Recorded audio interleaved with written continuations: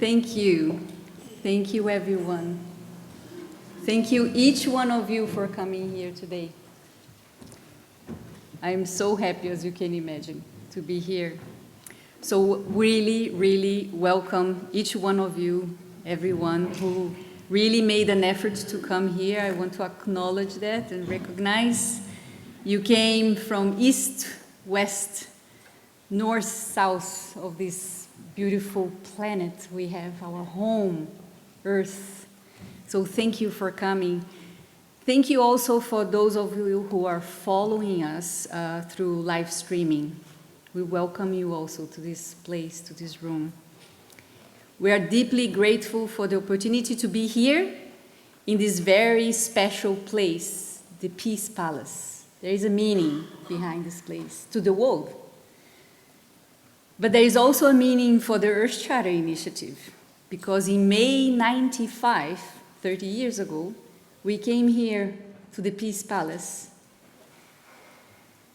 to launch the Earth Charter Initiative, actually, the consultation process for the first Earth Charter workshop in May 95, where Pauline Tonjora was already here in those days, was already hosted by actually the Dutch government with Ruud Lubbers and Jan Pronk in those days, and Mikhail Gorbachev also. But also the Earth Charter was launched on the 29th of June, 2000. And that's why we're coming back here. And we came back here too 10 years after, in 2010 for the Earth Charter +10. So indeed, it's a very special place for the world, but special also for the Earth Charter Initiative.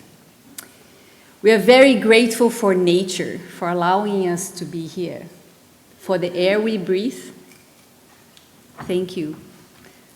For the water, the food, and all things we have from nature, inside us and outside us, that allow us to be here and alive, in sharing this important and historical moment again, that I hope future generations will refer to our moment here also as a special moment of transformation, a special moment in which people came together to forge new alliance, to spark hope.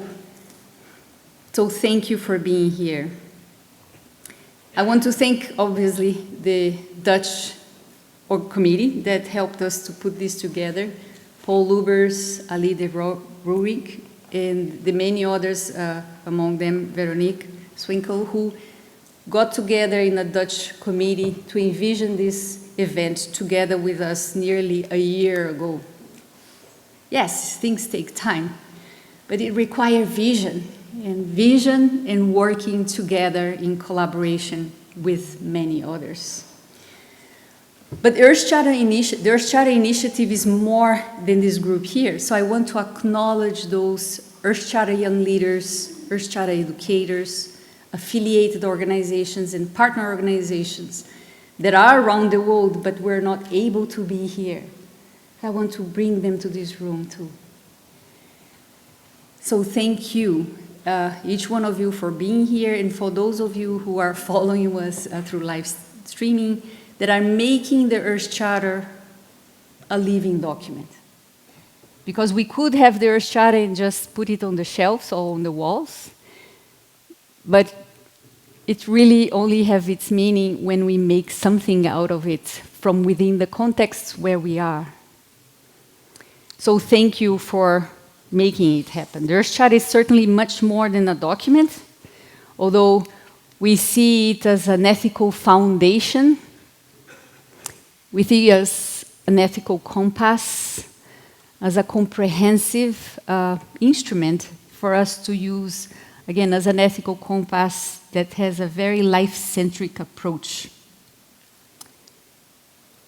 But it could be there, just hanging on the wall or on the bookshelves. But we need people to make it happen on the ground. So I want also to start thanking the Earth Charter International Council, who has also gone through different generations, and now the council is co-chaired or chaired by Akpezi Ogbuiwe, who is here with us And the vice chair is Ricardo Young from Brazil, who was not able to be here. And we also have a board that is chaired by Michael Bracken, who is here, who is really my right hand in the day-to-day work we do in Costa Rica. Thank you, Michael Bracken. So I would like to start also by thanking our sponsors, the Bracken Memorial Fund, Yale Forum on Religion and Ecology, the Museum of Humanity, Soka Gakkai International, SGI, the Fred Foundation, the Waller Family Foundation, Yona Foundation, Okayama University, Iradia Energia, Soka University America, Avalon Project, and SBI. So thank you, our heartfelt gratitude for our sponsors for helping us to make it happen. And again, for our families that are allowing us to be here, or in nature also that brought us here all the way. So at the end of the Earth Summit in '92, Maurice Strong and Mikhail Gorbachev with the Green Cross International and Earth Council got together with the support of the Dutch government to launch the Earth Charter initiative. And quite unique in their vision is that they said, well, let's make the Earth Charter initiative really not be an initiative that is confined within the intergovernmental negotiations. Let's make the Earth Charter initiative really be part of a people's movement that brings together experts in international environmental law, scientists, indigenous people, the voices of interfaith dialogues and groups, and etc. So it was quite unique as a vision, and we want to thank them for their vision, for being pioneers. But again, we need different generations to move ahead with this. And we would like to acknowledge the knowledge, the wisdom, the experience, and the vision of the elders, but also invite the youth with their energy to carry forward this vision and this initiative that articulates the vision of we are one Earth community with one common destiny, with a life-centric approach, inviting us humans to think that we are part of one community of life. So for that, I would like to invite Mr. Kazuo Takahashi and Elizabeth Wathuti, one from Japan, one from Kenya, representing the elders who had a vision about this and the new generation to move forward. And I would like to invite Mr. Kazuo to come forward to light the candle as a representation that this is really about an intergenerational collaboration, intergenerational dialogue. Please, if you can light the candle as an example of this intergenerational effort. Interesting enough, Mr. Kazuo Takahashi is part of the Earth Charter Japan group, and he was here 55 years ago at the Peace Palace. So we're very honored with your presence. Thank you.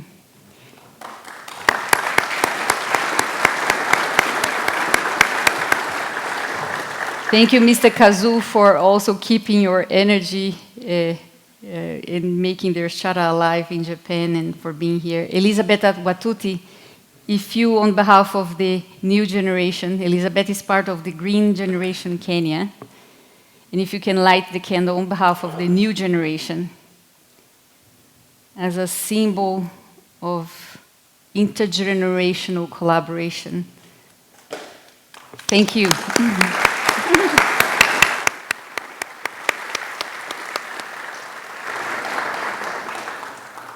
Thank you so much. So I'm going to invite my co-host, co-moderator of today's session, Christa. Christa is coming on behalf of the Worldconnectors, the Nurse Charter partner. Christa, it's good that you are here. Thank you. How are you it's doing? Wonderful to be here. Thank you so much. So Christa and I will be co-moderating, facilitating the session of today, and thank you for being here. So I'll give you the floor. Thank you. Well, thank you, Mirian, for co-moderating this session. There are a few very special persons that we like to briefly introduce to you before we start today with the various panels. And one of the persons I like to invite, first of all, is Claudy Jongstra. Claudy, would you join me here on the stage? I think we have a microphone for you. Let's see if it works. Hi, Christa. It works. Wonderful. Let's stand here, otherwise some people may not be able to see you. Claudy, well known to some of you here in this audience, but maybe not to all, is an artist, activist from Friesland, the beautiful north of our country, and she drove all the way from Friesland this morning to be here with us. I think that deserves an applause.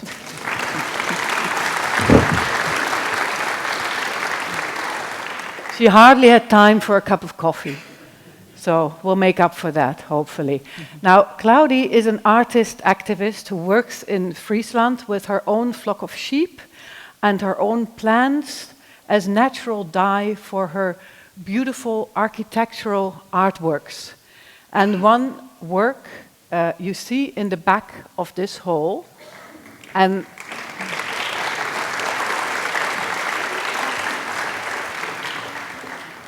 I would say take a good look later at this amazing work, but of course I like to ask Claudy to tell us something about yourself, but particularly also about this beautiful piece of art.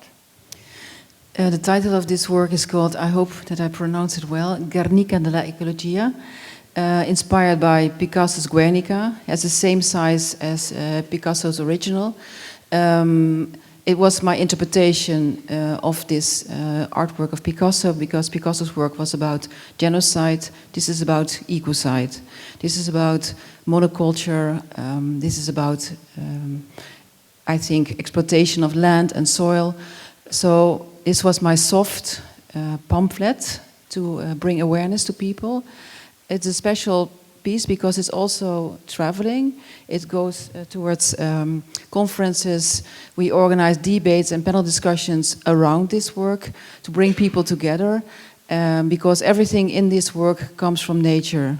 There is wool inside from the oldest breed from the northern part of the Netherlands, indigenous sheep from this land. There are colors in this from plants grown by biodynamic farmers. One of the most difficult colors to make is the darkest one. Is called Burgundy and black. It has all the palettes inside. When you were a master dyer from the Middle Ages on, you would know how to make it. There are many special, there are many special plants in these palettes, and it is a work that has already aged. And for me, recently I was asked by the municipality of Valencia. In December, there was a big catastrophe. There was a river, there was a flood. People canalized this river, so they asked me to have this work in Valencia to comment on what we are doing in the world when we don't respect and we don't see the earth for inequalities. So it was the first time coming from a municipality with these urgent themes, bringing this work into a community to speak about not only the soil but also about the wool.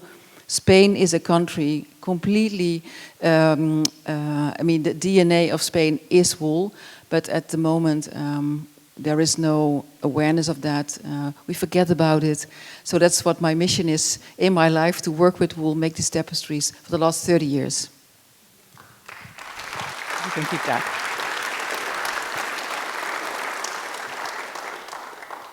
Yeah, it's really an amazing, piece of art. It's more than that, as Claudy explained. So have a look at it. Are we allowed to touch it? I think today, yes. Okay, today, yes. Great. Touch it. feel it and interact with it. And at the start of the after lunch break, at the start of our afternoon session, we'll have another moment with an interactive moment with Claudy and the artwork. That's all I'm going to say for now. Stay put, and we'll experience that all together at the start of the afternoon session. So Claudy, thank you so much for this little teaser, and we'll see you back just after lunch. Thank you. Thank you.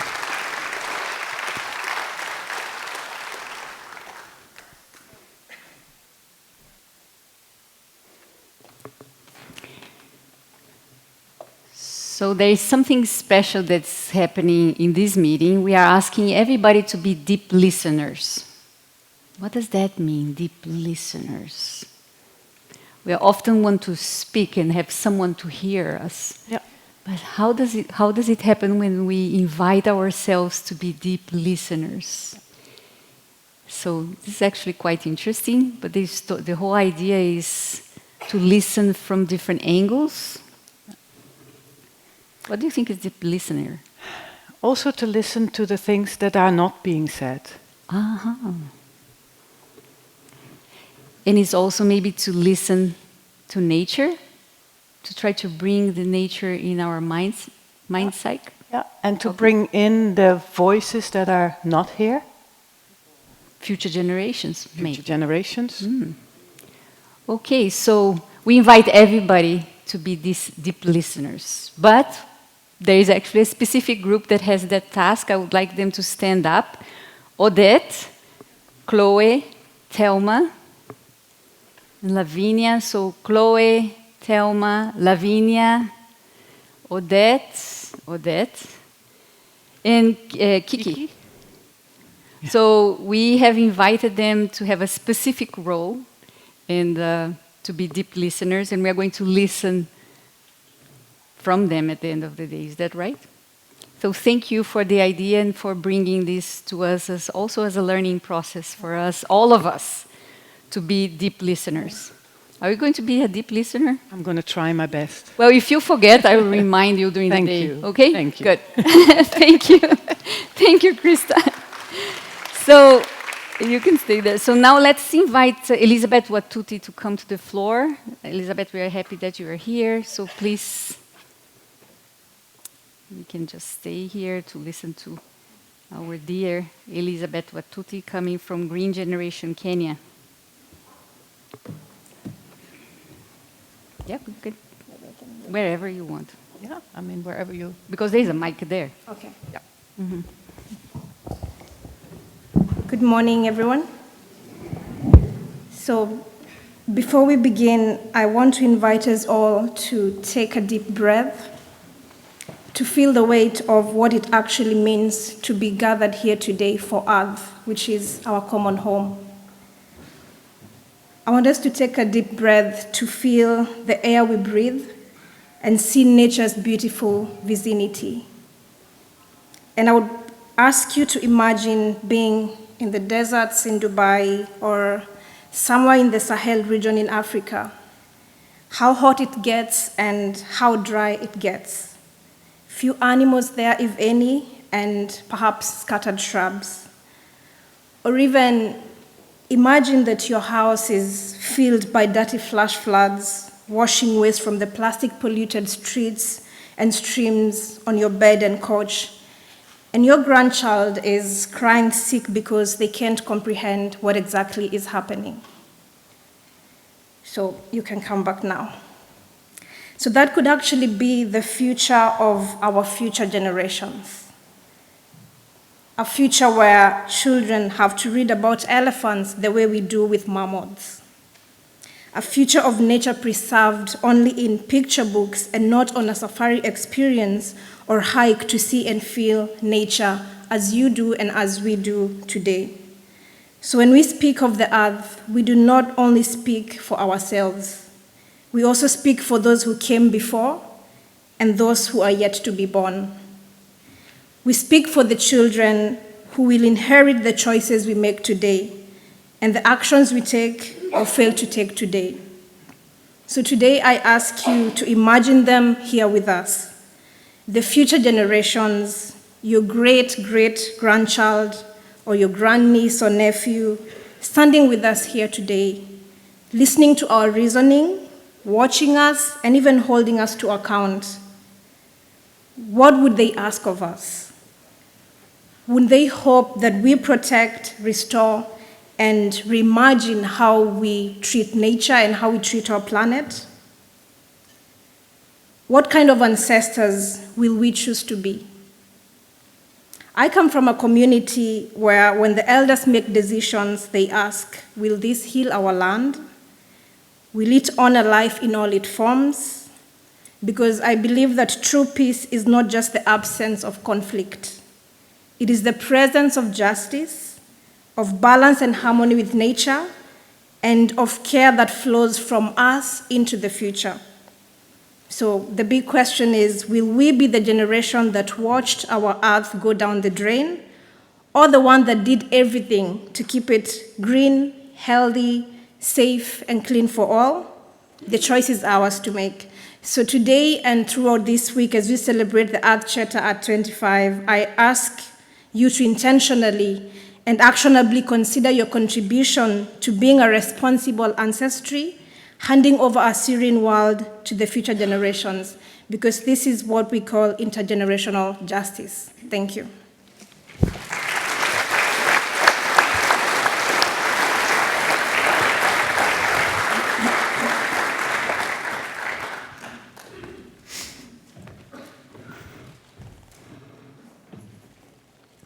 Thank you so much, Elizabeth, for being here.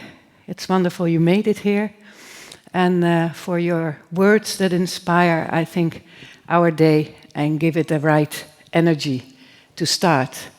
And then it's my great pleasure now to invite Akpezi Ogbuiwe to come forward to deliver the keynote address for today.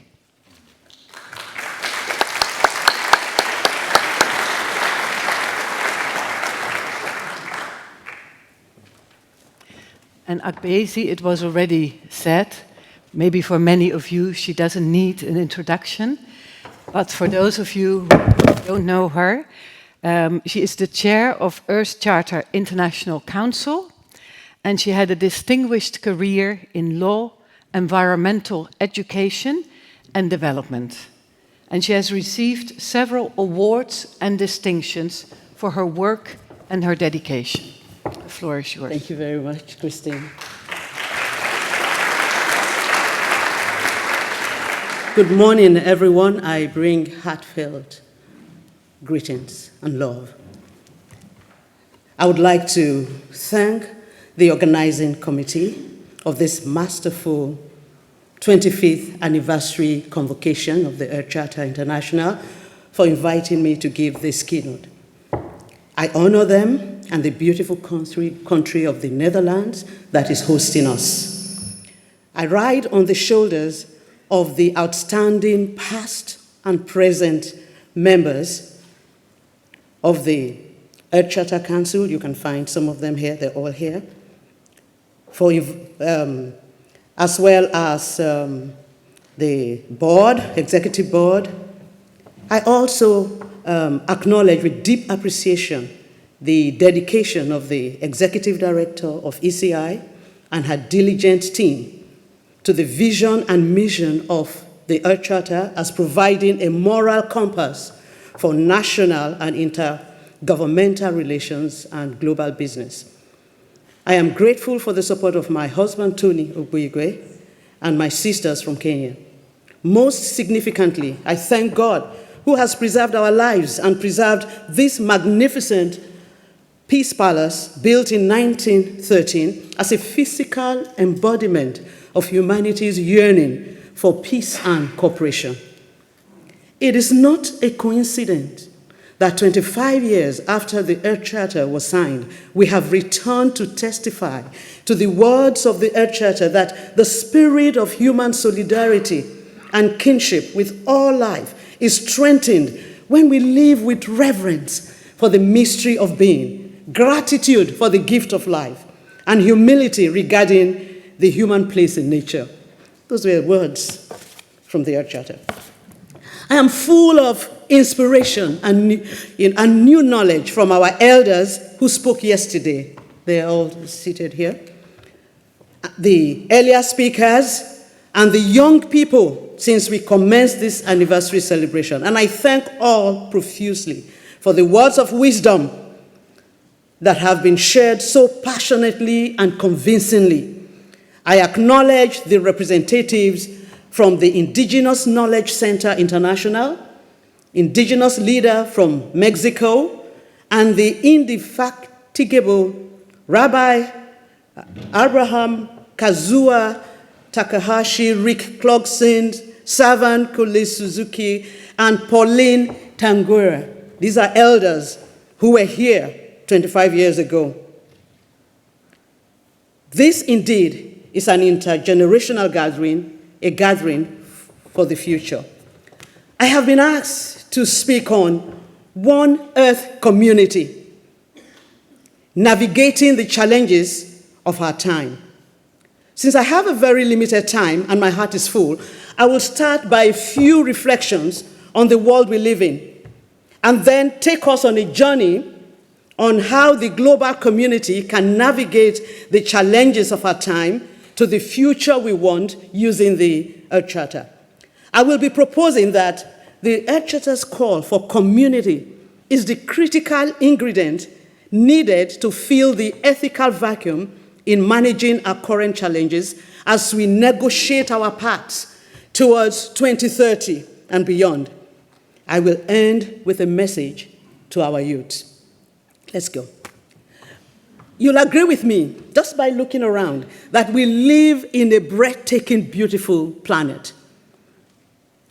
Yet, as we look around today, we also see deep fractures, climate change crisis, wars, inequality, environmental degradation, atrocities, of the murder of innocent victims, widespread abuse of children, the terrible evil of human trafficking and modern-day slavery and more. This beautiful world can be so dark. We all have our stories. 2 weeks ago in my country, 200 people were barbarically slaughtered in a community that was at peace.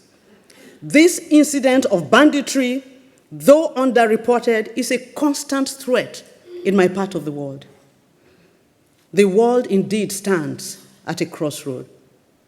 Our world is plagued by the misconception of us versus them. We are us. Who is us? And who is them? The Earth Charter says we are an interconnected people in an interconnected universe.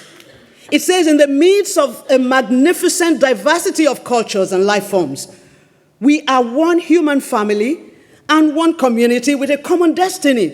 What if we could shift our mindset from us, and them, to one earth community? What if we could choose values like respect for nature, for people, shared responsibility and peace to guide us through these times? Let us take 5 examples from the Sustainable Development Goals.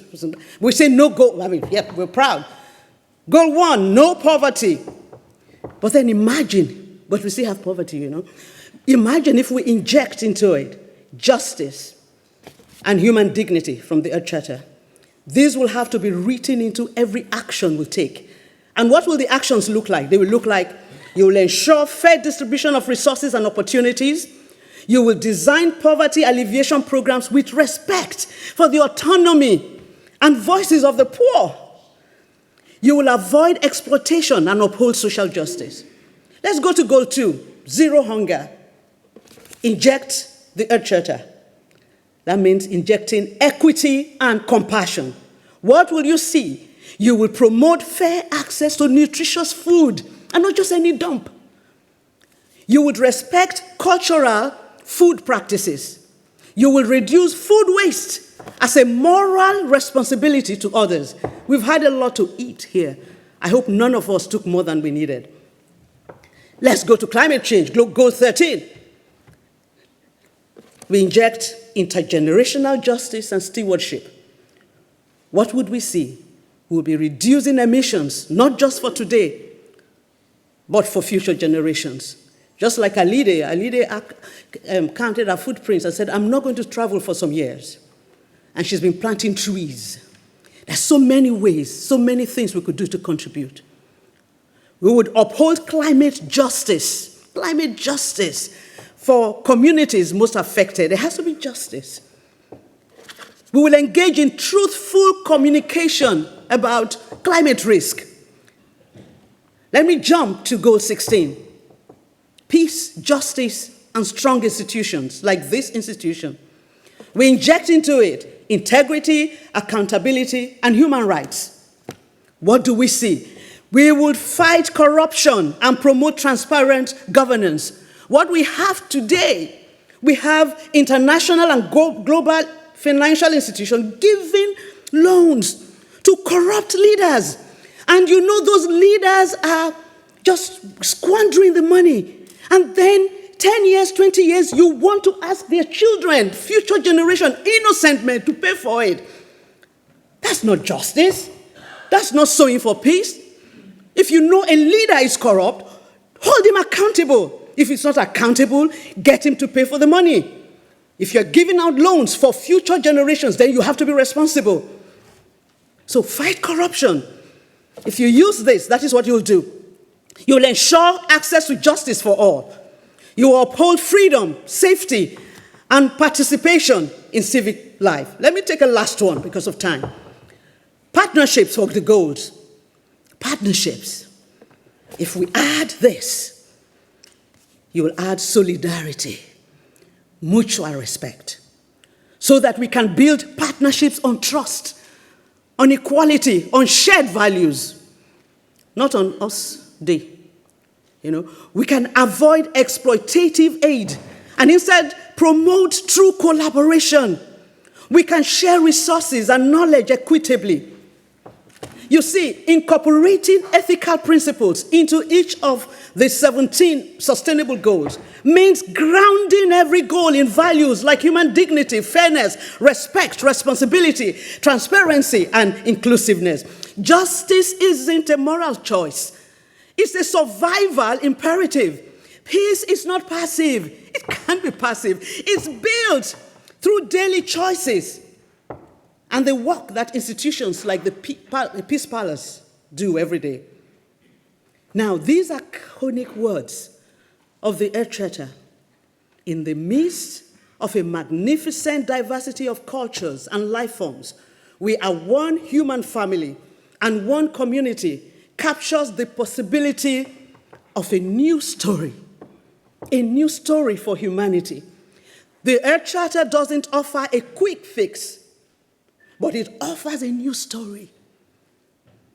Dr. Motita Westphal, yesterday in my group 4, she said, when I was young, I wanted to change the world. But after some years, I saw that I couldn't change the world. So I said, okay, I'm going to change my country.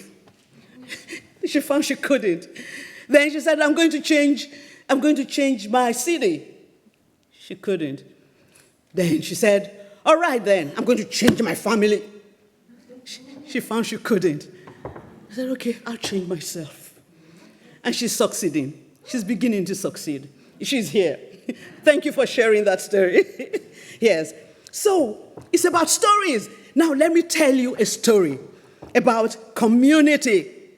Because that part of the Earth Charter that I read to you is about community. This is what community looks like. And do you know where we're going to go for our story? I wish I knew the author of this story. It's anonymous. But then we're going to go to the ants to learn what community is, since we have refused with all our degrees and brilliance and knowledge going to the moon. We know how to go to the moon. We want to even go to Mars. We can do all that. But we don't understand community. Let's see. Now, several dozen ants. Sorry, I need to put the next slide. What? Okay, good. Thank you. Several dozen ants had fallen into a 5-liter bottle of water that had been left open the night before. They waved chaotically in the transparent water as if each one was fighting for its life. At first, it seemed to me that they were drowning each other, saving themselves like humans do at the cost of the death of others. This thought made me repulsed, and I turned away, deciding not to intervene. However, 2 hours later, curiosity got the better of me, and I looked in the bottle again. My astonishment knew no limits. The ants were alive. Furthermore, they had formed a true living island, a pyramid, in which some were supported by others, staying afloat like an entire colony. I held my breath and began to observe. Those at the bottom were actually submerged in the water, but not forever. After a while, they were replaced by ants from the upper layer, which voluntarily descended. Those who were tired went up without hurrying, without pushing the others. Nobody tried to save themselves first. You remember COVID? On the contrary, each one made an effort to go where it was most difficult. This coordinated system of mutually touched me to my core. I couldn't resist. I found a spoon that easily passed through the neck of the bottle and carefully inserted it. Seeing salvation, the ants began to come out one by one without generating even a drop of panic. Everything was going well until one of them weakened, slipped back into the water without reaching the edge. And then something happened that I will remember all my life. The last ant, almost outside, suddenly turned back. He came down as if to say, "Hold on, brother, I won't leave you." She dove into the water, clinging tightly to the drowning one, but she couldn't pull him out on her own. I couldn't resist. I brought the spoon closer, and then they both came out, alive, together. This episode moved me so much than any movie or book about friendship or sacrifice or community. I felt a storm of emotion. First, condemnation for having taken the ants for insensitive beings. Then amazement at his resistance, admiration for his discipline and brave sacrifice. And in the end, shame. Shame on humans for us because of indifference, because of how we lose each other in pursuit of benefits, because of how rare it is that someone comes back to save the weak. We build walls instead of creating living bridges. If ants, small creatures, are capable of such coordination and selflessness, why are we humans so often deaf to the suffering of others? That day I understood one thing. True strength is in unity. And if someone still doesn't know how to live correctly, let them learn from the ants. This is community. The Earth Charter is a call to community as we walk confidently into the future. A community where indigenous wisdom is valued, where future generations are considered, where every person, species, and ecosystem has inherent worth, like we have seen in the art. It challenges each of us to be stewards, not just consumers, collaborators, not competitors. So my final call to action is a call to community spirit. Yes, our world is in a flux, but the solutions are already within us. They are within you. Let us practice the Earth Charter, not just read it. Let us honor the vision of the Peace Palace, not just admire it. We are not separate nations. No, we are not separate faiths or races. We are one Earth community. We can live and thrive together. The visionary Buckminster Fuller once remarked, "You never change things by fighting the existing reality. To change something, build a new model that makes the existing model obsolete." And that's what we're doing with the Earth Charter. From local communities to global polity, from the village market to the corporate world, stewards arise with steadfast hands. They plant the trees of hope and care for a world where all can thrive and share. As cultures mingle, differences celebrated, unity found, a world of peace where conflicts are managed with dignity, where justice reigns and wars abate, A world where dignity and respect never fade. A world where minds are empowered in every place. Values that work when life doesn't. A worldwide community for sustainability's embrace. Endless energy, boundless strength. At this 25th anniversary of the Earth Charter, let us dream. Let us freely share. And let us dare to make this a kindling of a kind of worldwide community for sustainability. Let this be our collective endeavor, for in our hands lies the power to envision. Yes, in our hands. Build and nurture a world where all can truly be free. Unity in diversity. This will diffuse the ecological, relational, spiritual, and political climate of our world. So my concluding words will be this. The global community missed this opportunity in 1992. According to Stephen Rockefeller and others yesterday, our elders yesterday, during the Earth Charter International webinar with Mary Evelyn Tucker, ably moderated by Mirian Vilela last week, it's on YouTube, Stephen explained that during the UN conference on environment and development in 1992, they wanted to go deep, these are his words, and grapple with what is the underlying problems of the world today. He explained that reason, science, and technology can be used for evil, particularly when people are given extraordinary powers. Mind it and watch out for that. He said, unlike other international documents done by international lawyers, the Earth Charter offers ethical and spiritual dimensions, principles of nature, human-centered ethics, and is also scientifically inclusive. Let's not make the same mistake again, particularly as we go forward in intergovernmental processes towards COP30 and the 2030 global aspirations. Yes, the world had advanced in scientific models and algorithms, in scientific research and artificial intelligence, and we saw all this in the response to the pandemic. But we also saw the dark side of growth without ethics. We saw the dark side of medicine, of medical science without equity. We saw the dark side, and we still see it in my part of the world, of governance without justice. So in the words of Martin Luther King, already mentioned by Elizabeth when she was speaking, said true peace is not merely the absence of tension. There could be tension, but then it is the presence of justice, and that's where we stand. That justice must be injected into the way we live. The presence of community, the presence of respect, extinguish, can I have the next slide, please? The presence of respect extinguishes discrimination. When you truly respect others, you no longer judge them unfairly. How do I have this? I think we're almost coming to the next slide, please. Okay, thank you.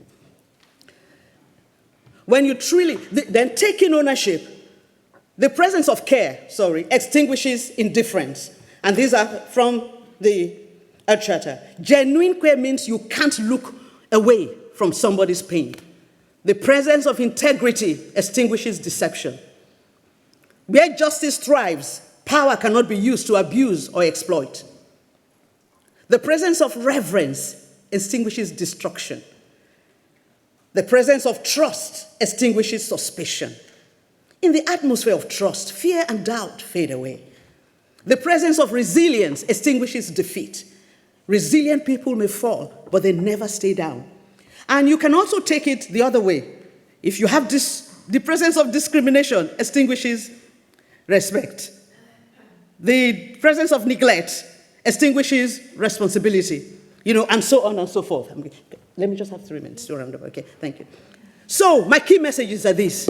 1, the Earth Charter offers ethical and spiritual dimensions, principles of nature, human-centered ethics, and is also scientifically inclusive. 2, you cannot have a future from a present that is contrary.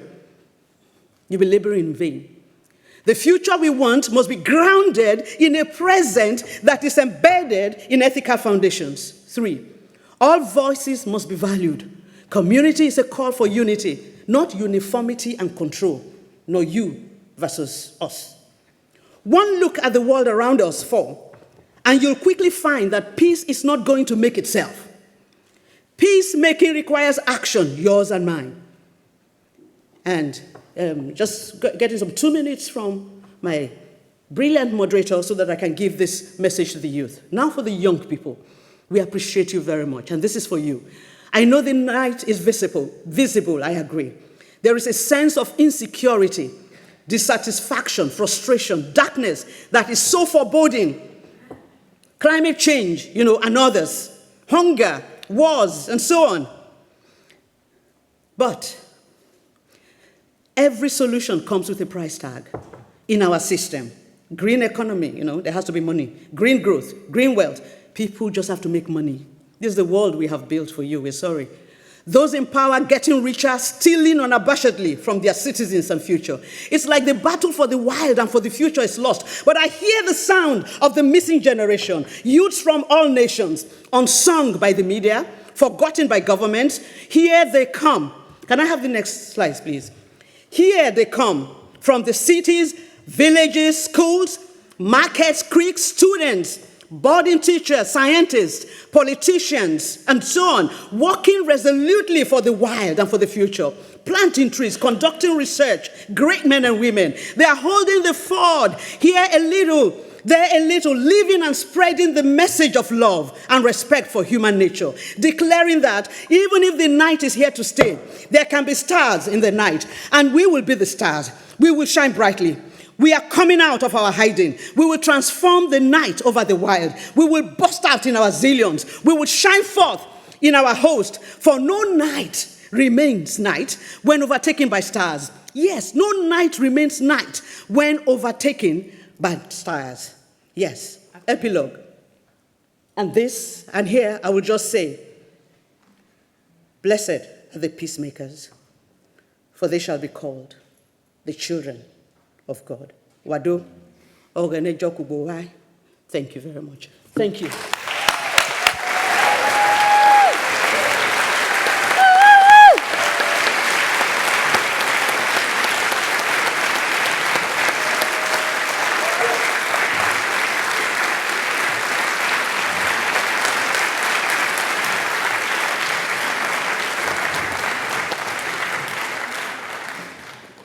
Akpezi, thank you so much. We could listen to you all day. You reminded us of the gratitude for life, that we are an interconnected people in an interconnected world, that it's not about us and them, but about our community. And you described what that community is using the story of the ants. Your storytelling is brilliant. And I believe in stories. We like to hear stories. And they tell us so much. So thank you so much. And also for giving us concrete examples of how to use the Earth Charter as an instrument to inject in what we do and how we interpret other instruments. So thank you so much for this beginning. Now I would like the rest of this session. I will ask two people, Severn and Mirian, to come on stage, and they will comment on what Akpezi has just said. So I would like to start with Severn. Known to many of you, she has been involved from a very young age in the drafting of the Earth Charter, and she is still involved actively with the Earth Charter. And she is currently pursuing a PhD on revitalizing endangered languages. So Severn, please go ahead. Yes, you can do it from here, or you can stand over there, whatever you prefer. Thank you. Well, wow. Thank you so much for that, Akpezi. I'm feeling very inspired and emotional in what you brought, especially the story of the ants, because there's so much that we can learn from the wider community that we're a part of, and there's so much wisdom that we can draw from. Thank you. I'll sit down. Community. So yesterday I spoke to you, and I'm so honored to have a chance to speak briefly today. And I was so emotional at coming together with you all. And I am very interested that many of you talked about the feelings of grief and the sharing that we have. And it was important to share that, and it is still, so let's continue to talk about that. But today, I feel filled with the energy of the community that we are building here. I feel filled with the energy of having a common vision. And we are connected by the principles in the Earth Charter, but we're also connected by the way that we are struggling for the community and working for this community of life. And it's incredibly inspiring. We have a system now that over the past 25 years, the system of extreme capitalism, that really has been trying to fragment community. And it has been eating away. It replaces relationship with economic exchange. So it really works to fragment our relationship from our neighbor who might have provided us with food, you know, with flowers, with things that that household would make out of interest or resources, whatever they had. We used to share things and develop relationships and then become indebted in a way, but in a social way, social obligation to each other. And in that way, we all had these forms of now alternative economy.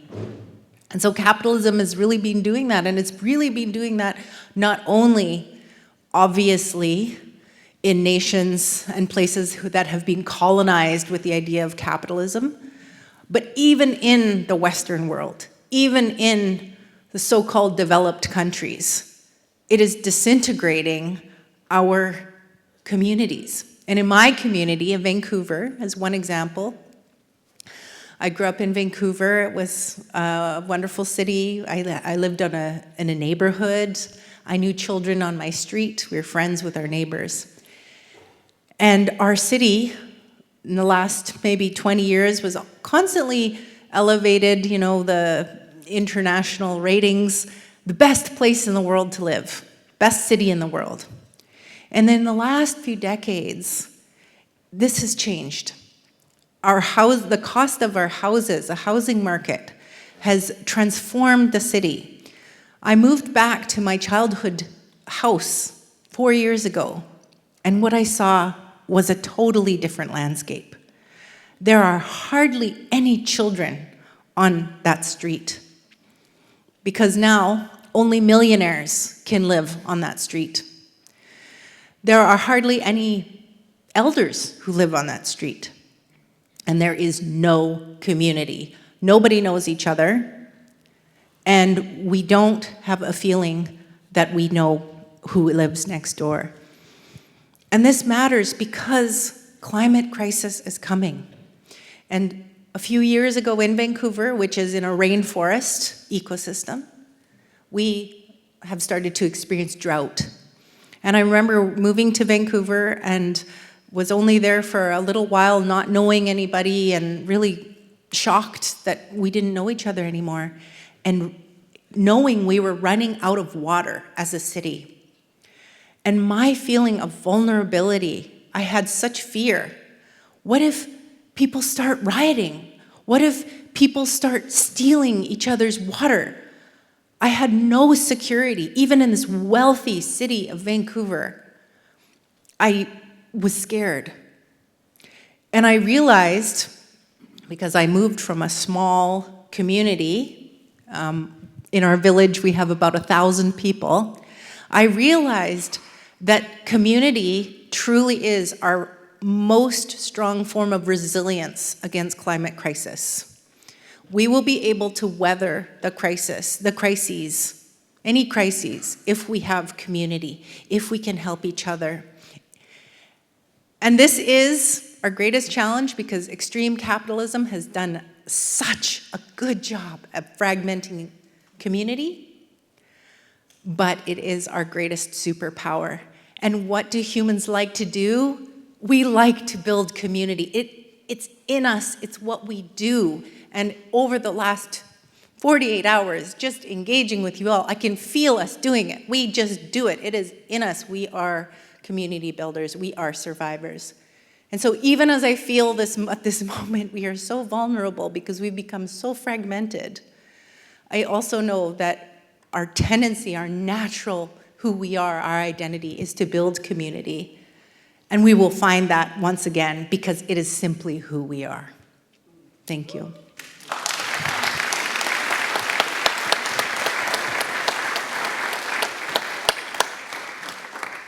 Thank you so much, Severn, for starting with saying that you're filled with the energy of the community we're building. That is such a beautiful thing to say at the beginning of this day. And also your words about community being the strongest form of resilience now in the face of climate change. Thank you so much. Then I would like to invite Mirian. Of course, Mirian doesn't need any introduction as the Executive Director of Earth Charter International, but she's also the coordinator of the UNESCO Chair on Education for Sustainable Development with the Earth Charter. Mirian, I'd like to invite you on stage. Thank you. I will speak from here. Oh, you'll speak from there? Yes. Okay, that's fine too. Then we'll leave the stage. Thank you, Akpezi, for bringing your energy into this room and the power. I felt it in my heart. So thank you, because we need that. I want to honor, because every time I hear you, you enlight something in me. And I believe it happens with all of us. And thank you for strengthening in making the point about community in the Earth Charter. And I want to bring two stories that came to my mind that has to do with our work. As you know, we are located in Costa Rica at the Earth Charter Center on Education for Sustainable Development on the campus of the University for Peace. And there are two areas in which we focus: education, engaging educators, and youth. So Alicia, are you here? Can you stand up? Alicia Jimenez. So Alicia has been working in that field for a long time, but there's a specific story about that on education, by the way. Education and community. So within our programs on education, we try to foster a sense of community, not only from our mindset, but from our hearts. Feeling, not just understanding, by inviting people really to envision how does an Earth community look like? Envision and feel. How does a community of life feels? So there is something that happened in our education program that Alicia coordinates in professional development for educators that often happens, by the way. We have educators from different parts of the world. And this particular cohort has a big number of Germans, by the way, professors from German universities, and professors from universities in different parts of the world, and also schools. But this particular year, there are two participants there, one from China, Liaoning University.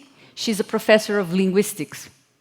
So she's been scratching her head since January. How can I infuse the Earth Charter in my teaching of linguistics, of Chinese, from Liaoning University? And it happens that in the German group, there is also a linguistic person there. He teaches German linguistics. So they quickly identified one another and felt they had a lot to share because they're working in the similar field, just that one is in Germany and the other one is in China. And they started thinking, how about if we develop our last project together? So looking at this as an opportunity to forge community. They don't know each other. I mean, the German professor never went to China. The Chinese professor from Liaoning University never went to Germany, actually never left China. But they are forming a community with a shared vision about the importance to infuse values through education, independently of the education context. A similar effort happened with the youth work we do. So Maria Sosa, are you here? Can you stand up? I suppose you're here. She just left. Okay, Maria is the youth coordinator, and we have a youth programs, and I end with this. So we, over the past many years, we have been working hard in engaging, empowering, and educating young leaders through a course on leadership, sustainability, and ethics. So the whole idea of that is to enhance the capacity of young leaders to be ethical leaders, understanding sustainability, right? Amanda was taking the lead of that for many years. But something interesting happened also in the last cohort. So we are talking about 23 years old students. And there was, again, a student from Liaoning University, 22 years old, with a student from Japan, Okayama University. They were together in this 10-week program. And they got curious. They got curious with one another. Imagine Japan and China, normally the information they receive, like the Chinese receive often information that Japan is not nice. And from Japan's side, they often receive through the news, they're building a mindset, and their worldviews is built that the Chinese are not necessarily good people. So that's what the kind of information they receive. So within our cohort, often what happens is that we bring them together as young people, independently of where they come from, to forge a community. And the two of them, the Okayama University student with the student from Liaoning University, decided to make their final project together and work online, just to forge this friendship and really look beyond the institutional and national borders and form a community. So through our programs, one of the things we're trying to do is to forge this sense of we are one Earth community. So thank you so much, Akpezi. Back to you.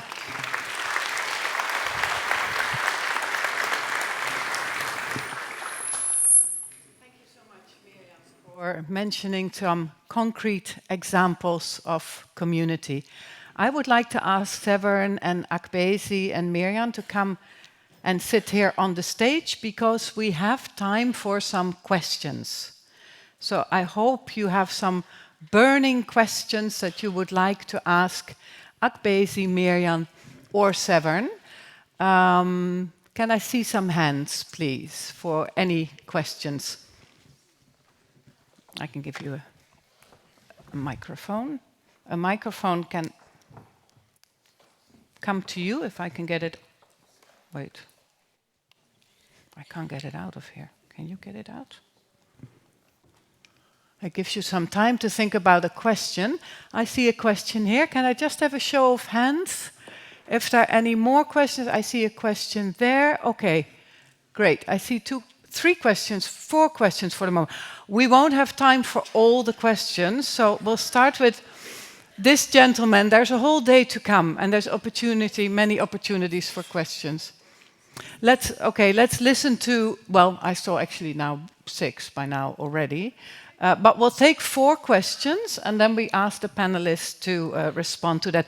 Can I please ask you to keep your question short? Thank you. Please, the gentleman here. Can we have the microphone working, please? The walking microphone? That one is working, no? Hello, yes. This one is working. We can use this one. Great. Thank you. Please mention your name and I'll hold the microphone. Vineet Allen.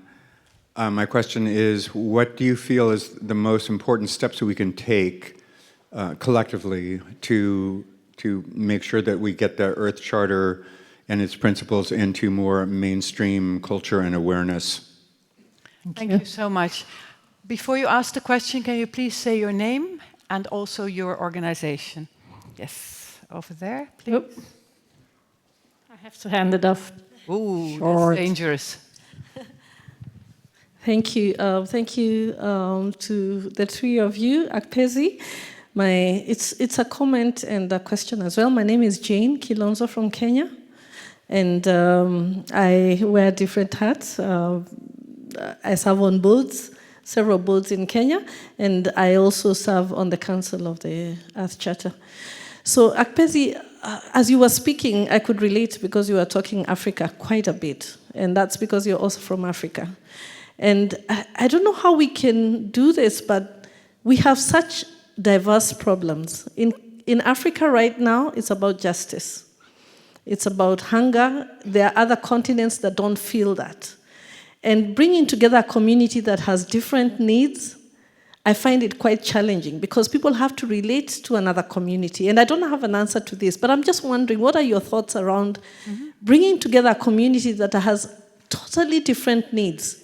Because you are very passionate, and I feel you, because today in Kenya, a lot is, I don't want to talk about Kenya. I could talk the whole day, so let me just cut. Yeah, I think this is a beautiful question. Thank you. Thank you so much also for being considerate and brief.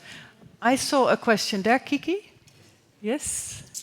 And is there any question over there? Yeah, okay, we'll come to you. Hi, I'm Kiki, and I'm here with the Lab for Future Generations. And Akpezi, your story about storytelling and its importance really inspired me. And maybe for the young listeners or for everyone here, question to you all, do you maybe have some tips on storytelling? How can we become better storytellers so we can also spread the word in a way that doesn't need the really complicated wordings of the Charter? Great question. Thank you so much. And then we had a question all the way. Sorry, I'll make you walk. All the way on the other end, the gentleman there. Can you raise your hand, please? Yeah, the microphone is coming to you. Wonderful. Yeah, but I'll take 4. Okay. My name is Lumumba Kimanthi from Kenya with the Green Generation Initiative. My question is, how does the Earth Charter look like looking forward? Because previously, I believe that the connection was from the United Nations Conference of Environment and Development. How does the Earth Charter look like, and especially for the younger generation coming forward? Thanks. Thank you so much. We'll start with these 4 questions and ask the 3 panelists to respond to one of the questions or all of the questions, and then we see whether we have time for another question. Yeah. There's one more question. Oh, just one more question. Yeah? Okay, yeah. I have a question, Just one more. My question is, that when we first started 25 years ago, we understood the indigenous values, and I did not see that this morning. I'm very disappointed that we did not open with a prayer of some sort from the Creator, because that would have been the tone that we would have started 25 years ago. Okay. Starting with a prayer. Starting with a prayer. Okay, well, there's enough to answer. Who could I give the floor first? We prayed. Thank you. There's another. Thank you so much. Maybe I will start with the last comment that our elder made. I had included a prayer in my greetings where I acknowledged and gave thanks to God who brought all of us here, and who has preserved the work that has been done, in this Peace Palace all these years, since 1913. And here we are, to celebrate as well as to make up our minds and, that we are going to do this work. So thank you, ma'am. Yeah, one of the... We prayed. Yes. We did pray together. Yes. And one of the questions, because I'm going to leave, some, let me just answer the ones that, what do I do? Someone had asked, and I think every one of us will say something about it. How do I help with the Earth Charter? I'm a teacher, so I embed the Earth Charter in my lectures, in the content, because it's natural, like someone said yesterday, that the values in the Earth Charter, they are things we all knew. If you had listened to Severn, she was describing how they lived in Vancouver. That was how we lived in Africa too. You come back from school, you just go to any home to eat. But you can't do that again today. You know, that was how things were.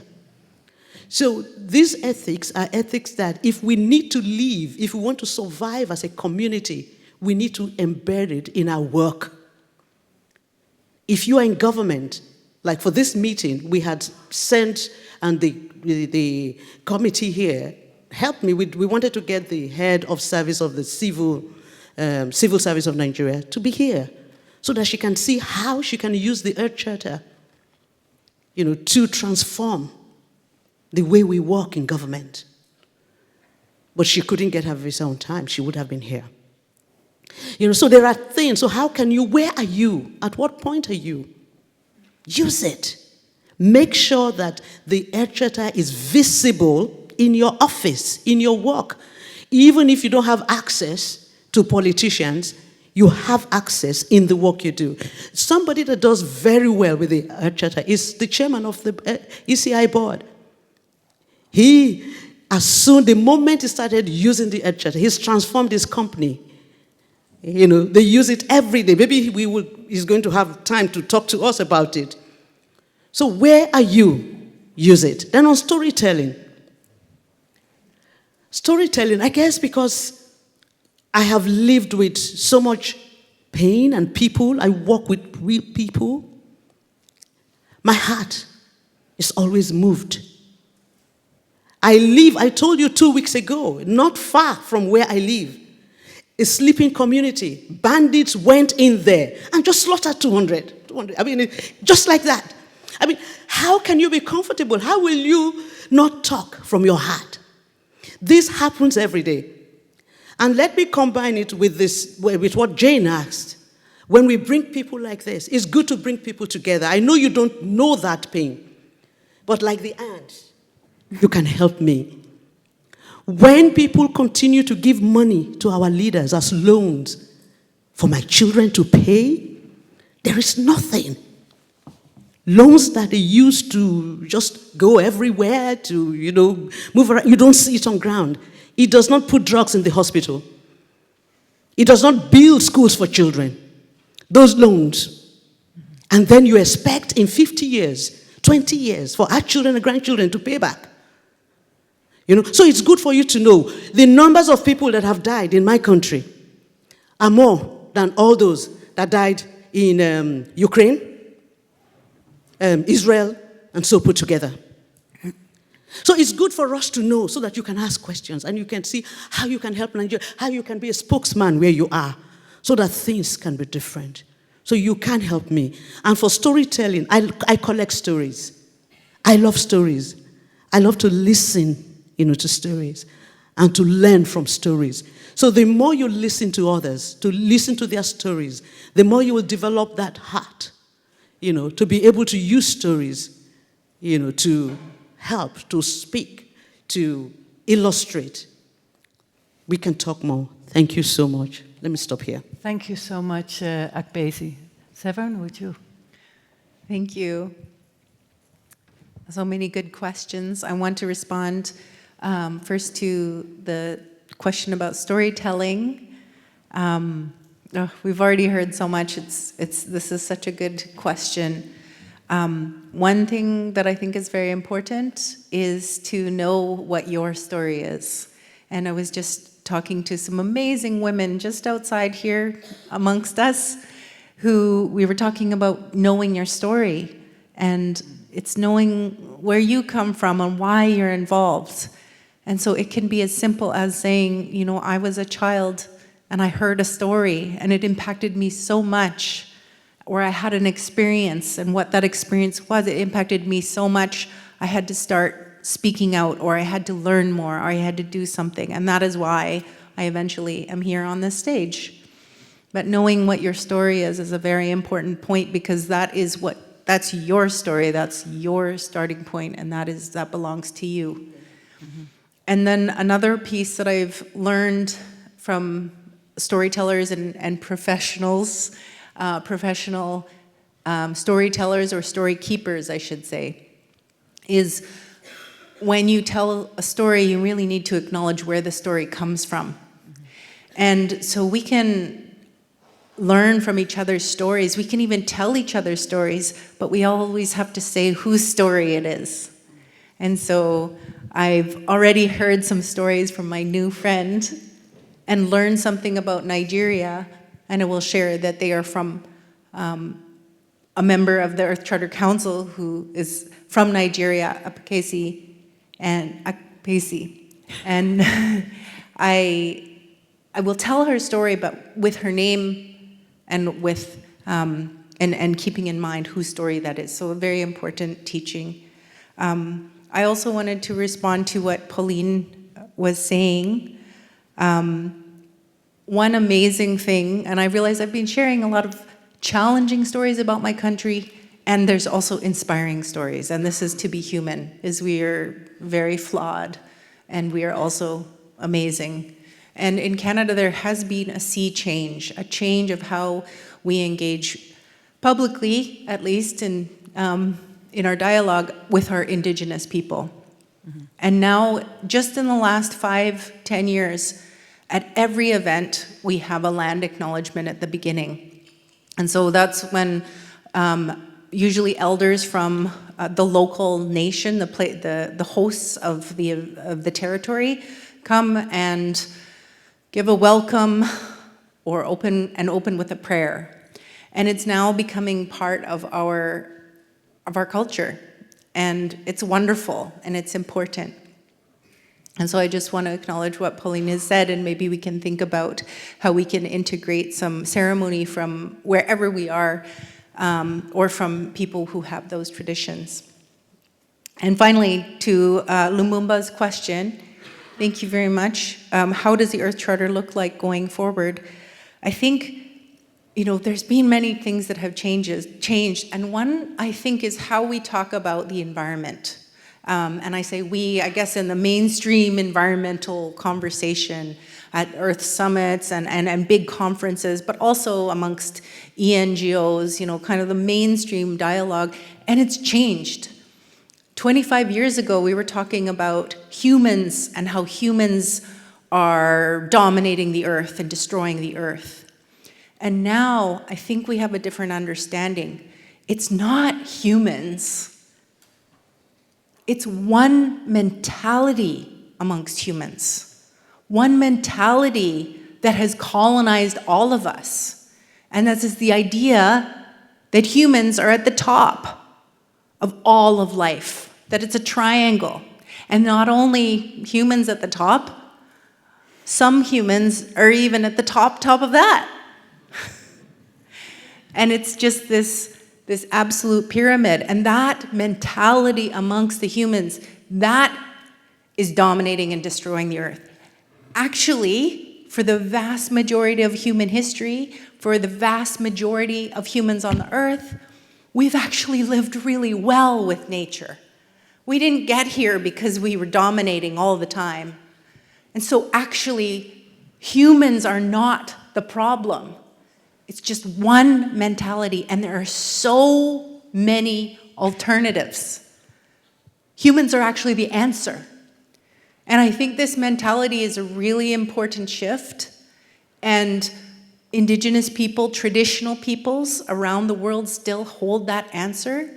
And going forward, I think the Earth Charter, because it is so parallel to what Indigenous and traditional people have been doing forever, we can really uphold and listen and give space to the movement of Indigenous peoples. Thank you. Thank you, Severn. I would like to give Miriam the floor to answer the questions as the last person in this panel, and then I will close this panel. Thank you. Just maybe a comment to the first. I saw the first and the last question very related, which is how to mainstream the Earth Charter in education, which was the first one and the last question from Lumba from Kenya was, how do we envision the Earth Charter? So indeed, this whole meeting here is for us to not only look backwards, but also forward in where do we want to take. So I think the idea doesn't come from one mind, but it's collective from all of us. Where do we want to take? Where does the new generation wants to take the Earth Charter and move forward? But personally, if you ask me, I would like to envision it expanding through schools, through universities, to start with, and really have universities and schools ask the purpose, what is really the purpose of education for the current times?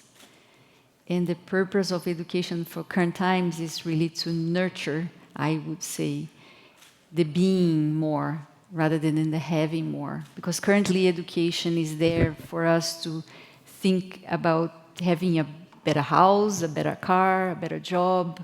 But the purpose of education for current times is really to enhance our capacity to transform ourselves and transform society. And I think the Earth Charter can be used as an instrument for that. Because the biggest problem in our world is that we have a lot of leaders that are well educated, but are completely illiterate in terms of ethics and ecology. And I think we need to work on that as a purpose to have more literate, ethically and ecologically literate leaders in the future. And I would envision that the Earth Charter is infused as an instrument to make it happen through universities and through schools all over the world. And I finished with this. In Costa Rica, there is a saying that says, there is no chocolate without cacao. I mentioned that in the table the other day. There is no chocolate without cacao. So when we talk about addressing climate change and changing the world with technology, with new laws, I mean, without the education is the cacao for our chocolate in terms of changing climate change. So for me, when I think about there is no chocolate without cacao, there is no change in terms of addressing climate change without new approach to education. And I see the Earth Charter as a good instrument to make that happen. Thank you. I would like to thank the panelists.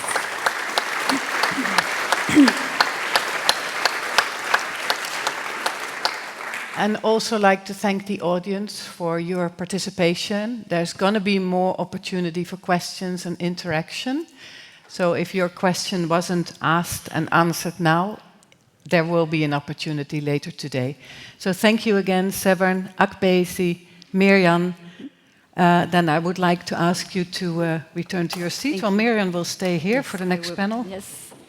And I'm going to ask, if I may, I'm going to invite our next panelist. Thank you. Thank you, Christa.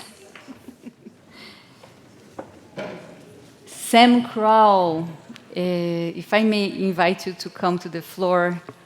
Sam Crowell is a member of our Earth Charter International Council. Sam, for the past 20 years, has been doing work with me in research on what could be the Earth Charter pedagogy. The new approaches we are not thinking about asking people to learn the Earth Charter by heart and just swallow it. So Sam is really one of my right hands in thinking about new approaches to education from a Earth Charter pedagogy. So thank you, Sam, for being here. And you can see the background of Sam in our website. Heather Eaton, if you can come to the floor. Heather is a scholar on ethics, ecology, and spirituality. She's at St. Paul University in Canada. She also has been using the Earth Charter in her teaching in her university, in her research. Amanda Bennett, Amanda was the former Earth Charter youth coordinator, but now she's a teacher with kids in New Jersey. And Mindahe Bastita, who is coming from the Earth Elders in Mexico. He's a member of Otomi Tolteca. But Mindahe, can you actually come through here? Because I think we are going to address Pauline's point, and at the beginning of this panel, the two of you can do a very good short prayer together. So maybe we'll start with Pauline, if you can bless the beginning of this new panel together with Mindahi. You do that together, please. What? You can do it. I can do it. Matsingande, Laso Kuikwa, Cipolin, Ciku. To Karamek de Nuzaki, to Karamek de Numui, Hamadi Makihu, Kamadi Makita, Hamadi Shimehoi, Maheti, Timatsi Kenya. Dime, wa. Napaya, dine con Kiki, te gorfedi, te gracia, Bugodamani, te gorfedi, Pechuking, Mansia. With the permission of the four sacred elements of life, with acknowledgement of the elders, and the landscapes and the manscapes and the spiritual forces of this land, the Netherlands, and the Mother Sea. We bless this time and moment. We acknowledge the connection with the sky and the heart of Mother Earth. May we walk together in this unification process that is happening. Once again, meeting the north and south and the west and the east, the tree of life. Moshingentini, Kwada Moshingentini ku, hayayay, hay, hay! Thank you. Thank you, Mindahi. And thank you, Pauline. Okay, thank you. So Mindahi is coming from the elders. You can just take seats. He's a member of the Otomi Tolteca people in Mexico. So Sam, you have so much to talk and to say. We could actually spend the whole weekend with Sam. But today, he has 10 minutes to share with us. And you can talk to Sam during lunchtime. So Sam, we envisioned this session of today as the moment for us to talk about education. So the theme for the conference is on planetary consciousness, looking at the Earth Charter's 25 years as an instrument to foster planetary consciousness, an ethics of care, and intergenerational justice. But this panel is the opportunity for us to look at the role of education. So, Sam, go ahead. Thank you so much. From there, from yes. It's such an honor to be here with all of you in this amazing place. And speaking of place, I live alongside a river called the Winooski, which in the language of the Abenaki, whose land they stewarded for years and years, means wild onion. And so I want to acknowledge that land and those people and want to carry also that heritage along with us. So I know you've been sitting for a while, and something that I like to do that is educational, actually, is to engage you and involve you in a little short activity. Just stand, if you will. You're going to move your bodies just a little bit. All right. And this is just a general kindergarten greeting, all right? And so it goes like this. Down is the earth, up is the sky, there are my friends, and here am I, joining hands. Good morning, good morning, good morning. Now, you have to use your kindergarten voices. All right. Are you ready? Sort of get it ready now. Down is the earth. Up is the sky. There are my friends. Here am I. Good morning, good morning, good morning. Oh, thank you so much. Sit down. Oh, yes. That felt good, didn't it? And as I try to explain, I've just shared with you the message of the Earth Charter. It is about relationship. It is about connection. Connection with the earth, with the sky, the cosmos, with one another, and with ourselves. And as long as we start to engage and inform our lives with those messages, with that simple, little, deep understanding, we begin to live the Earth Charter. We begin to see the Earth Charter as a way of life, as a way of bringing purpose. So that's what I'd like to begin with. And Mirian, I have a little visual to show. Every teacher has to have a visual, and of course it's in a surprise bag. You have no idea what's in here. It's very special. Deze mag gewoon even afdoen. This is a container of hopes and dreams by Dutch children over 20 years ago. The container is incredibly significant because these beautiful, beautiful birds were painted by the former Queen Beatrice. It's amazing. I found this story just not long ago as part of our Earth Charter history. And inside are representatives of the hopes and dreams of Dutch children.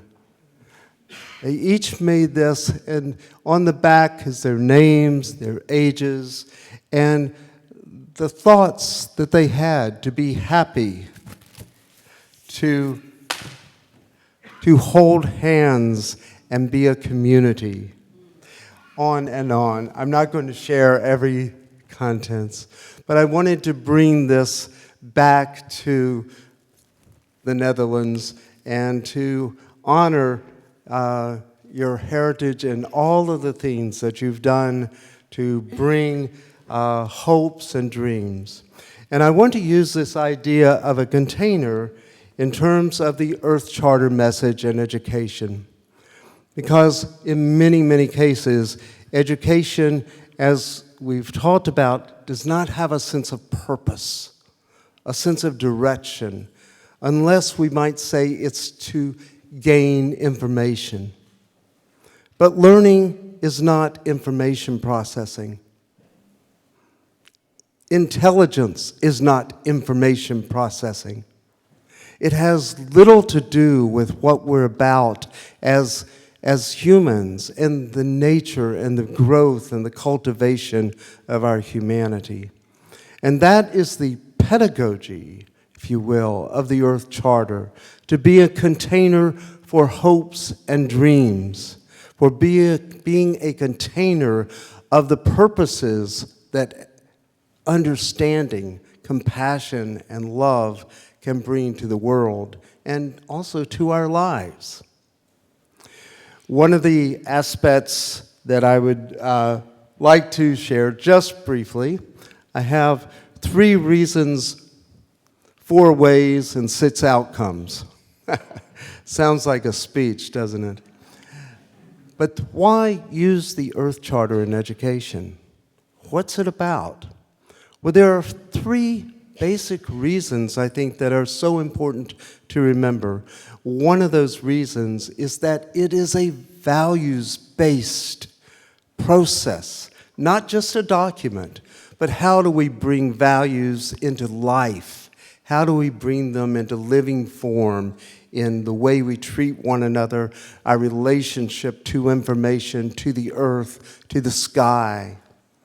So it is values-oriented, and remember, values are existential choices, and they relate to our vision, they relate to our fundamental purposes of life. The second aspect is of universal responsibility. Now, we've talked about the I. Education is often about the I. How did I do in my exams? How did I do here? The Earth Charter switches from an I to a we. And as soon as we recognize that we are part of we, everything changes. Because now we have responsibility for, not I, for we. We're part of a larger aspect of humanity. This is very much in line with my understanding of indigenous notions as well. We are a we in flux and in relationship and in harmony with the world we inhabit. The third reason is that we are engaging in relationship. The Lakota say, "Matakuyasin," all my relations. It is what is our relationship with information, not what do we know. So this relationship with one another and the earth, it has the possibility of great potency. And when we offer courses, when we offer possibilities, rather than being stuck in our little structures, rather than being stuck in the confines of our disciplines, rather being stuck in the mindsets and the paradigm of our institutions, how can we raise the issue of purpose and accountability and building and creating, co-creating a future? I'm running over time, so let me just say, I'll get some other time in courses and also in conversations with the 4 ways and the 6 outcomes. Thank you.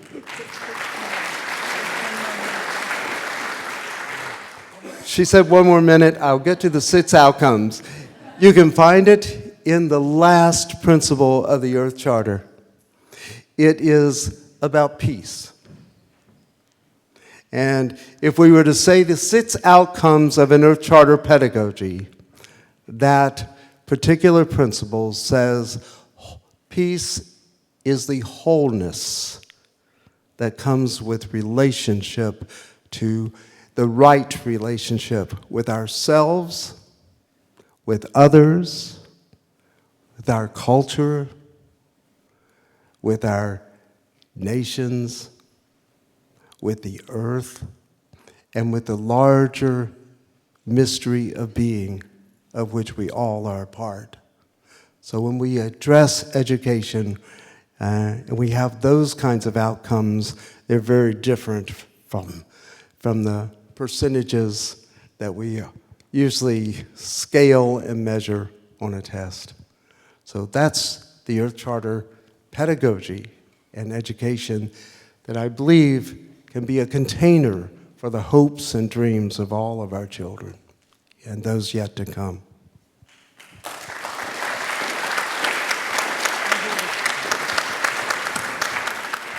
So Sam, you have three reasons, 4 ways. I have to get my notes now, Miriam.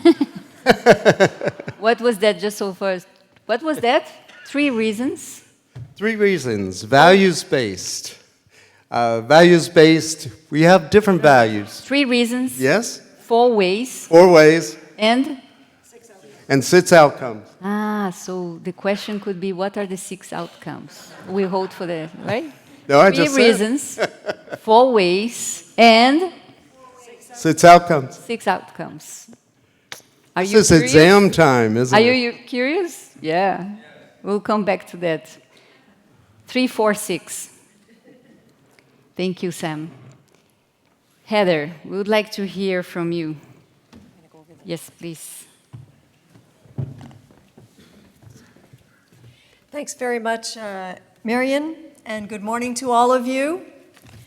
First, thanks to the organizers for, it's a significant feat to have brought us all here and to have a functioning program.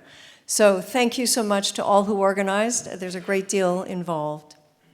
So my comments are about the situation today, and Mirian asked me to speak a little bit about spirituality and ethics. So I want to begin by saying, from the Brundtland Report, Our Common Future, to the Rio Declaration, then to the Earth Charter, and all the efforts towards ecological democracy, ecological civilizations, rights of nature, all of these are efforts that envision planetary and diverse communities of life. All of these efforts are trying to enlarge a global vision from sovereign states and imperialist politics to Earth communities. We talk of planetary conscience and planetary consciousness. Stephen Rockefeller, very involved in the Earth Charter, as some of you know, he talked about these are widely shared guiding principles for a truly sustainable way of life, living Earth community. The visions and values of the Earth Charter, participatory democracy, social and gender justice, ecological integrity, economic sustainability, peace and nonviolence, these are more important than ever. But the geopolitical situation of today is not the same as 25 years ago. As mentioned, we have increased poverty, food insecurities, we have deterioration of human rights, deterioration of gender rights, escalating violence, Ukraine, Iran, the genocide in Gaza. Speaking as a Canadian, I can speak about US tyranny, which is colossal, and ecological decline. As many of you know, NATO just agreed to increase to 5% the defense funding, which today in the news, The Guardian is saying this is going to escalate a global arms trade. This is not ecological integrity. Where is the moral compass in the world? Where is a voice for a moral compass? In my opinion, those of us who are involved in the Earth Charter and other such initiatives, we must face this with more courage and more intelligence. We cannot be naive and superficial. We have to address this gap between the political, ecological, and moral decline and the vision and ethics of the Earth Charter. Otherwise, our talk of hope is lovely and irrelevant. It is also my opinion, we cannot leave this to the next generation. We can't leave this mess to the next generation. What may help us make these changes? I'm going to speak a little bit about spirituality, because spirituality is the foundation of the Earth Charter, although not explicitly mentioned. Spirituality at its core is a discipline to discern profound levels and aspects of reality. We certainly need education about spirituality. Spirituality is not beliefs. Spirituality is a discipline and a process that moves us from asleep to awake, death to life, confusion to clarity, ignorance to awareness. Spirituality educates and inspires, it reinforces and it invigorates, it gives us strength, it gives us perspective and insight. It gives us a zest for life. It makes us radical for life, radical as in to the root. Spirituality is about awakening, awareness, and action. Spirituality sustains resilience, resistance, and revolution for social and ecological transformation. Spirituality nurtures radical action. It embodies ethics. Ethics are often about deconstructing and critiquing, and we need to move our ethics, as does the Earth Charter, towards construction. In my view, and I base this also in the Earth Charter, we need broader ethics. Human concerns and justice frameworks are not enough. We need ecological ethics that affirm the intrinsic value of the natural world. Eco and climate justice frameworks are often anthropocentric, and anthropocentrism remains quite intractable. So the shift to planetary thinking, to solidarity with the biosphere, these need to accelerate. The Earth Charter at its base is planetary ethics for an Earth community. So when we become aware that we are immersed in this great Earth community, it evokes a spiritual awakening. It evokes planetary consciousness and conscience. Thomas Berry said, "The natural world is the largest sacred community to which we belong." At its core, the Earth Charter calls us to understand the biosphere, for integral ecology, to awaken to the Earth community from which we come and to where we belong. As said many times, there's no future without ecological stability. A small pause, a word about beauty. What is more beautiful than the natural world? So I'm an academic, and I know many of you are academics. So academics, we are trained to be critical, to deconstruct, to find fault lines, omissions, biases, and shortcomings. And these are all very important skills. But they can also become a habit of mind that inhibits other modes of knowing, such as experiencing beauty.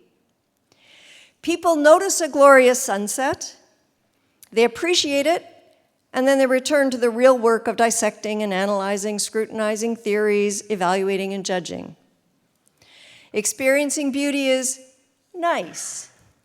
It's like spirituality, it's nice, it's private, but not considered relevant to social change, climate justice, and factual considerations. And I think this is wrong. I think it's incorrect. Experiencing beauty is integral to human knowing, to well-being, to ethics. Beauty expands and informs ethics, and it evokes reverence. If many of you are involved in work of sacred sites, people do not destroy that which they consider to be, for which that they consider to be sacred or have reverence. Experiences of beauty, they can lift spirits, expand interiority, calm anxieties, offer clarity, and inspire ethics. Perhaps we can all add a medicinal dose of beauty to each day and see what happens. It certainly can't hurt. We might be surprised at the inspiration and radical hope and gratitude that experiences of beauty can nurture. Analysis and vision, spirituality, ethics, and beauty, they give us insight, but they also give us strength to speak truth to power. They give us strength in our acts of refusal, resistance, resilience, recovery. Where will we get the energy for all the work that has to be done? When we are attuned to beauty and immersed in the elegance and ingenuity and utter power of the Earth community, we are nourished. We receive energy, insights, humility, and vigor. Where will we get the hope for the work we need to do? Hope is not naive optimism.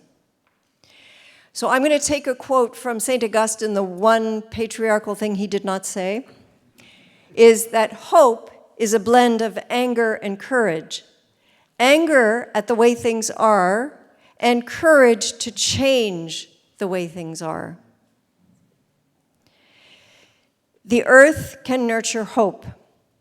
Trees and flowers bloom, bees pollinate, animals have offspring. These are extraordinary feats of hope.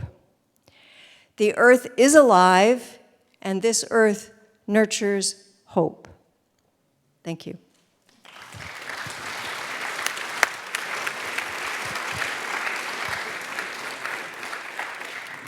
Thank you, Heather. Do you wish to be in her classroom? Can I see who? How about Sam? Would you like to go with his classroom? Okay. So I'm going to invite you all to pause. We have heard many things here so far. You're going to look for behind you, to the right, left, and form groups of 3 or 4 for 5 minutes, or a little bit more, doesn't matter, to think about what you just heard. So I'm just going to come to this, a few keywords about 3, 4, 6. 3, 4, 6, 3 reasons, 4 ways, 4 outcomes. We hope to hear more from Sam afterwards. Of course, we are curious about the 6 outcomes.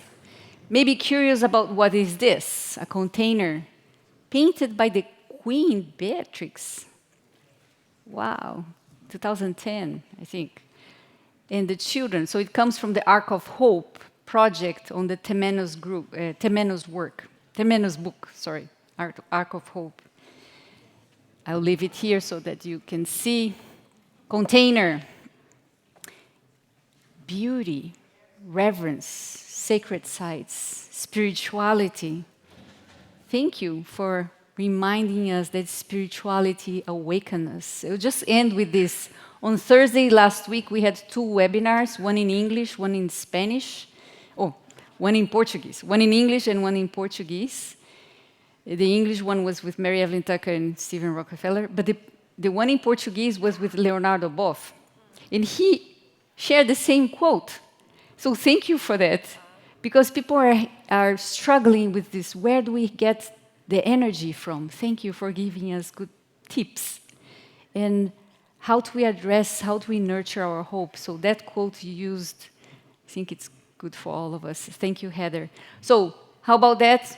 You have time to chat with your neighbors. Just make groups of 3 or 4, and we'll come back to listen to Amanda and Mindahi, okay? You can actually make groups. You can sit there. I will.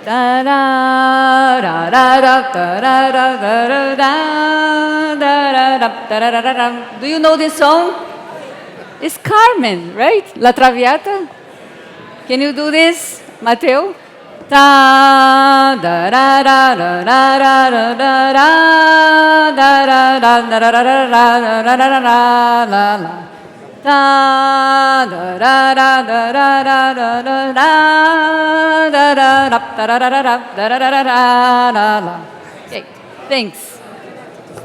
Mateo sings better than I do. Okay, friends, let's come back here to the big group. Thank you.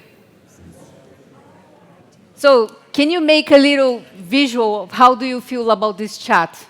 Like this, like this. Can I see your arm? Like this? Okay. Anyone? Yeah.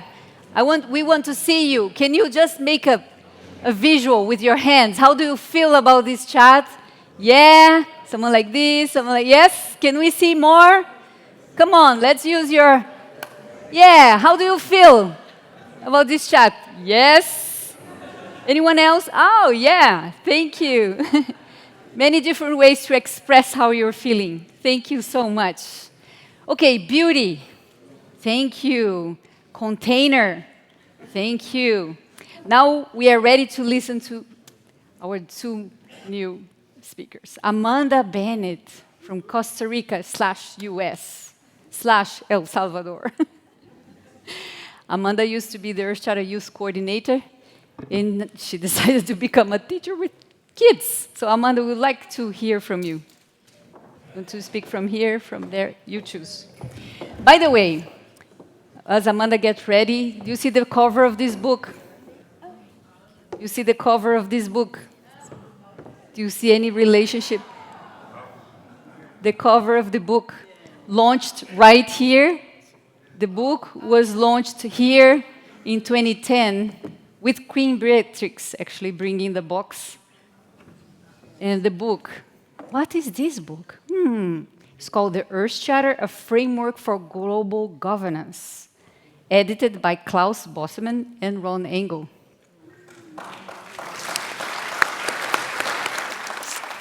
I'll leave it here. Amanda, the floor is yours. Thank you, Mirian.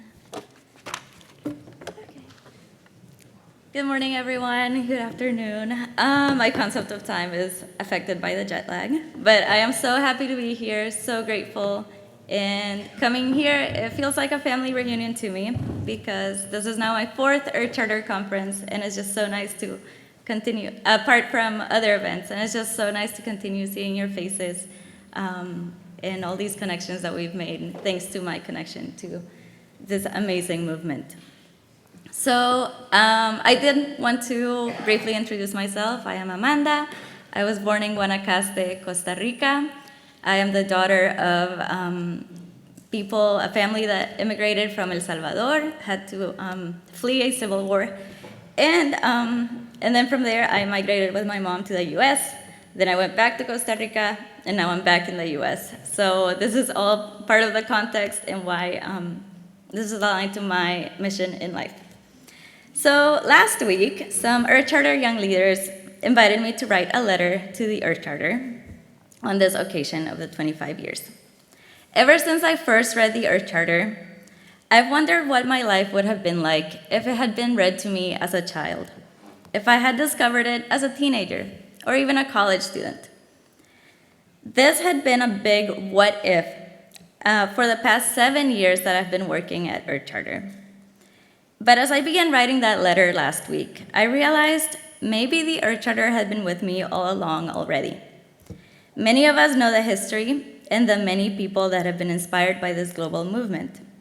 And as a young child from Costa Rica, I am sure I benefited from it as environmentalists and activists there prescribed to this future, to this vision of a more just, sustainable, and peaceful future.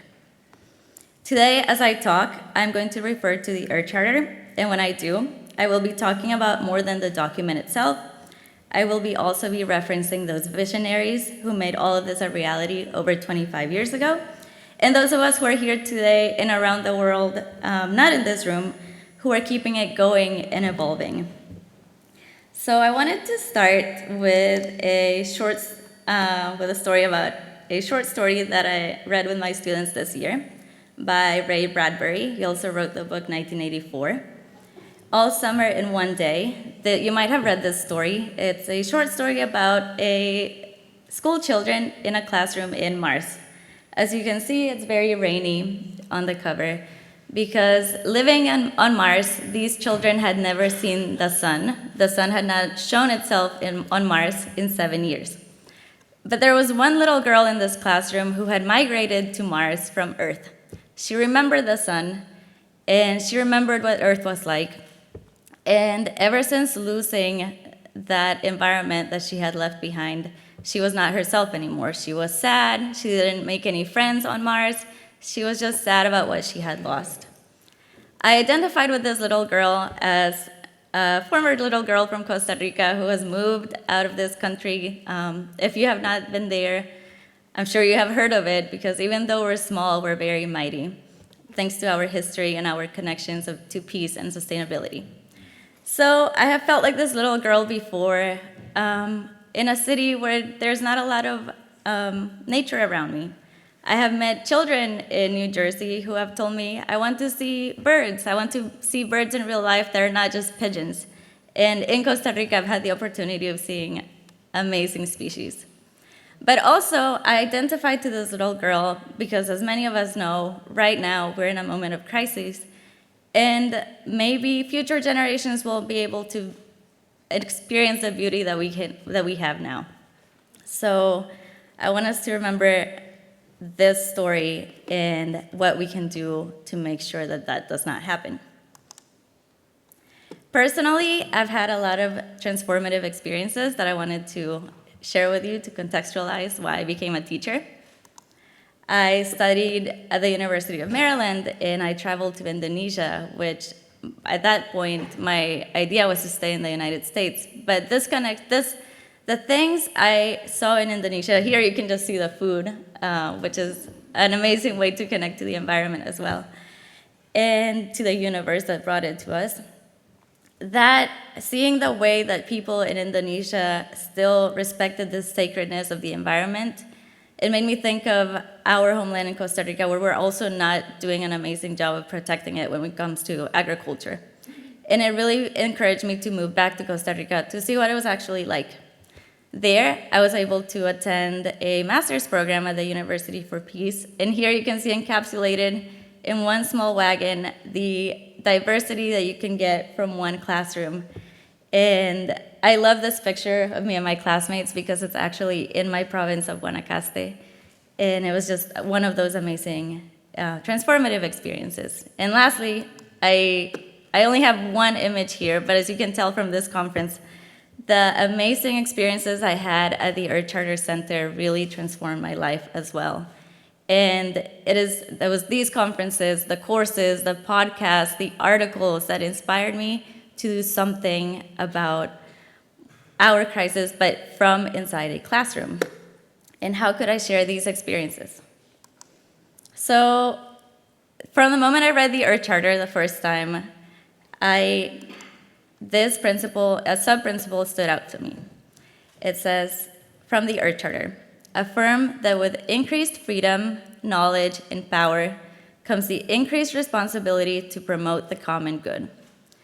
Because of this, I decided, and as I learned more, the more I learned, the more I knew that I didn't know, and the more that I knew that I wanted to find out what it was actually like. So I made the decision, like Mahi reminded us yesterday, how many of us decided to make a career change completely different from what we studied, what we imagined. I decided to change and become an educator. Becoming an educator with this vision broadened by the Earth Charter, I have been able to go into teaching knowing that the lesson does not end at the end of a lesson plan or with the conclusion of an exam. I want my students to know about interconnectedness and what they're learning, living, and dreaming. As someone who comes in contact with so many imaginative beings, my fourth graders, on an everyday basis, I now have 1 million little stories to share about all the aha moments that go on inside a classroom. For example, one day, after spending 2 class periods already reading about Wangari Maathai and the Greenbelt movement, I decided to take the time to show my students pictures of Dr. Maathai, since there weren't any included in the reading. I even had one of her planting a tree with then-President Obama to show that the students that her work had been somewhat recent in their concept of time. My students were shocked. I saw many jaws dropped when they saw her picture. I thought, okay, what are they thinking? They were shocked to find out that she was Black, and I myself was shocked that they had not imagined someone who looked like them. To contextualize, most of my students are children of immigrants of African communities or Latin American communities. And throughout this reading, they had not imagined a person of color. To me, that was a reminder that I had to work harder to make connections more salient. I can now use what we learn in math to help them see how these percentages, what these statistics mean. Because how can it be possible that when I have so many bright minds in my classroom, we still live in a country where only 2% of people working in science, technology, and the environment look like them? Or how would we transform our world if everybody took on a role of earth leadership, no matter what our profession is? So this year, my goal was to get familiar with being inside a classroom, working with children. This upcoming year, my promise to you is that I want to continue to embody these principles and make them more salient so that I can apply to the next Earth Charter conference and show you some more of those examples. Right now, as a proud teacher, I just wanted to show you a few pictures because our students do, the way I've seen them connect with subjects of justice through music. Sometimes I've seen my students crying. One of my students said, wow, these words are really powerful. So it is working. Some of my students are self-publishing their own books on Amazon. And we even have a project at school where we have a news program every Wednesday led by the students. So I'm hoping that soon we'll have some episodes on the environment because so far we have not had any. So this last image I want to show is a note I have from one of my students. She was apologizing because her class was a bit too chatty one day. When I read those last words, it says, I appreciate you in caring for us so much. I'm sorry because my class talks. I really appreciate you. I love how you care about the earth.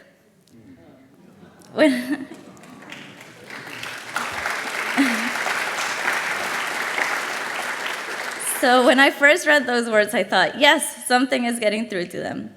But then I thought, I don't really want to be the teacher who stands out for caring about the earth.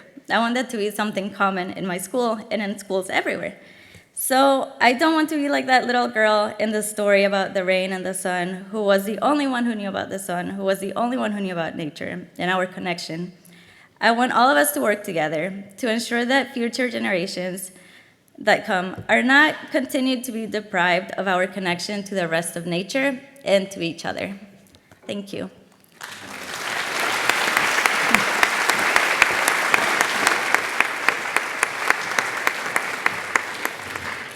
Wow, Amanda, you brought tears to my eyes. Just to hear you and see how you're bringing this to your school environment now, it's amazing how much you can do. And again, I envision this drop in the ripple effects that you are creating. You have created ripple effects in different contexts, and now you're creating these ripple effects in the hearts of those children. And actually came to my mind my relationship with my teacher, and I think your students will remember you when they grow up. Thank you. Thank you so much. Mindahi, you came all the way from Mexico to Europe to be here with us. It's a gift. Mindahi Pastita, you have been doing a lot and we would like to hear from you. But especially, you come from a specific place and nation and group in Mexico. And I think it would be nice for us to hear from your experience in education and your vision of education from your worldview. you want to speak from there or there, as you feel better. I greet you, and I'm very honored to be here in this palace of peace, in this beautiful land. And also I'd like to acknowledge the moment and the time we are passing through, because we are in a very important moment. Accordingly with the ancestral calendars, May 3rd, 2013, ended a big cycle. And from May 3rd, 2013 to May 3rd, 2026, there are 13 years. And I just take into consideration the 13 numbers that you are talking about. It's a very sacred number. But I like to bring this consciousness of this time and space, especially this planet, we call Makata. Ma for mother, Kri for energy, and Ta for father. It's a sacred being. And I like to bring the consciousness of this beautiful entity, beautiful being, right here to this dialogue, Mother Earth. And we are the children, and we have misbehaved so much because we think we are the most intelligent beings in this world. As Severn said, we think we are the peak of the creation. But we are not. Actually, we are not so intelligent because we have gone against the care of life. And sometimes we think just in anthropocentric thought, this rationality, this education that we have gained in schools, universities, and it's all about competition. But we know that we need collaboration. We are in such a critical moment, and that's the reason I'm bringing this notion of prophecy. 13 years is to rethink our place in the world. What kind of creatures we are? What kind of beings we are as humans? Now we are seeing that if we don't come together, if we don't go from me to the we, then it's going to be a very rough time. That's why I would like to share with you our struggles in my community. I was born in an island, in the wetlands, around the wetlands. This place is where the Lerma River, the longest river in Mexico, exists. And last century, in around the 1950s, Mexico City began to be very thirsty. After the revolution, the city began to grow, and now it's one of the biggest cities in the world. More than 22 million live around. It's a lot of people. And then we learn in the school that water is a resource. Water is something to manage, to take over instead of taking care. But in our cosmovision, we say that water is a sacred being. Mm-hmm. So the rest of the elements. But if you see constitutions, if you see the norms and the laws, it's all about how to take over and to take more and more. But what do we give back? So I was in confusion. I went to school. We were not allowed to speak our language. Can you imagine how you can feel when you are not allowed to speak your language? When you are punished because you are more intelligent than others, that we were suffering. I was hit very badly. Just because being in that intelligence with life, we were punished. And so many are suffering because are defending life. So now we can see that in the world, even the environmental laws are very permissive. The environmental laws, that's the reason the rights of nature, the earth jurisprudence is being born. Because this anthropocentric thought is killing us ourselves. You know? We honor, for example, the corn and many others biocultural species. I want to bring that concept later on. But the corn, as you know, it was domesticated in Mexico. But it's a being. It's born from a grass that is called teocintle. It's related to the sacredness. And in the anthropocentric thought, we say that we domesticated the corn. But actually, it's true, but it's not the only truth. Because it's the other way around too. The corn domesticated us. That's the humbleness that we need in this world. To live with. To live with takes a lot of responsibility. It's about earth ethics, more than ethics of human.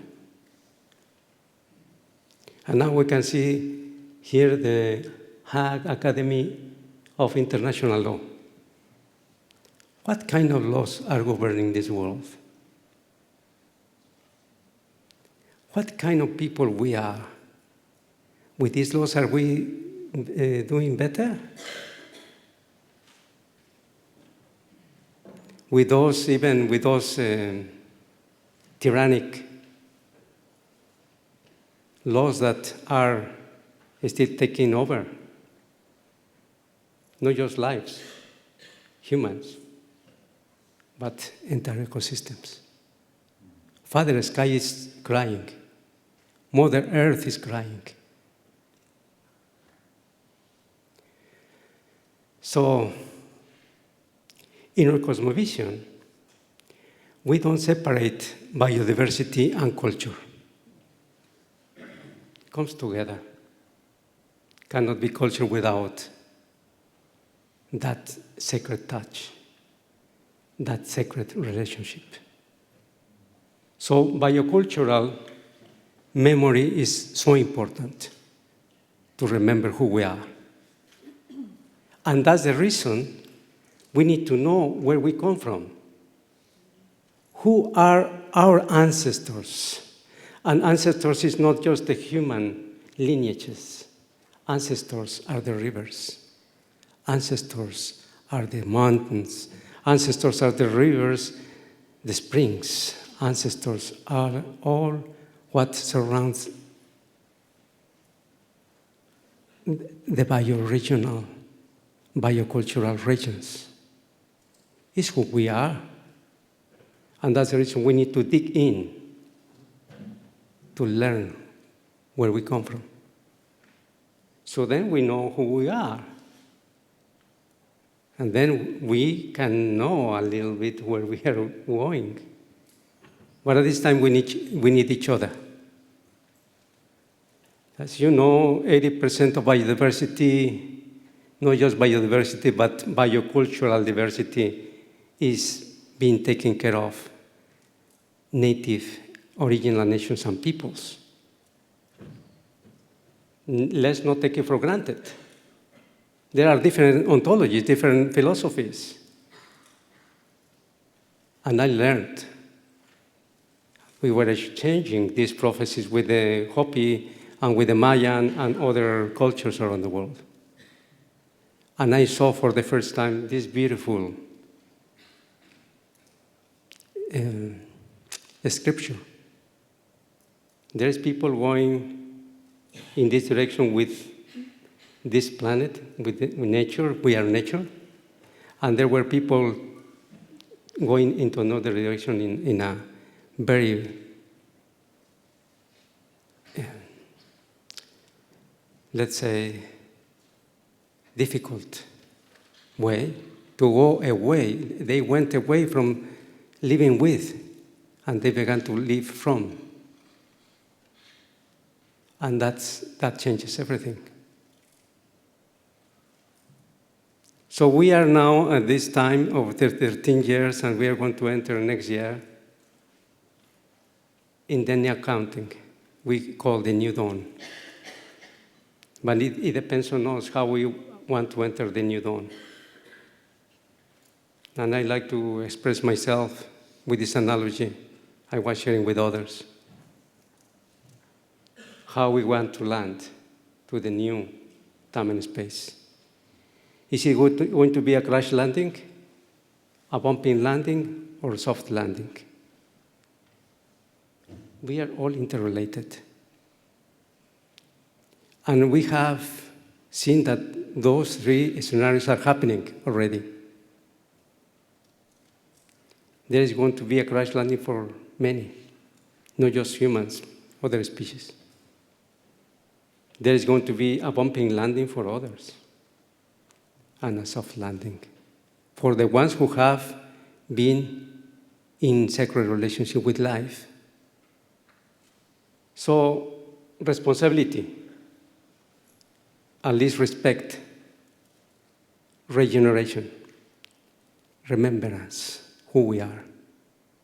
We need to go back home and see us as human, a human family. We can do it. That's the reason we need to go in this unification process. Unity in the diversity means a lot. It's not just the body, but it's the mental and the spiritual connection that we need. And the Earth Charter is looking for that. But in education, at this time, needs to be changed. Completely their curricula everywhere around the world. And we need to bring ancestral wisdom. Of course, science that cares, that is really not to take over, but to take care. And we believe that the mission of human beings is to take care, not to take over. We need families. We need territories. We need to be united once again. So thank you so much, Moshingintini. Kamadi.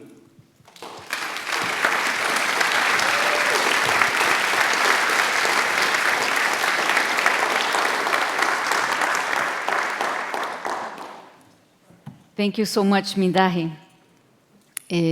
Now a little moment also for us to pause, to think the key words, the key ideas we just heard from Amanda in bringing her experience with her children, her kids, but also with the Earth Charter youth, in the voice of your children that come from immigrants, that world of children of immigrants living within the US in that context, in their worldviews. And thank you, Mindahi, for bringing so much to us. And stuck to my head here the worldviews that we can cultivate through education. Water as a resource, or water as a sacred being. And that changed the whole relationships that we have. And thank you for bringing the corn and inviting us to think about, I like that, did we domesticated the corn, or did the corn domesticated us? As an invitation also for us to think about how the anthropocentric view is nurtured through education, and how much we need to do to nurture a more life-centric and ecocentric view through education. living with. Thank you. So let's take 5 minutes again. Find a group. You can choose whether you want to chat with the same group. You have 5 minutes again to think about what you just heard from here and from here, and then we are going to have some comments or questions from you. And actually, I'm going to invite you to switch. Can I? Yeah. So maybe, yeah, whoever you want. Amanda and Heather. Mindahe, do you want to chat with Sam? You can.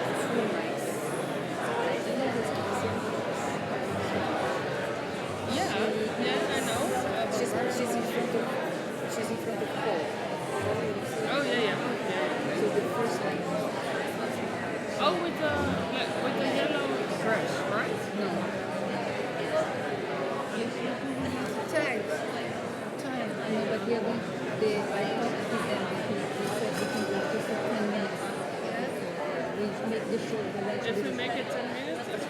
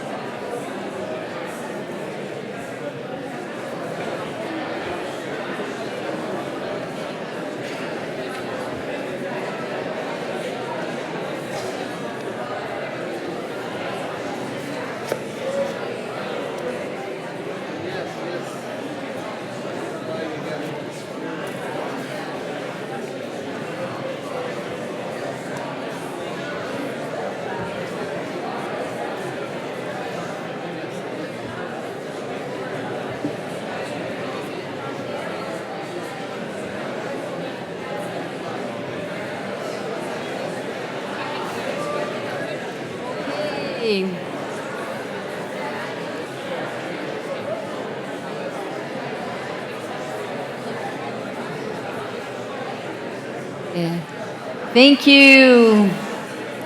La la la la la la la la la la la da da la da da la da da da da la da da da da dum da dum da na na na na na na na na. Friends, let's come back here together for one more go before we go for lunch. May I invite you to take your seats, please?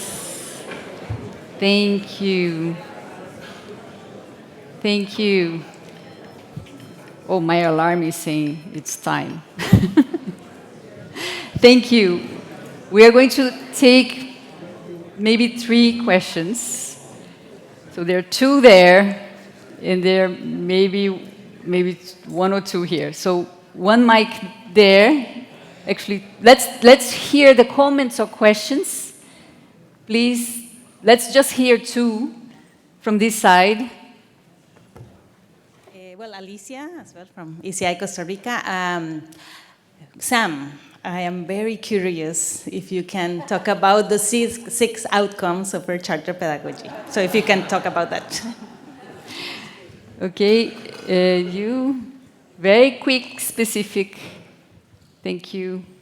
I don't know it will be quick, but I'm Rosana, I come from Spain, and as a person who comes from a colonizer country, my question is, are we willing to give up privileges and wealth, especially from the global north? Are we willing to live uncomfortably? And for the global south, what do you want, what privileges do you want from us? Thank you. Thank you. By the way, your question just reminded me that there is a tree outside that's called the tree of hope and action. So actually this question can also be answered in this tree of hope and action. It's a good one. Thank you.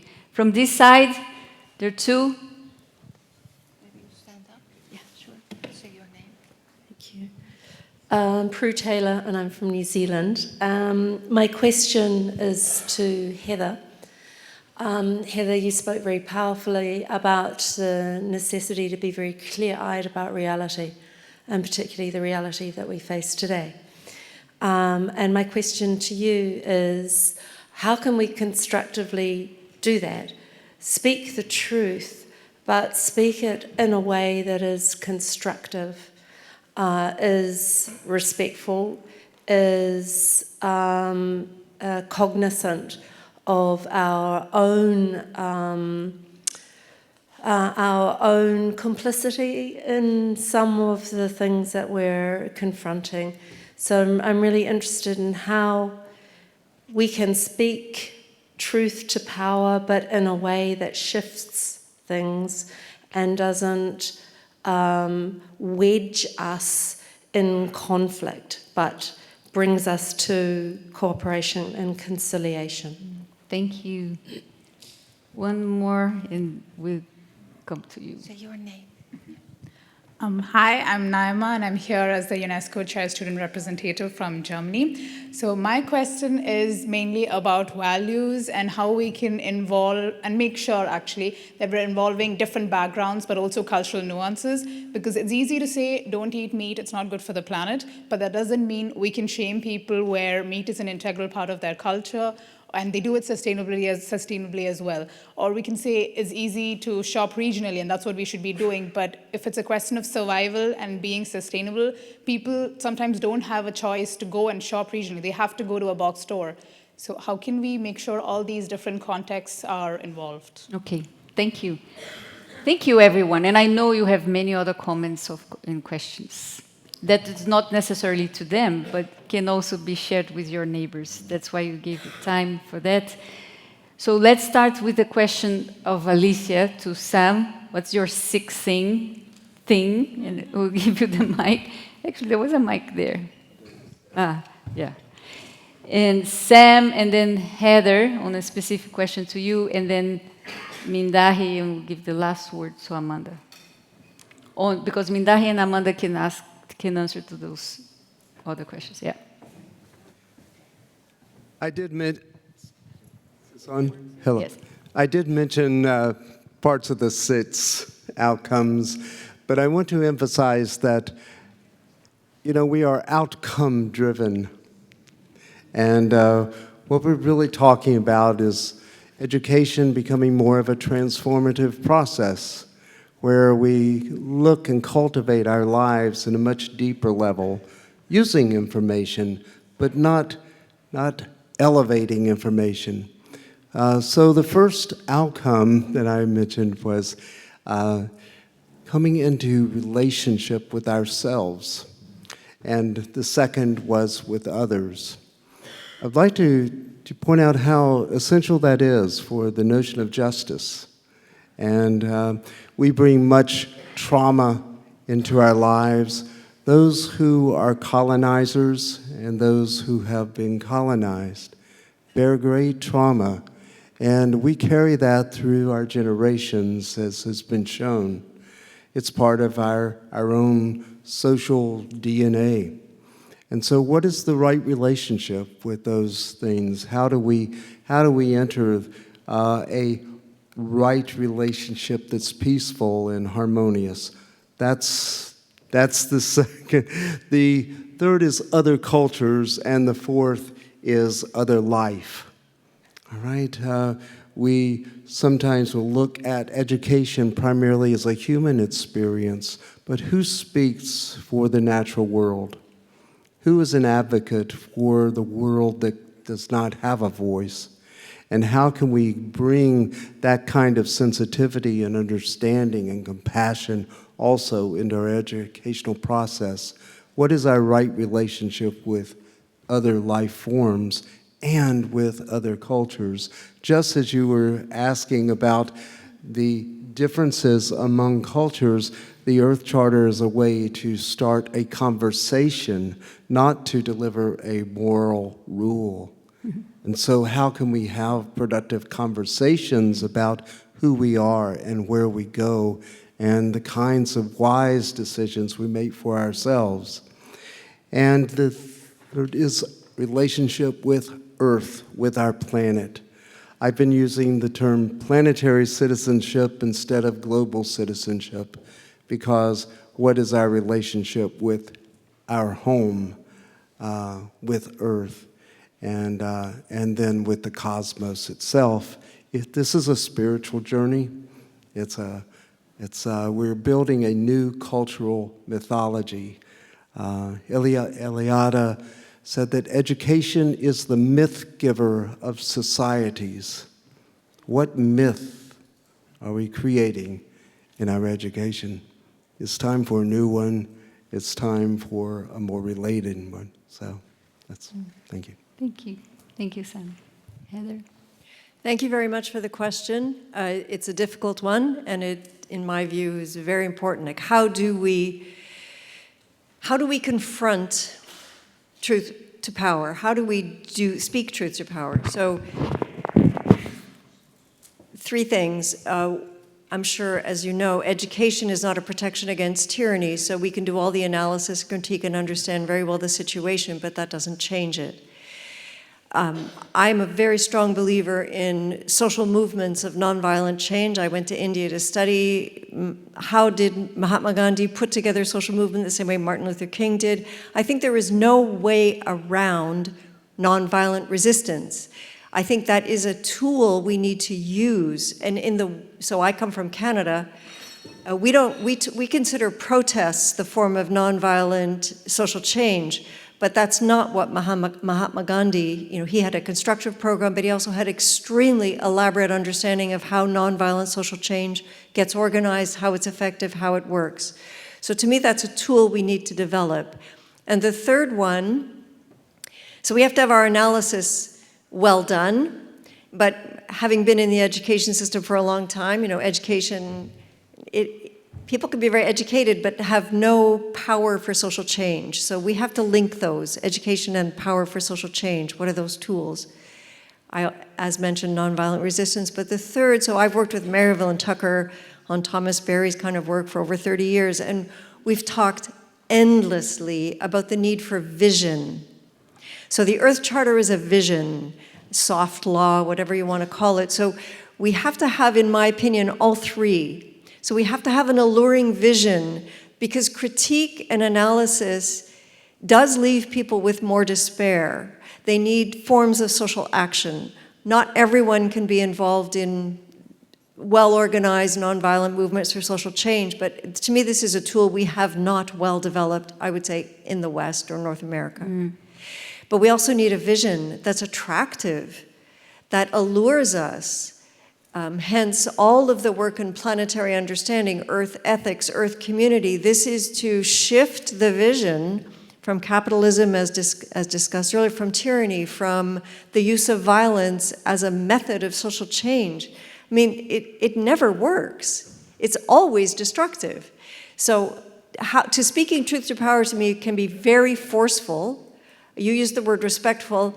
I don't know if that always works. Okay. Anyway, Mirian wants me to go. So, by the way, to be continued.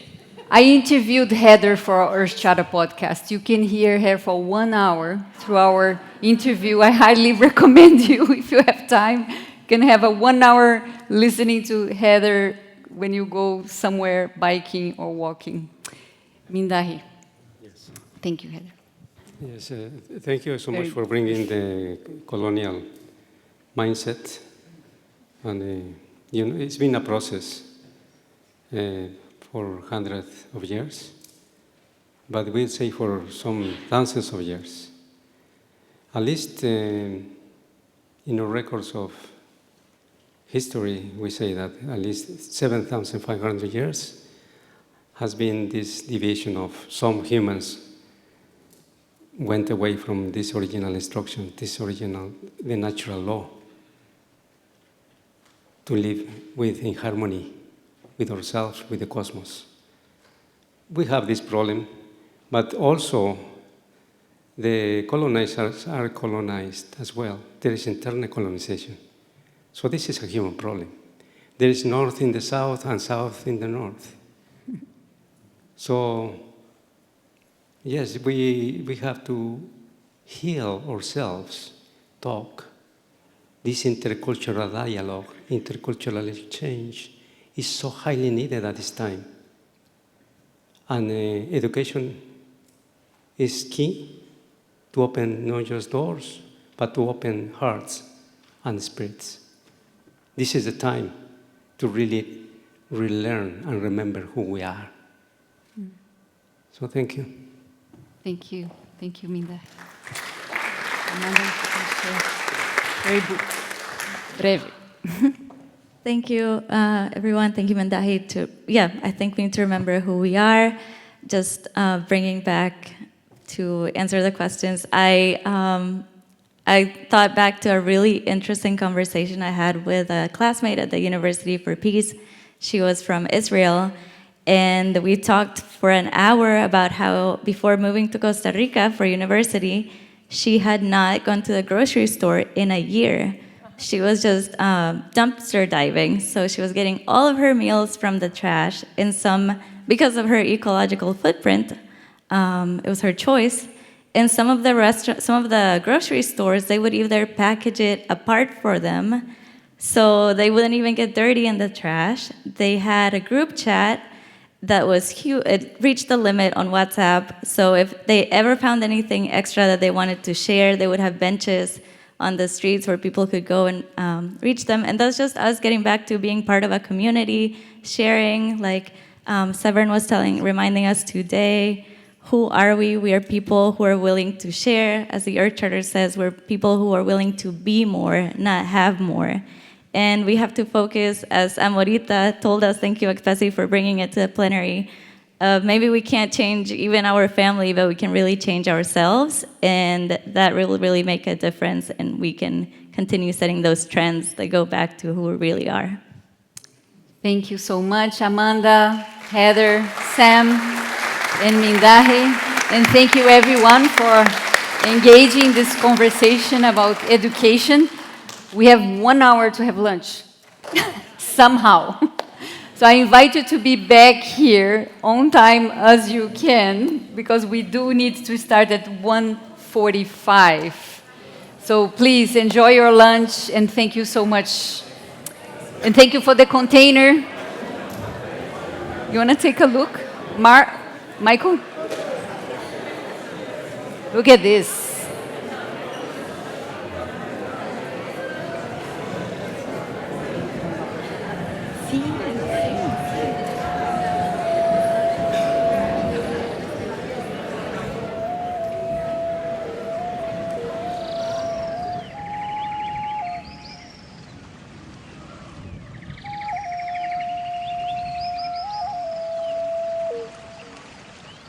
How is everybody? Ready for some action? Okay. Then we have a special moment in the program. I'd like to invite on stage Claudy, Jongstra, Veronique, and Lavinia. Claudy, take a seat for a moment when we see.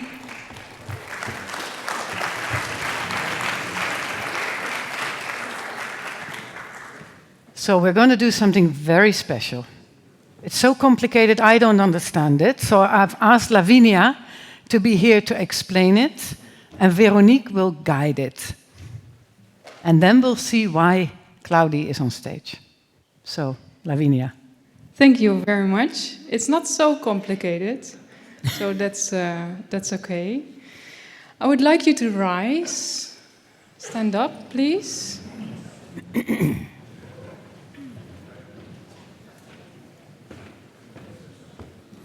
And turn around, fully, yes. And then cross your arms, and take the hand of your neighbor. So, yeah. Not the rows have to be can be separated. So if you're in between a hallway, that's okay. You don't have to connect, but yeah. Okay. Okay. So please say with their yes. So, and now I just want to see if there can be a moment of silence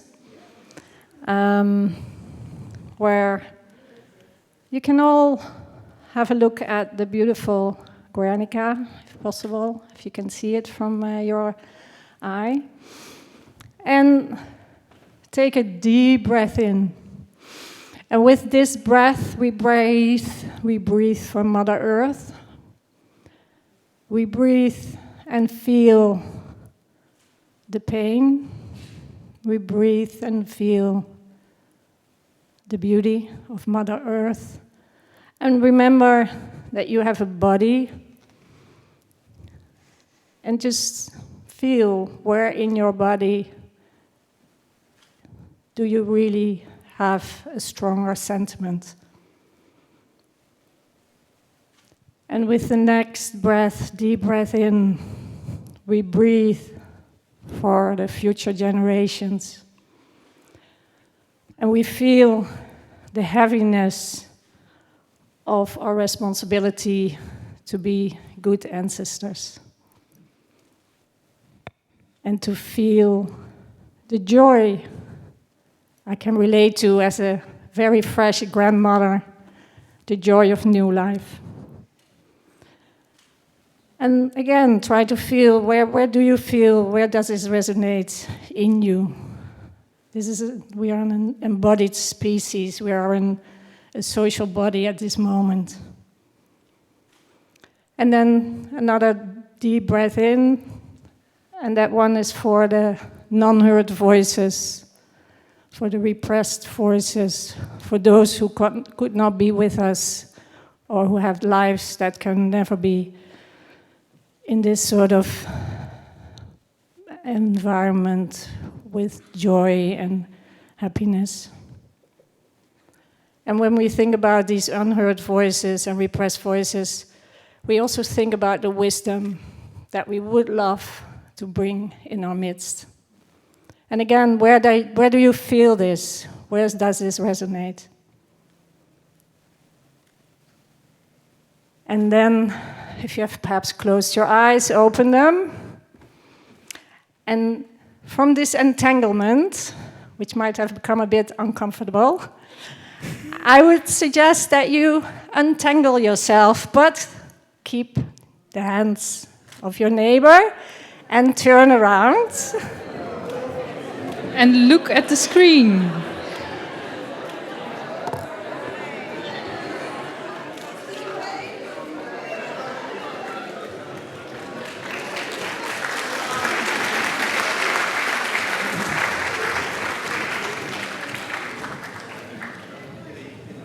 We would like to ask everyone to sit down, except for the young leaders.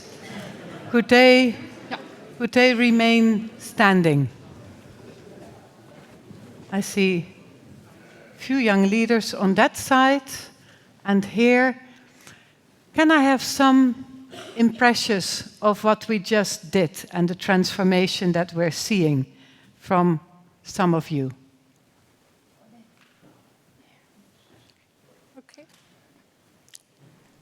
Who would like to share? Yeah? Go ahead.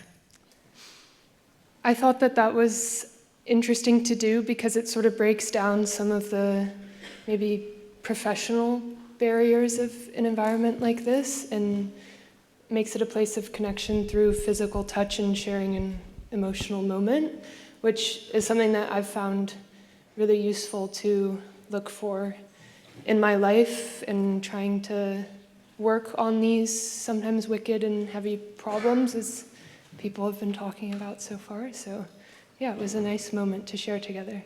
Thank you. Any other from this side impressions from that side? Yeah. Yeah, go ahead. I come to you. Okay. One sentence, I feel the breath of nature. Thank you. Thank Beautiful. you. Thank you, beautiful. Any more reflections from our young leaders? Yes, please. I think it was a really interesting exercise, but it's also something that I kind of try to do in my personal life, but alone. And I think it was really cool to do it together, especially on this side. On both my sides, I've got people from entirely different continents, and I think that was a nice connection that we built. Mm-hmm.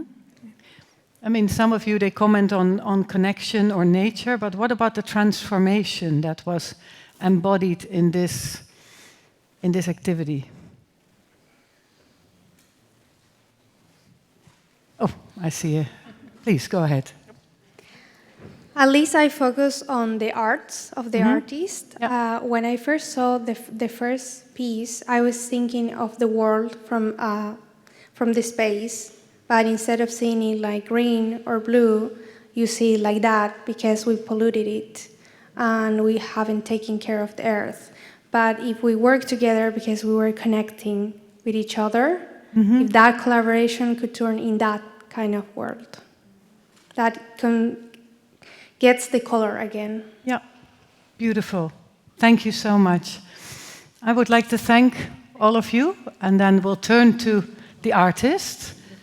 Claudy, I mean, how is that for you to do such an entanglement with your artworks? I think next time live, I would say, with your work. Yes. So this work is called Tangible Transformations. It's when I made Guernica, it felt indeed quite dark and urgent. I thought it's also important to see what can we do. So I started collaborating with farmers. We already did for a long time in the Netherlands, but now more internationally. So we connected to farmers in Spain, in Belgium, in the UK now, and we grew crops for color. We contracted the farmers for a long time, so like full crop contract. No matter what happens in a season, we just have the agreement that farmers are, for us, very important, because otherwise these colors will never come in our environment anymore, because it's very rare that these, plant-based dyers, in Japan we have many, you have many, but in Europe it's very rare. So bringing these plants back in the soil, in agriculture, also brings another vitality on the farm, literally. Last week we harvested the blue in the work is called woad. It's a European indigo. In the Netherlands we had a lot of that. Rembrandt, Vermeer, they're all painted with these incredible plants. They had their own secret recipes. There is a painting from Van Gogh, the bedroom. There's also woad in this painting, so it's literally in our cultural DNA in the Netherlands. So we brought this back in the Netherlands a few years ago. We started growing them.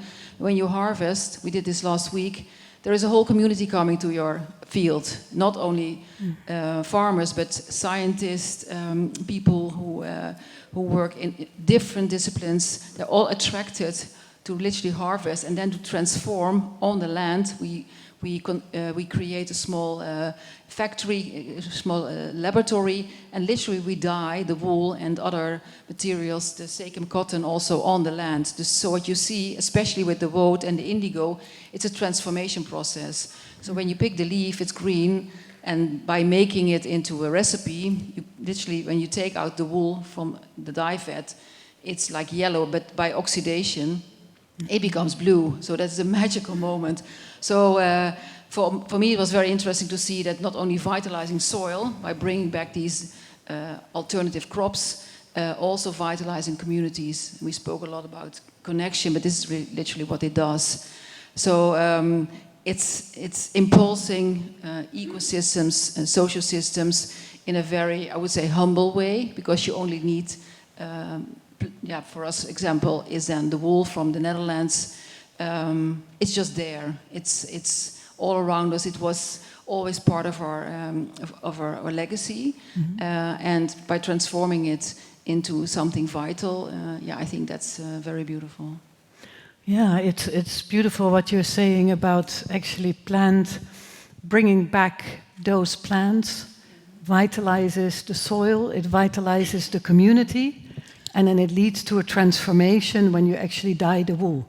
And also it leads to more respect for all these traditional and ancient crafts and techniques who are very time consuming. But I think even in these slow processes, using your hands, your haptical awareness is being awakened, your sensorial skills. I mean, on every level, it reaches you. Yeah. And can you say a little bit also about your sheep? We have in the Netherlands, in the north, we have a special breed. It's called Drent Heat.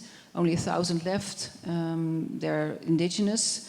They have people think they have no use for keeping them economically speaking, but they are fantastic in landscape preservation. The wool, that's a European, how do you say, urgency. We burn wool massively, few 100,000 kilos, a million kilos of wool is being burned on a yearly basis because we have no production in Europe anymore. So we don't know what to do with it. People forget that wool is an incredible material, keeps you literally warm, is a shelter. So we are wasting a fantastic material. So by making my artworks, I mean, I cannot digest the whole wool pile of Europe, but I try to bring awareness. That's why always when we do these interventions on farms, we always connect to universities, educational programs. And then, for example, last month we were in the UK, very close to London, beautiful farm, and then we collaborate with students from Centre St. Martin's, regenerative fashion students, and bio-based architectural students. And then when they intertwine in the whole process of being on the farm and experiencing this whole process of harvesting, making the colors, making ink, working with wool, then you understand, oh yes, if I'm becoming a specialist in regenerative fashion, this could be a source. Yeah. And maybe a last question: where will these artworks go next? Next year, my studio is 30 years jubilee. I'm visiting Japan in October. Hopefully, we will plant some seeds for 2026. Hopefully these works will travel all over the world and places where they stop and we will meet people and interact and engage. Yeah. Like so many of your works have traveled all over the world and are hanging all over the world. What is the, really last question, but what is the most special place where one of your works has ended up? Recently in a hospital in Los Angeles, it was the first time in a context like this, I think a healthy environment also means that we take care of how we feel in the space, that the materials we can touch, that there is a soul in it, that we appreciate it, we know where the makers come from. I mean, when we make the artworks, everybody is, you know, there is a fully transparent chain, and that gives, I think, also authenticity to the work. And a good sense of well-being. Yes, and belonging. And belonging. Thank you so much for sharing your work and your words.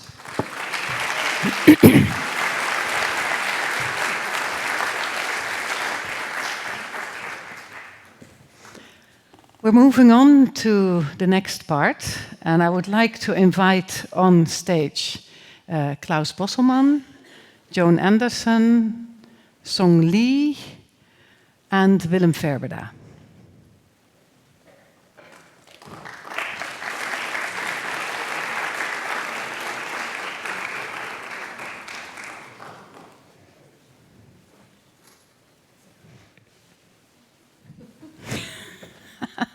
Ladies first, please take a seat.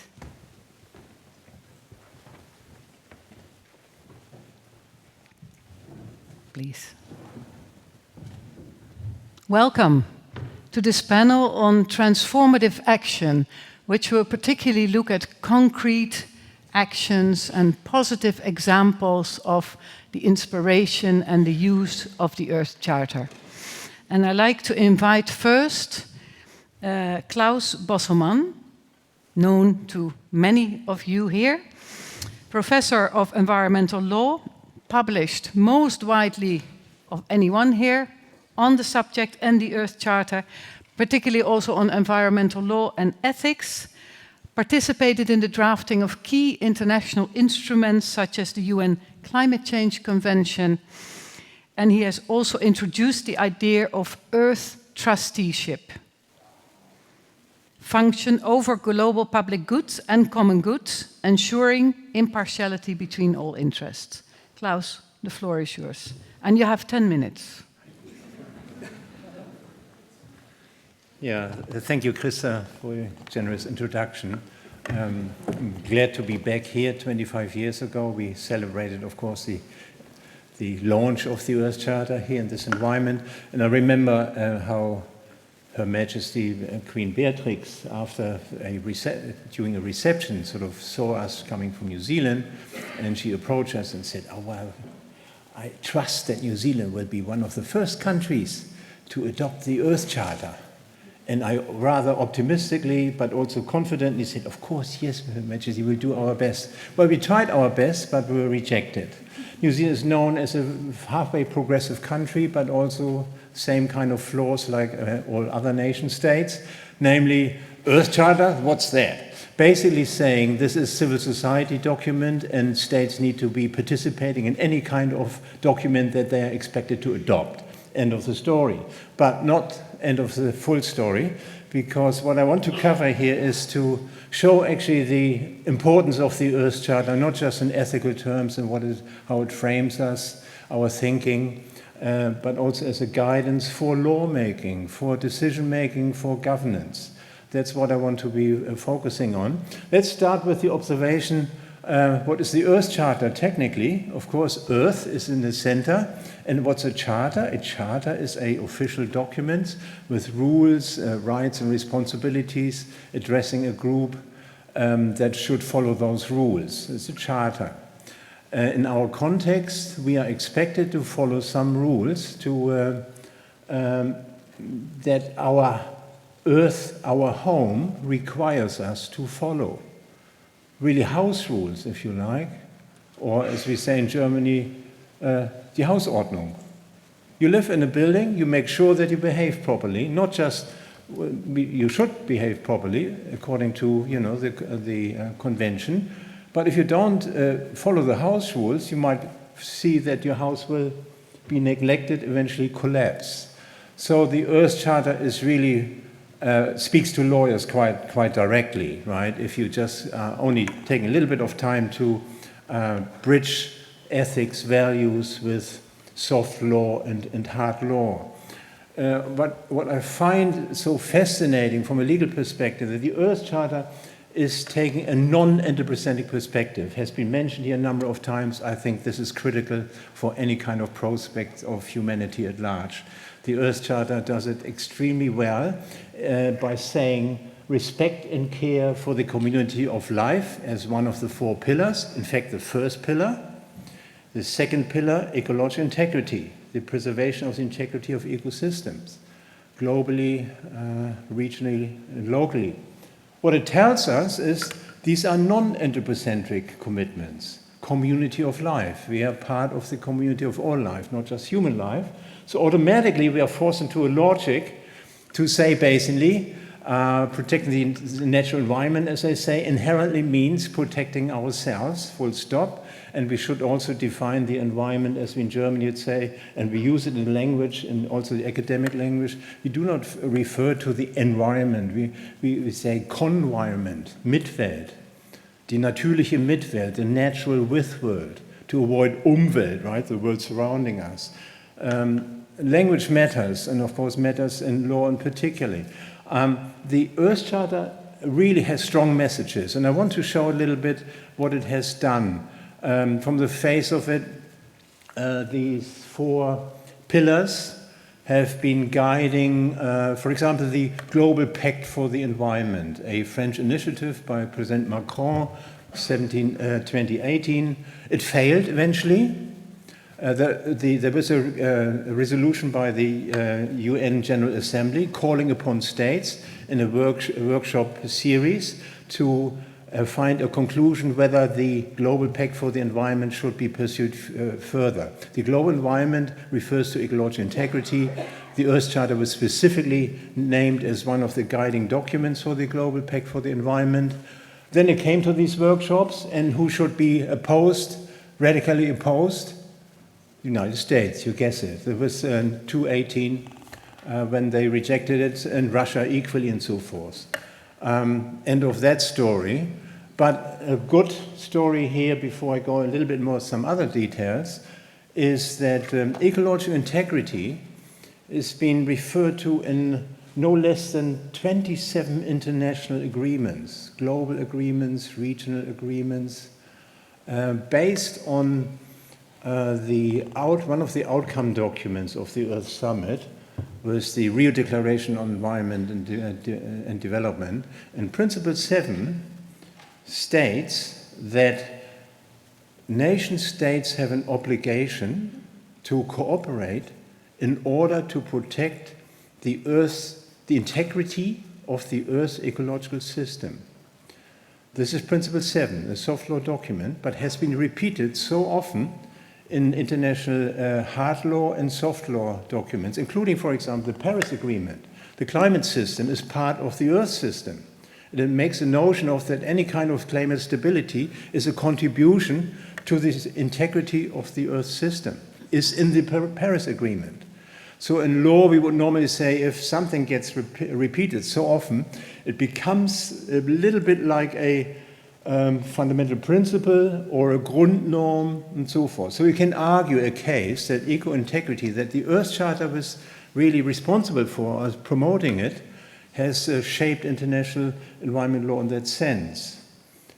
I don't want to go any further. Of course, there's always, the counter-argument would always be, well, that's all very well, but states haven't really changed their behavior, and that's correct. But what I want to focus on here is to specifically highlight the Earth Charter engagement with the UN in recent times.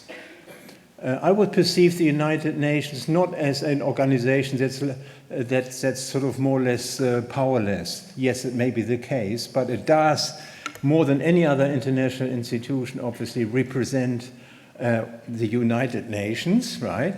And of course, by implication, all of us. So the UN staff and many officials, they consider themselves as being our voice, our platform, where we as civil society are visible. Or in other words, they see themselves as an NGO. They have no power. The power is being, by some states. But without the UN, we would obviously be a lot worse off. So I celebrate the very existence of the United Nations and the kind of dialogue that we are having. Highlighting a few aspects, there's of course an ongoing dialogue around the Sustainable Development Goals. You can see it illustrated here, how the sort of 4 pillars of the Earth Charter are reflected in the 17 goals themselves. But it is also the Earth Charter's insistence and the many contributions that members from the Earth Charter family, or should I say, the international environmental lawyers. At a rough guess, half of us academics working in international environmental law follow the Earth Charter in one way or another. They have certainly heard of it and follow it. And I could elaborate a little bit more, but I wouldn't have the time for that. But bear with me, international environmental law are inherently people who are sharing the vision of the Earth Charter. And this is how we see it, that these sort of 17 SDGs, they are all very well, but must not be confused with sustainable development per se. It's usually sort of a so-called weak sustainability model. The strong model is on the right. We need to really have a solid grounding. The integrity of ecological systems is the ground. And above that you have social system, integrity of social systems, right? Countries. And then above that, the integrity of economic systems. And on top of that, you have goal 17, symbolizing partnerships. Through partnerships, we get there. I think this model is very useful. Who knows what the SDGs will be doing? They're certainly there to keep a dialogue going. And after all, there needs to be more action following 2030 when the SDGs cease to be a guidance for nation states. Of course, a lot has been said about the lack of commitment of states, right? They report each year, but there's hardly any strong evidence that they have made significant progress. So moving on, another area where we are active is, of course, the Harmony with Nature dialogue. Each Earth Day in April, we have the opportunity to address the General Assembly. And in 2022, the UN UNGA resolution called for an Earth Assembly, where we would have the opportunity, civil society, to come together physically in a conference and really with the mandate of the UN to speak out what we need and what we want. And this is not happening at the moment, simply because there's no money, there's no further support in the UN system itself. So the court is in our, the ball is in our court, so to speak. And there's one initiative I hope that might come to some traction in the city of Hamburg in Germany. There are so many wonderful networks there, and we have the famous Elbphilharmonie, the concert hall. It would be my personal vision that we might have an Earth Assembly there one day, but just hinting to, of course, as one example, how the dialogue between Earth Charter and the UN can be continued. And then we have the Hague Principles, of course, from 2018.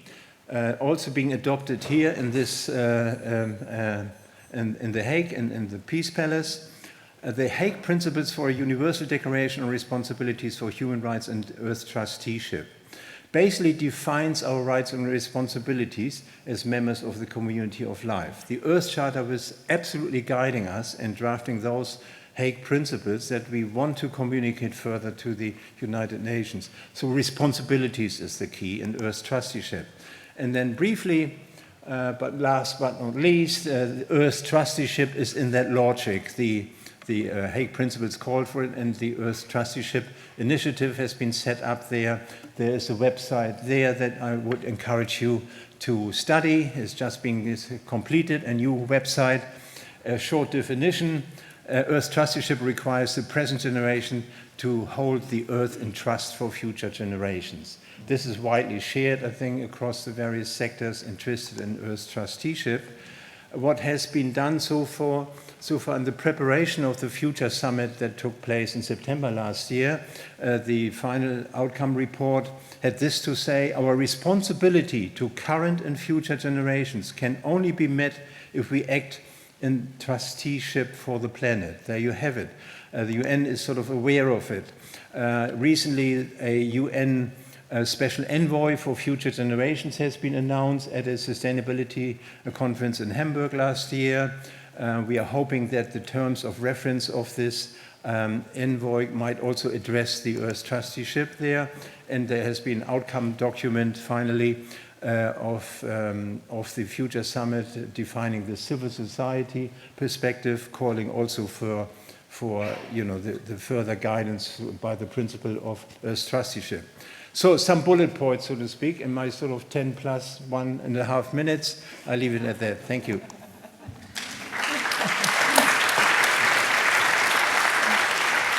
Thank you, Klaus. Thank you, Klaus. I mean, you reminded us, you gave some very concrete examples of the Earth Charter as a guidance for lawmaking, a guidance for the UN. I mean, you shared your dream of having the Earth Assembly taking place within not too long. And you also talked about the importance of language, and you used the word convironment. Very, very interesting. Thank you so much for that. And with that, I would like to invite Song Lee. Song Lee, would you like to speak from there, or would you like to sit? Whatever you prefer. Song Lee dedicated her life to environmental protection through leadership positions within the government of China, as well as the UN and the World Bank. And she has had a special focus on the MENA region. Song Lee, the floor is yours. I think it works, right? And good afternoon, everyone. And I will be brief because I know time is so precious. I will focusing on transformative and active actions which happens in China. And I'd like to just list the results first. And they called it the Earth Charter International China. Has been established 3 years ago. That's NGO, even now not registered. And second one, Liaoning University, there are more than 1,000 students and about maybe 100 teachers registered into the Earth Charter courses. That is quite big achievement.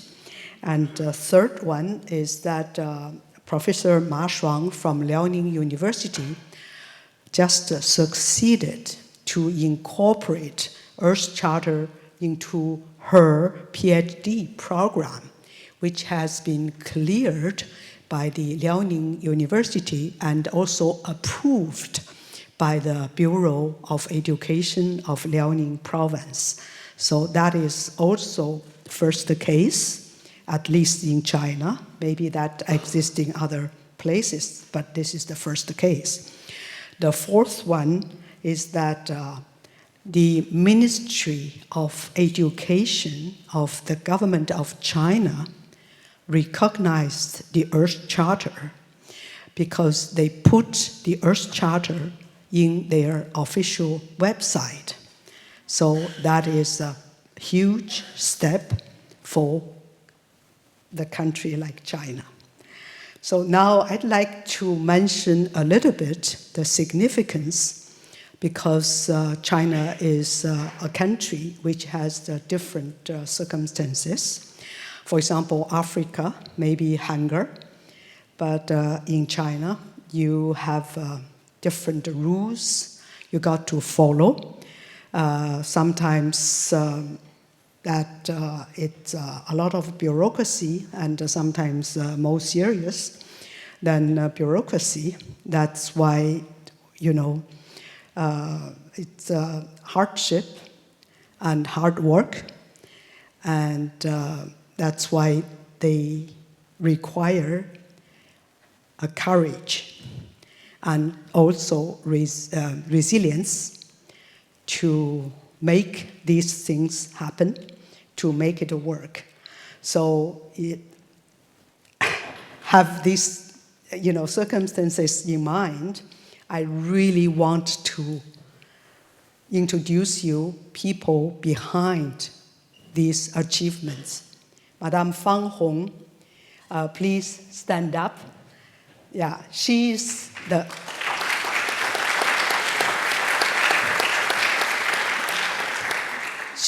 creator of ECI China. She's the leader of ECI China. She's a businesswoman instead of academic. So she succeeded, using Chinese circumstances, make things happen. And then I also want to introduce two young men. They are young leaders. They are volunteer with ECI China. One is Hong Tao, and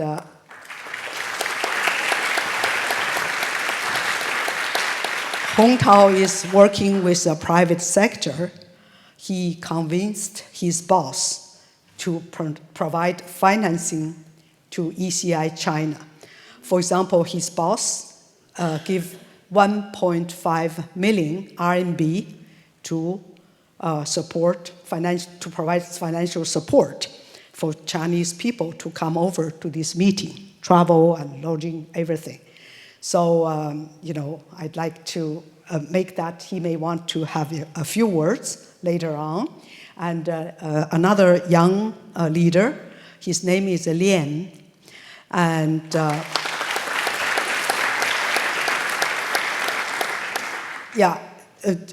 Hong Tao and Xiao Lian, would you mind just come here just to say a few words why you are motivated to do this and what Earth Charter is special in your life and that make you work for the Earth Charter. Thank you. Okay, I stand here. Yeah, you stand here. Okay. Yeah. Hello, everyone. Yeah, I'm so excited. As you all know, 2 years ago, my English is not well. So, and Mother Fang and Song told me I have to say something. I think a lot.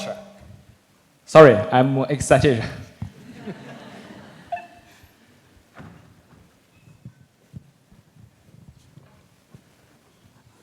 I was born in a small village in China, Henan province. Today, I came here just like a dream, The people like me, born in a poor country, just like Henan, it's impossible to come here. Yeah.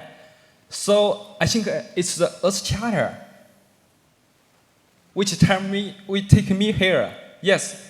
Last year, I met Mirian and Michael in Peking and Hangzhou. They are my idol. They take me. Next year, we will hold a meeting. Maybe you can come here.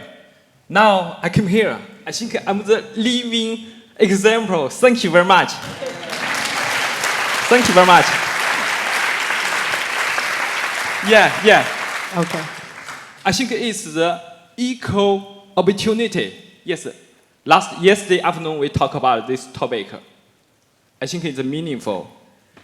And the second, I want to thank the Mai Tianchunfu, who Mother Fang and Song Li tell us, who give us the support. Yes, he wanted to build a peaceful and loveful world, which called Wuzhou Tongxin and Amland. I think in the future, just like me in China, we, as a young leader, we wanted to go outside the world to experience our leader and to protect the water and make the water better and better. Just like discover the world, discover yourself. Okay, thank you. Next, my followers. Thank you so much. Thank you. Thank you, everyone. Hometown cannot speak English 2 years old at all, but he wants to recognize the Earth Charter and know the original version of the Earth Charter. So he learned and he speak here. Maybe some applause to our hometown. That's all. So, good afternoon, ladies and gentlemen. First, many thanks to our organizer, Mr. Paul Lubus, Mr. Michael Branken, and Professor Mirian, and all of our EC25 Plus team. With your help, we can gather here to look backward, look forward, and celebration. Many thanks to Madam Pham. Because of your outstanding work, I can share what China has done with the Earth Charter. In 2022, inspired by the spirit of the Earth Charter, Madam Pham established Earth Charter China. By now, we have built 2 offices in Beijing and Hainan in less than 2.5 years. Thank you, Madam Pham. Applause, thank you. Thank you. Okay. My name is Lian and I'm the graduate from Beijing Normal University, Artificial Intelligence College, also an UNESCO Chair on Artificial Intelligence Education. Last year, I was sent to the ECI China by the Ministry of Chinese Education. So today, it is my 1 year and 1 day since I became the volunteer. Before I start sharing, I would like to quote a song which Professor Mirian has taught me. 感谢生活给予我如此厚礼. Yes, maybe you have heard this yesterday evening on the beach. Thanks to our life giving us smiles and cries, but also success and difficulties. So I would like to share the positive actions part and leave the negative part to my friends. First, I believe every one of our young leaders knows a lot about our LSE course. Since 2022, Earth Charter China office has collaborating with Liaoning University and sent over 1,300 teachers into our LSE and ESD courses. And also we built Earth Charter education in Liaoning University. Dear fellows, we are bringing Earth Charter to over 15,000 Chinese students, and that is our commitment before 2026. Thank you. Second, we submitted 1 application to the Ministry of Chinese Education in April 2024. And over the last 11 months, the ministry admitted us.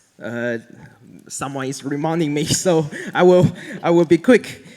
But this is very important that because they admitted us as the most famous international organization in the world, and they will start a plan to send our Chinese students into every spot, every representative all over the world of Earth Charter, and they will sponsor the student $1,800 to $2,400 a month, including the flights, help them to get there, to go abroad, to do the internship, to study, to participate in the conference.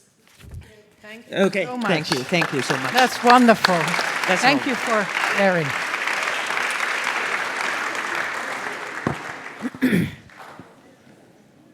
I would like to thank our brave young Chinese leaders for coming on stage spontaneously to give some very concrete examples, and for Miss Song Li to be so generous to share her 10 minutes with the young leaders from China to give us these concrete examples, because that's what it's all about in this panel, concrete examples of what Earth Charter inspires. And on that note, and I promise you I'm not going to sing, maybe Miriam will sing for me, but not me. I would like to ask all of you just to turn to somebody behind you, before you, right, left, whoever, and just exchange a concrete example of how Earth Charter has inspired an action of yourself or an action you know of, something that Earth Charter has inspired. And I would like to take, well, let's take 4 minutes to do that. And I promise I won't sing.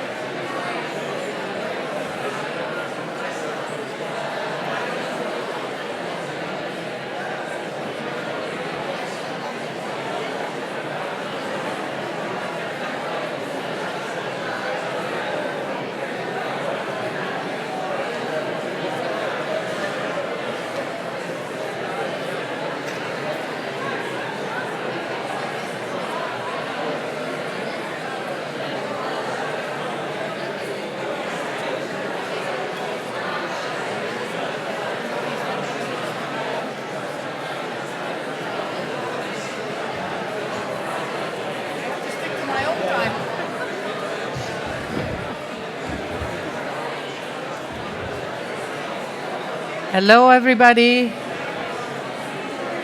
Hello, everybody. No, I won't sing. I'm a very bad singer.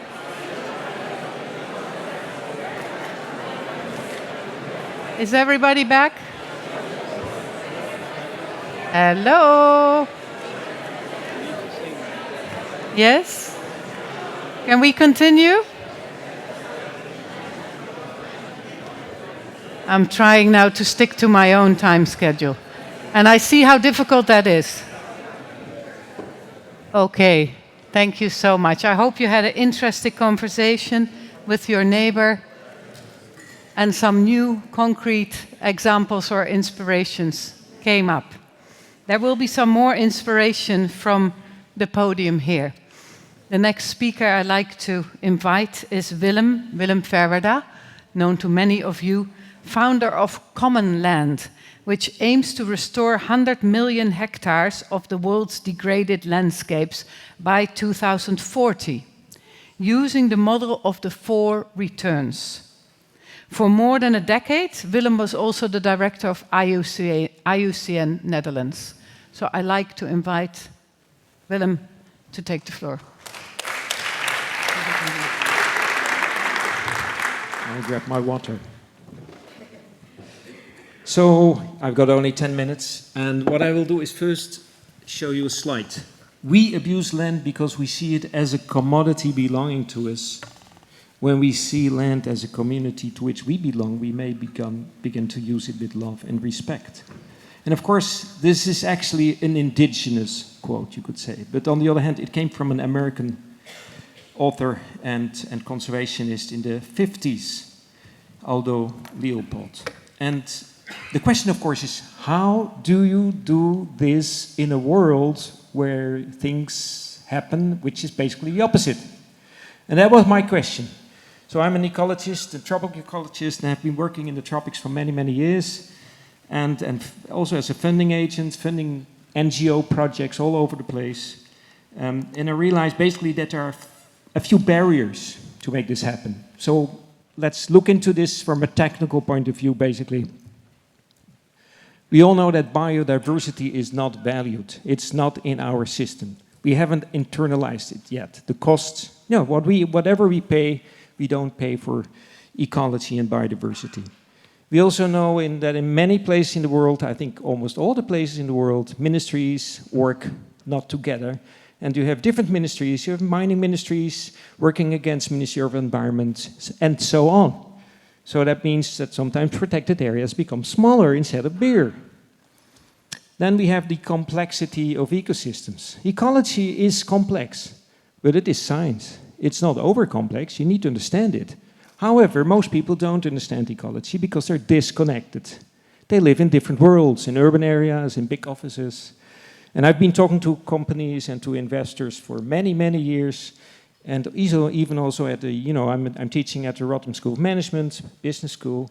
And even there, it's still thought ecology is not part of that. So, complexity of ecosystems. I mean natural ecosystems, by the way. And then you have stakeholder complexity. We are all people. And I think the whole morning we have been talking about social cohesion and community. But even within communities, people can quarrel, mind you. And communities with each other do quarrel. You only need to read the newspaper. So what is the thing that bonds people? That's the question. And then you have, of course, the issue of finance, which is associated to biodiversity, which is not valued. We are not paying for nature. We are not paying for people. And I think the whole colonial history has shown that. There is no such thing as a landscape finance asset class. So how to cross those barriers? So when I started this work, I focused on the last 3 ones. Complexity of ecosystems, stakeholder complexity, and landscape finance. And it started with finding a common language. We have been talking about language a lot, but how can you find a language that basically builds a bridge between corporates, the finance industry, governments, indigenous people, local farmers, and people just like you and me? And I looked carefully at this, and I traveled all around the globe, interviewing farmers, ecologists, conservationists, indigenous people, whatever. And everyone knew those three words: risks, losses, and returns. But of course, everyone had different definitions. But if you plot the word of losses on what a degraded ecosystem is, or a degraded landscape, you can bring it down to 4 losses. The first one is the loss of purpose, the inner loss. The second one is the loss of community, the social loss.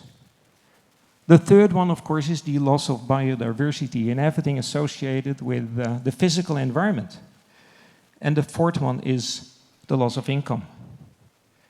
So if that means that a degraded ecosystem is characterized by 4 losses, and people understand that, that means that a landscape or an ecosystem that is under restoration is about delivering 4 returns. And the first one is, of course, maximizing ROI, return of inspiration. And the funny thing is, if you speak to people in business, you say, hey, of course we do maximizing ROI, return on investment, and you make this, this joke, you have a connection. And that's what language is doing. So maximizing return of inspiration is number 1, before you start to talk about maximizing social returns, and before you start to talk about returning the biodiversity, the natural returns, and then different business cases that can enhance those different returns, which is about financial returns. But when you start to talk with people first in those degraded landscapes, you start to talk about losses, pain, trauma, grief. And that is the entry point why people start to open up their heart, which is the most important change that we made. So what is the framework? This is an overview of the 4 returns framework for holistic landscape restoration. Basically, it delivers 4 returns, place-based. If you understand the landscape, you need to think in zones. You need to have a natural zone, protected area, ecological corridors.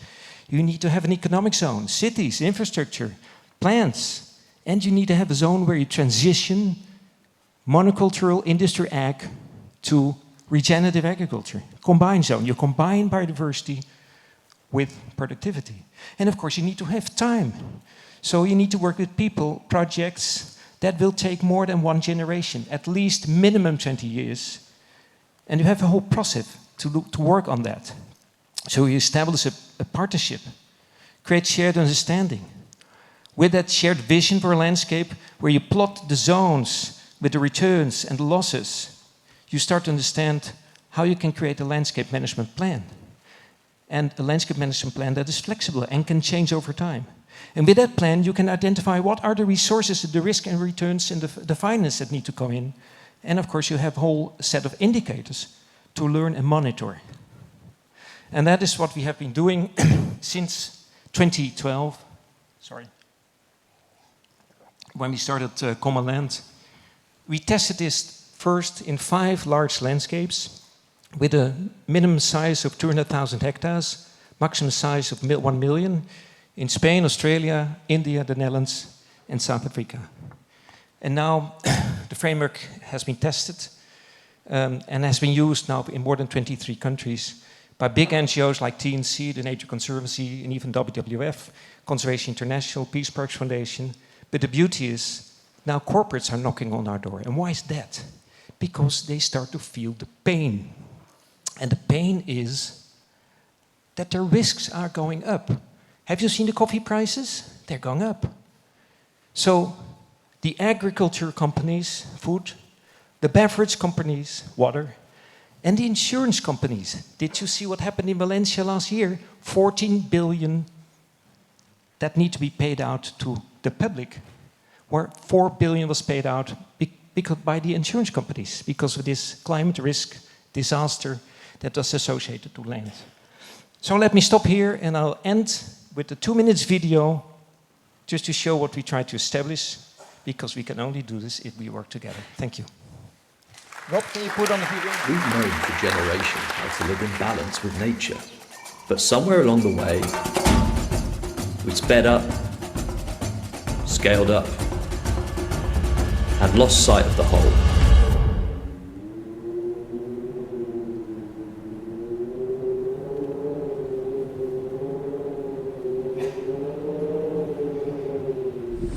Don't you think it's time to reimagine a better way forward, to restore our planet, our common land?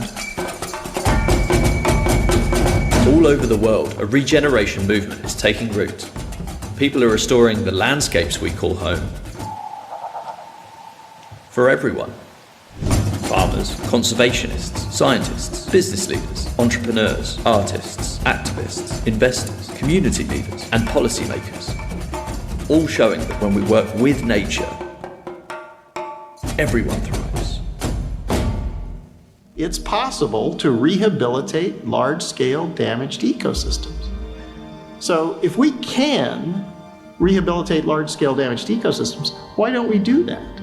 That's where we come in. At Common Land, we support these people and organisations to restore landscapes and regenerate communities. We amplify their voices, strengthen their work, spark collaboration, unlock funding, and influence policies. Together, we're transforming our systems from the ground up to share what works, to scale our collective impact.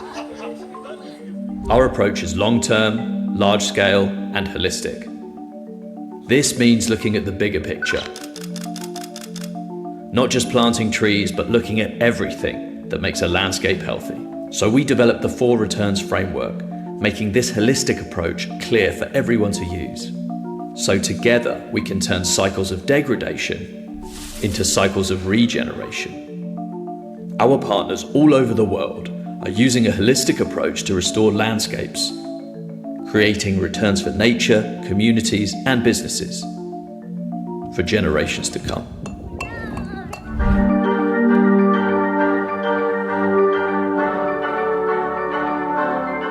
Because the future is not something we face. With nature, it's something we can shape.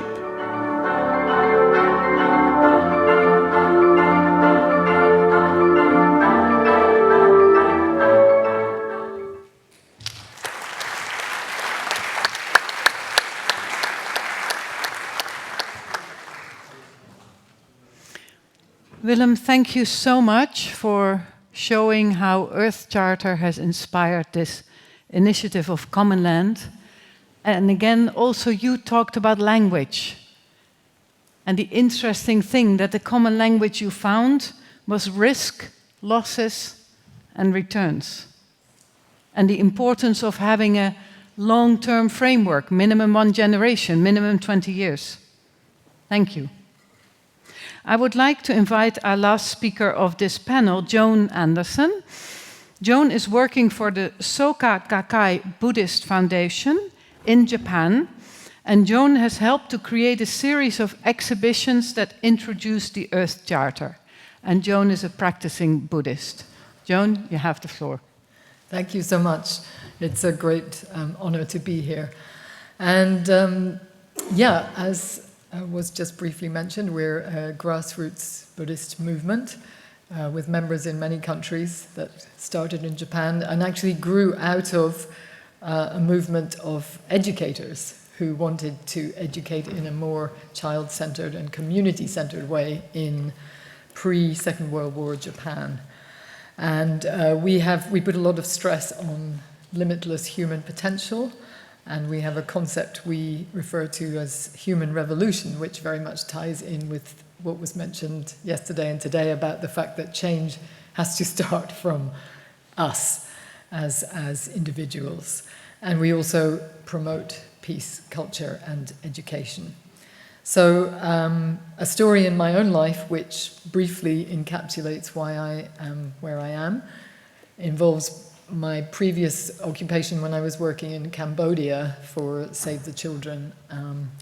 And we had a great program in lots of ways, but a very expensive program with many vehicles, many international staff, and many attempts to make things work according to our wishes And to be honest, very little of it actually worked. And on the other hand, I was involved with a very small Buddhist group with no budget, no funding requests, no reports, none of that, but just a very simple process of trying to encourage people to believe in their own lives and themselves as agents of hope and change. And so that's really why I then made a decision to really investigate what this Buddhist philosophy and movement could offer.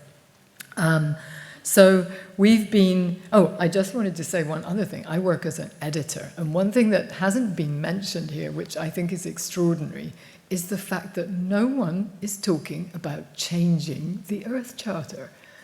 I think we should just give a huge round of applause for the fact that this document has not only lived and survived, but I hadn't heard a single person mention, but hang on, this thing wasn't mentioned, or that thing wasn't mentioned, or this is out of date. So let's just give a round of applause.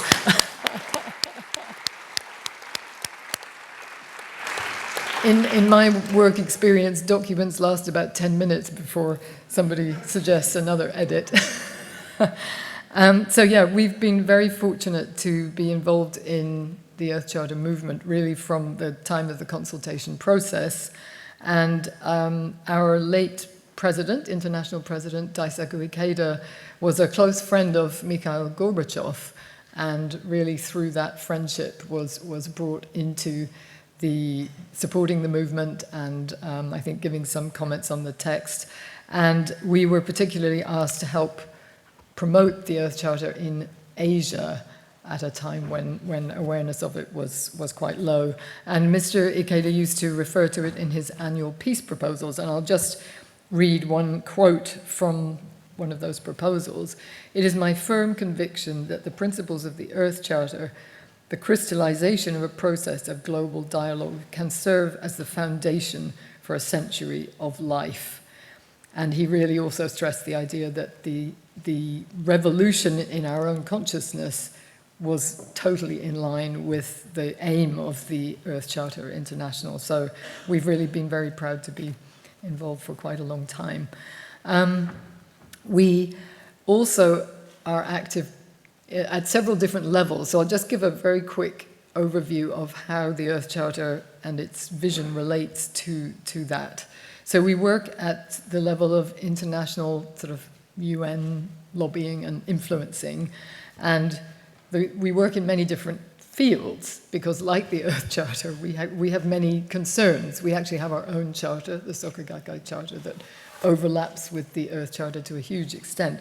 So we're working in peace and disarmament, environment and sustainability, human rights, education, gender equality, humanitarian relief, and youth. And often these areas are, siloed and a little bit separate also within the UN system. But I think what's really encouraging at the moment is that we're seeing more and more coming together of the agendas of the environment and sustainable development story and the human rights approach, because we cannot have people are recognizing you cannot have a sort of protected environment that does not involve human beings, and you have to respect the indigenous or the community, the indigenous people or the communities that live on that land. So literally last week, one of our colleagues was involved in an event titled "Seeking Synergies in Human Rights, Social and Environmental Safeguards for Nature-Based Solutions." And this is really a movement that I think is becoming vital to bring together these different agendas which have been very separate. And also, unfortunately, but in reality, this agenda also overlaps with the humanitarian relief agenda, of course, because of the natural disasters increasingly being seen. So Mirian very kindly shared with me in advance of this meeting the position paper of the Earth Charter on COP30, the climate COP that's coming up. And I think there's some very exciting possibilities and opportunities there for the Earth Charter to really, really contribute at the moment, because towards COP30, which, as you may know, is happening in Belém in Brazil, at the mouth of the Amazon, there are two new aspects. There's one called the global ethical stock take. And I don't think this has ever happened before. It's a series of regional dialogues, and what else but the Earth Charter could be there as an existing offering of a framework for those dialogues. And also there is what's called, I'm going to pronounce this wrongly, a global mutirão, which is, again, it's a Portuguese word derived from an indigenous Tupi-Guarani language, and it means coming together in a group to work on a shared task. And so this is something the Brazilian chair of the conference has introduced. And again, in the position paper that I hope Mirian will share with all of us, they're really saying, yes, the Earth Charter is here we're already a movement built on multi-stakeholder dialogue, so we're ready to contribute that. And then just to continue talking about our activities briefly as Soka Gakkai, we have produced a series of exhibitions over the last 25 years introducing the Earth Charter. The first one was called Seeds of Change, then we had Seeds of Hope, and we realized that wasn't enough, so now it's Seeds of Hope and Action. And you can see the exhibition out there in the lobby, and thanks to our Dutch colleagues for putting that up. Thank you, Johan. And this gives specific examples of individuals and movements, but particularly the idea that one individual can spark change, and there's some beautiful case studies in there, so please have a look. And one of the case studies that's introduced is one of the Soka Amazon Institute. We have an affiliated institute just outside Manaus, and it's the story of the indigenous forester, reforestation expert, who worked for 20 years to reforest the area around the center in a way that it's unbelievably diverse. And he went all over the Amazon region collecting seeds, and now that center also has a seed bank to contribute seeds for future generations. And we have a VR headset, which we can't quite operate at the moment. If anyone is an expert, please come and talk to me. But if anyone would like to do a virtual visit, we can arrange that for you afterwards. And I think that will be available tomorrow as well. So also some of the other countries we're very active in, just briefly, is Italy, and I have two young colleagues here. I won't invite them up, but please stand up, Iris and Giulia. Thank you so much. So they just launched a new foundation this week called Be the Hope, and they have an exhibition called Heritage of Life, and they insist that the people who guide others around the exhibition have to do something in their own lives to contribute to change, so that they can actually talk with real experience and feeling. And one of the people involved is a young woman, I think, called Giada, and she started something called It's Not Just Bad Weather, a collective at her university. And she says, we discussed and dialogued passionately to convey hope and show that it is still possible to change course. And another country where we've been very active, just briefly, is India. So Alicia, where is Alicia? Yeah, thank you so much.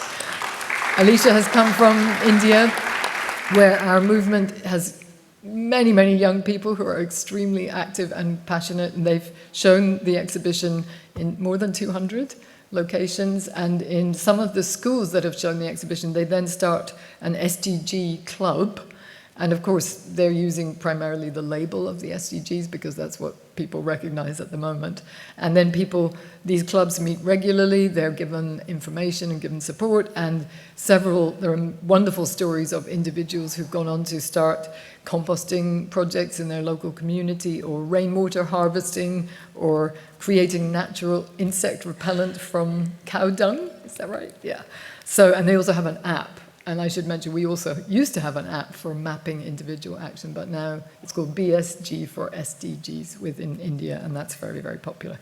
So I think I have come to the end, but the other thing I would just say is that we also have this other level of action, which is the most important, which is individuals and inspiring individuals to take change, to take action for change. And to finish with two quotes on that, there's a quote from Edmund Burke, which we used to feature in some of our exhibitions until I discovered he was a bit dodgy. So, but the quote is good. And he said, "No one ever made a greater mistake than he who did nothing because he could only do a little." Which is very good. I'll say it again. No one ever made a greater mistake than he who did nothing because he could only do a little. And then the other quote is from Hazel Henderson, who was another mentor of mine and was a great supporter of the Earth Charter. And there's a wonderful interview clip with her where the interviewer says something like, "Oh, but Hazel, don't you think it's all too late? And, you know, we can't really do anything." And she snaps at him. She says, "How dare you talk like that?" She says, "It's all hands on deck." And I just think that's a lovely, you know, if this is our task, is to save ourselves and our planet, and it's all hands on deck. So let's not be missing. Thank you so much. Thank you.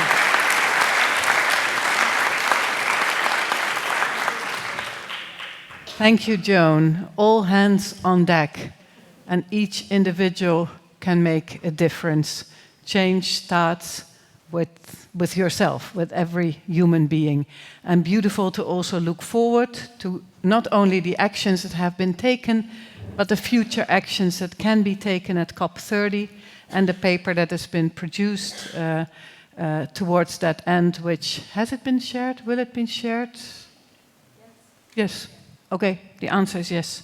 So we have some time, not much, but we have some time for questions. So I would like to take a few questions and then ask the panelists to respond to that. Who has a question? Okay, we first hand out the mics. Thank you. There's one more mic to go around with. Any questions? Any questions? Yes, there's a question here, please. I have a question for Willem. What is the project you're most proud of? Okay, we'll take a few questions. Yes. Yeah, there was a question in the back. Yeah, Alida is there.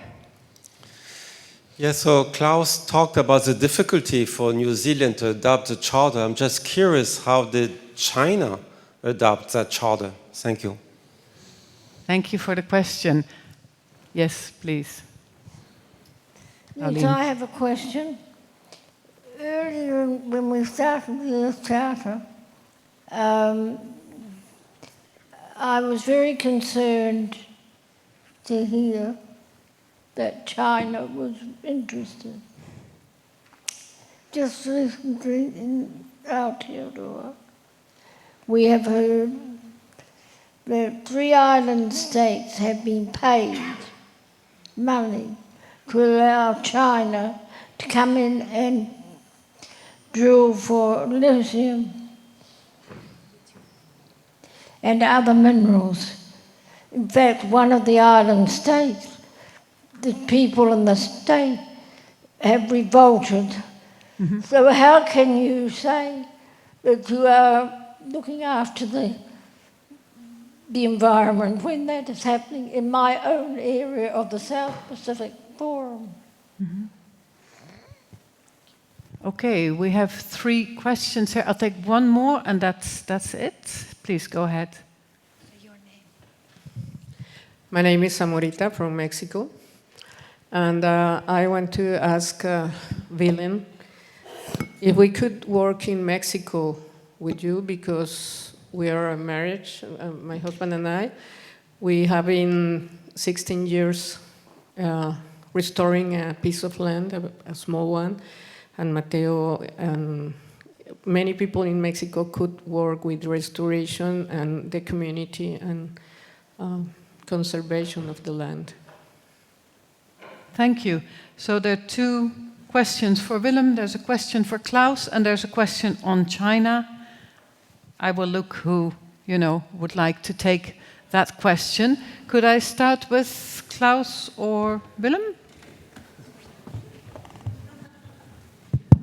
Not sure whether the question was for me, but I think I'm assuming you are interested in why the rejection of countries of the Earth Charter, right? New Zealand, for example, I can also offer the German example. I had the opportunity in 2001 or so to talk to the German Minister for the Environment at the time, Jürgen Trittin, a good friend, fellow Green, and all the rest of it.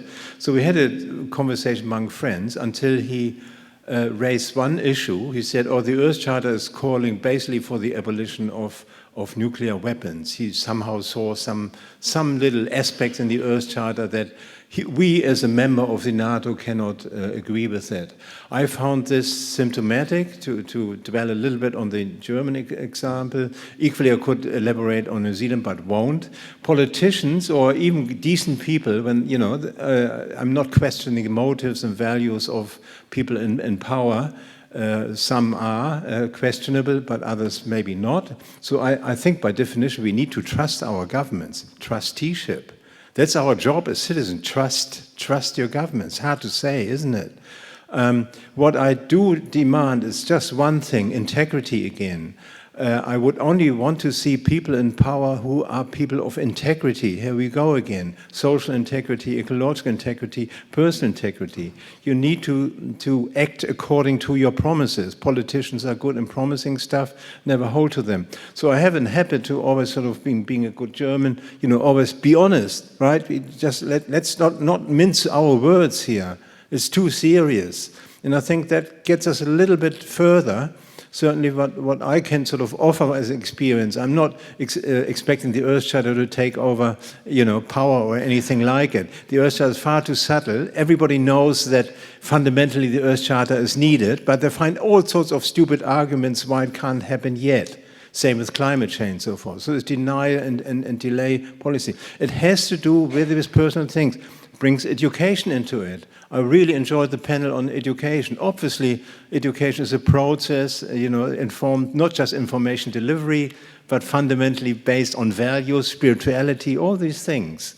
As an academic, we have the privilege to reflect on these things with students who come to you and want to know more about it. Is spirituality anything to do with law, for example? Mm-hmm. Well, it's subject of major legal debate, right?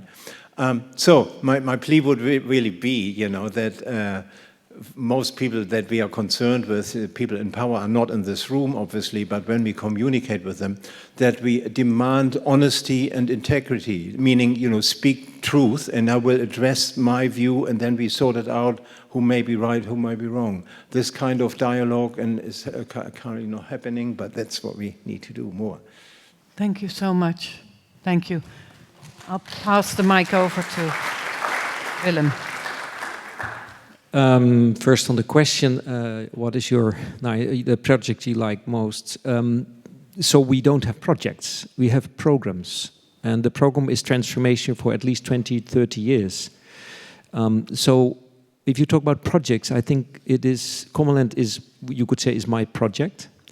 And the essence is, and let me explain it with a parable, is if you go out, you see cars everywhere, right? Blue, red, all kinds of colors. Big ones, small ones. They have something in common. Basically, they have 4 wheels and they have a motor. The motor could be, you know, diesel, petrol, or electric. My ambition is that I'm creating not the car for the restoration industry, but the motor. Mm-hmm. And I think one day maybe I will still be there. I don't know. It would be wonderful if the motor will be adopted by the industry, by governments, and supported and executed by local people, bottom up, while you get top-down support from policies. That is not the case. But somewhere in the middle, one day, they will meet. And they will meet because of more and more pain and disasters are coming. So it is happening already, and it will come along.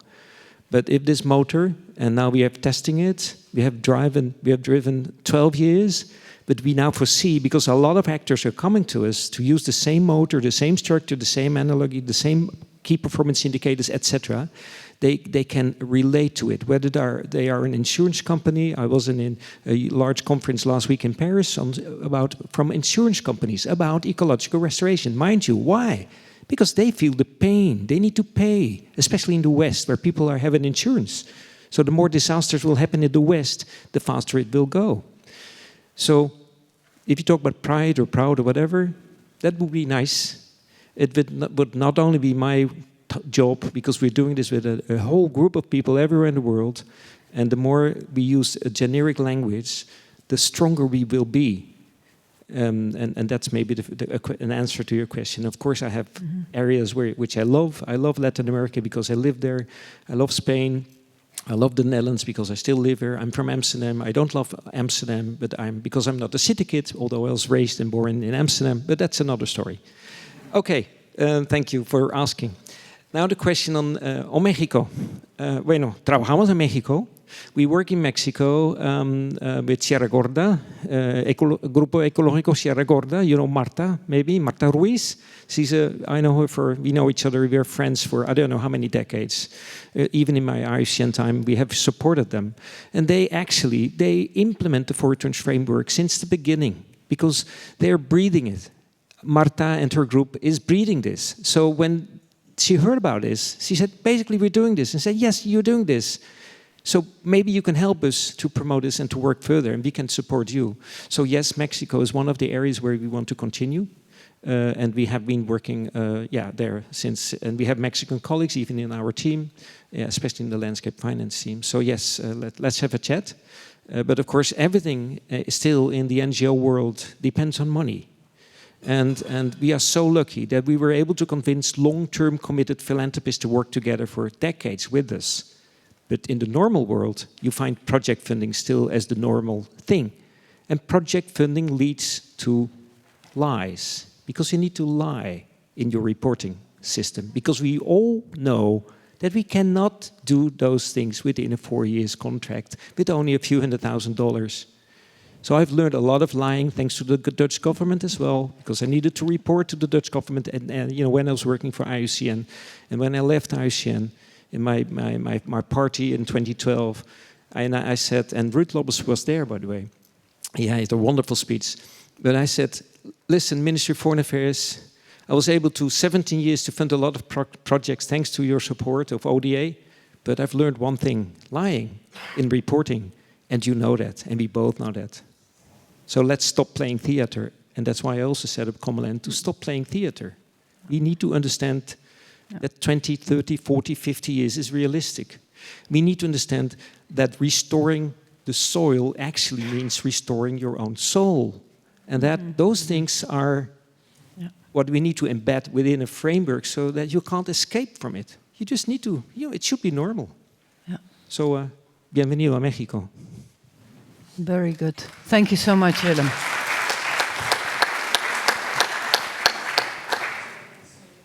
It's a little bit difficult for me to answer a specific question. But what I can say, I'm a citizen of the planet. I'm the citizen of the Earth.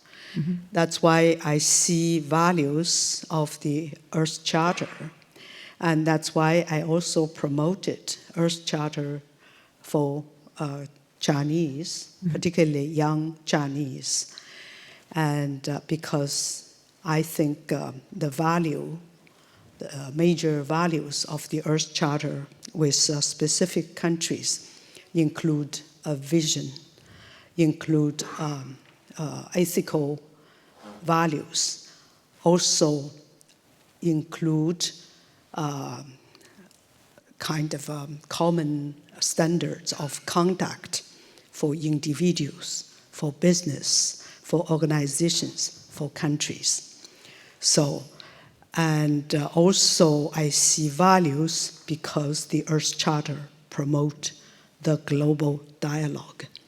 And those are the values, I think they are very valuable, particularly for China. And that will enable Chinese to have a real conversation with the rest of the world and talking about how to respect the earth, how to respect our common home. So this is basically, I think I really appreciate a global dialogue when we have differences instead of using other means. So this is my wish, And this is what I'm promoting, the Earth Charter for specific young people. Mm-hmm. Thank you so much, Song Lee.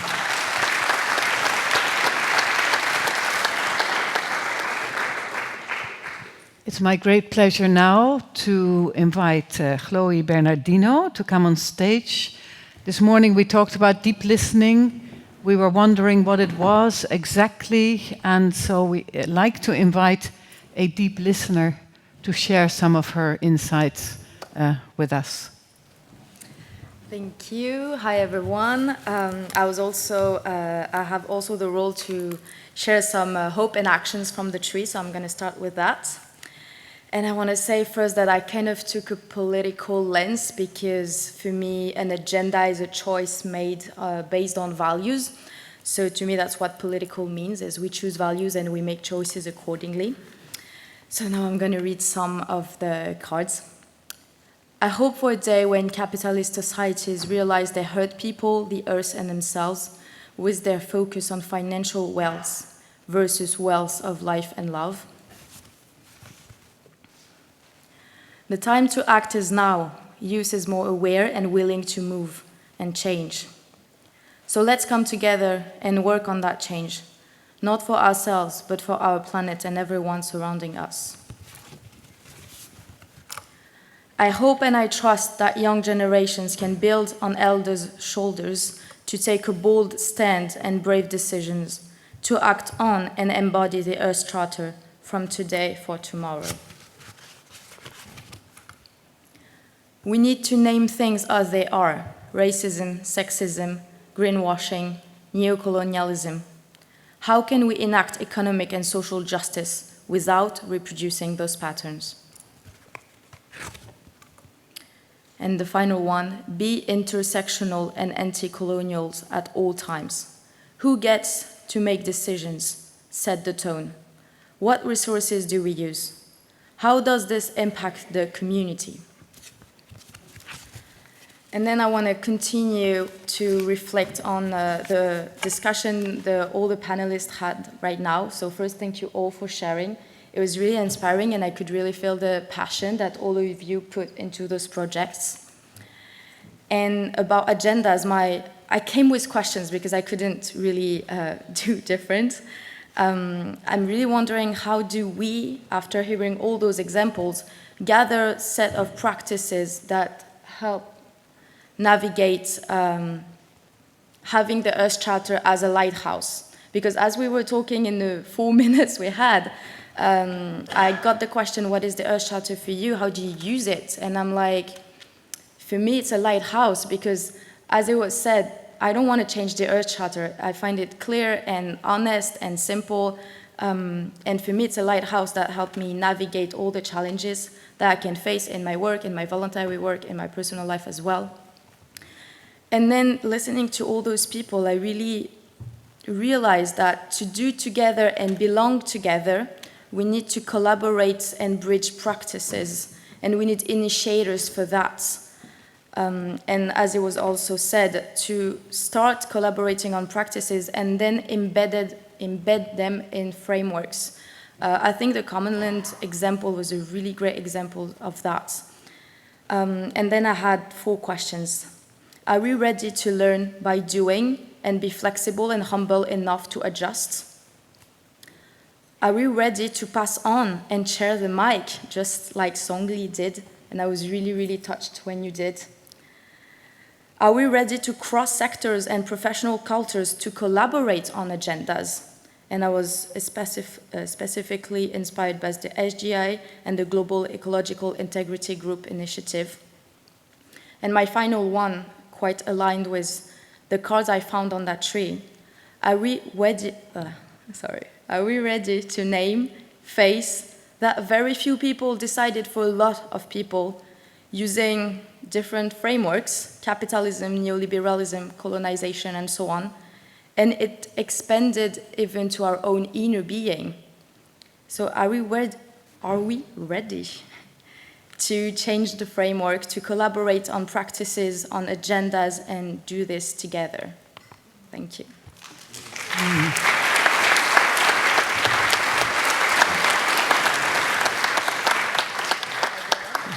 Thank you so, so much. And beautiful how you referred to the Earth Charter as the lighthouse that helps you navigate the challenges. Thank you. Wonderful. And now we're going to end this panel with a very special performance. I'd like to invite on stage Frey. She is a composer and musician, and she's also the founder of an organization called Music Declares Emergency. You're, if you want to stay here, that's okay. If you want to go down, that's fine too. Whatever you prefer, yeah? Okay. Another round of applause for the panel and for the music.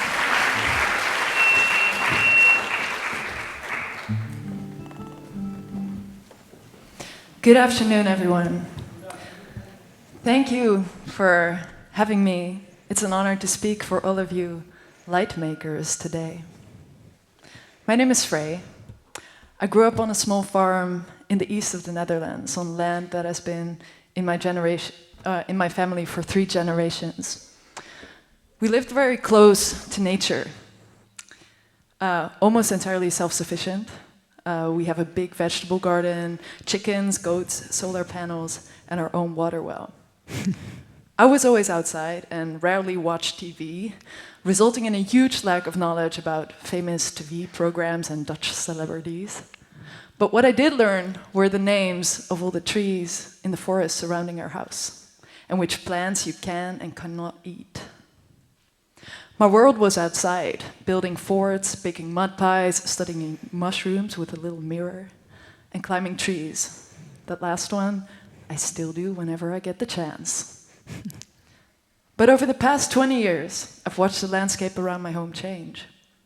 Summers are drier, the marshy corners in the land that were once soaked are now cracked and dry. Trees die because their roots can no longer reach the groundwater. The climate crisis didn't reach me just through the news, it revealed itself in my own backyard. At the same time, my upbringing was filled with music. My stepfather is a musician. We had 4 guitars and 2 pianos in our living room. At 18, I went on to study jazz vocals at the conservatory. My first album was called Nature's Songs. It was a song cycle about the climate crisis and the beauty of the natural world, with my hope that if we could truly see its significance, we'd take care of it better. But I also started asking deeper questions. If I write about plastic pollution, what is that CD then actually made out of? How can I align what I sing about with how I produce my work? That path led me to create one of the first completely biodegradable music products in the Netherlands, and eventually to co-found the Dutch branch of the international organization Music Declares Emergency. We are a group of musicians, industry professionals, climate scientists, and music lovers who believe in the power of music to create the cultural change needed for a livable future. Music speaks from heart to heart, not just to the rational mind. And when we connect in that way, something shifts. This brings me to the song I'm about to sing for you. I wrote it especially for today's event. It's called I Am For You Are, and it's inspired by a worldview many of you in this room probably know. But in case you don't, it's called Ubuntu. Ubuntu is a philosophy from Southern Africa that can be translated as, I am because you are. It's a way of seeing the world based on interconnection, compassion, and shared humanity. It reminds us that our well-being is intertwined. Ubuntu stands in contrast to the Western mindset that many of us were raised with. Descartes' cogito ergo sum, I think, therefore I am. That perspective, while powerful, places the individual at the center, as if we exist in isolation. It feeds the kind of individualism that has contributed to the crises we face today: climate destruction, loneliness, fear-mongering around migration, disconnection from the earth and from each other. But the Earth Charter and Ubuntu invite us back into a deeper truth, that we are not separate, that no border, no title, no wall can keep us apart. Nothing makes us more human than our shared breath, our shared planet, our shared capacity to care. This song is a reflection of that. It's for the quiet menders, the ones holding it all together. It's for the ones who look up at the stars and still believe that we belong to each other. It's for the earth, our only home. It's for everyone who's ever felt alone in the fight and needs to be reminded, you are not alone. I am, for you are. Thank you.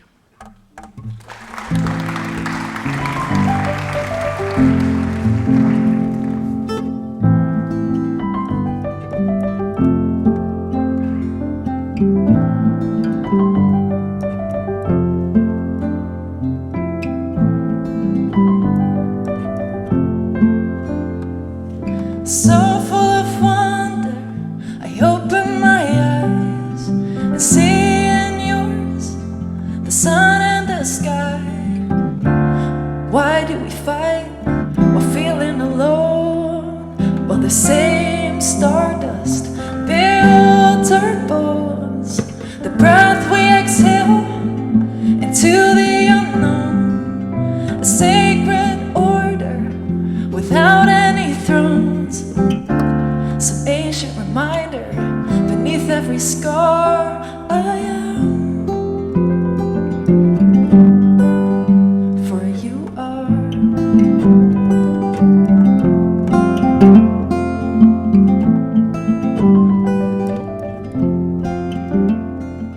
We silence the wise ones and worship success. Men in tall towers puffing their chest. Is it really true that the strongest survive while the kindest are keeping the flame alive?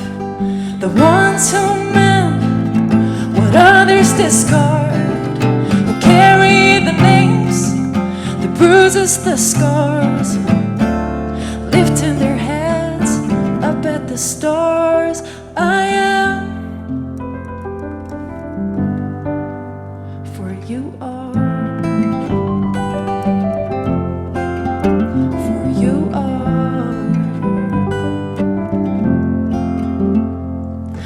I am,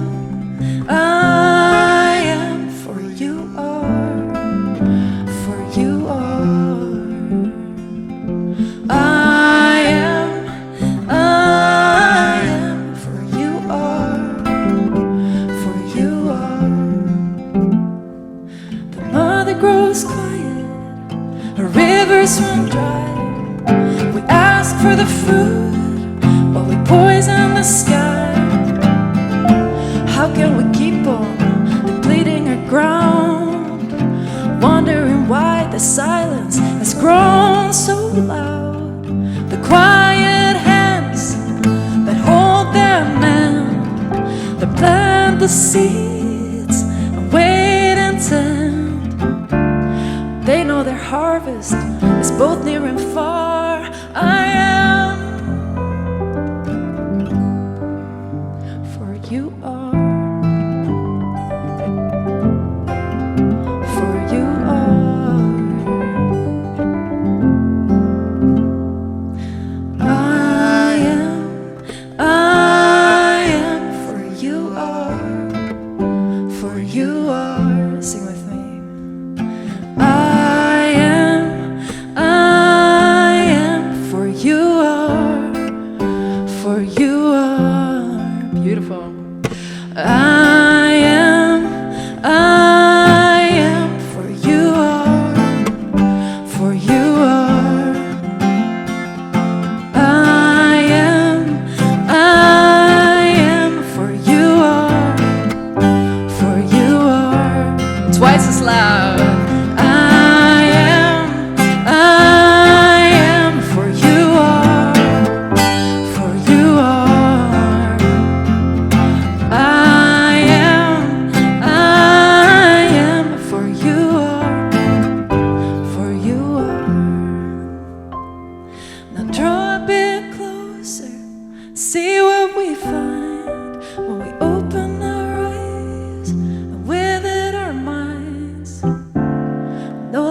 and maps can drive us apart. I am, for you are, for you are.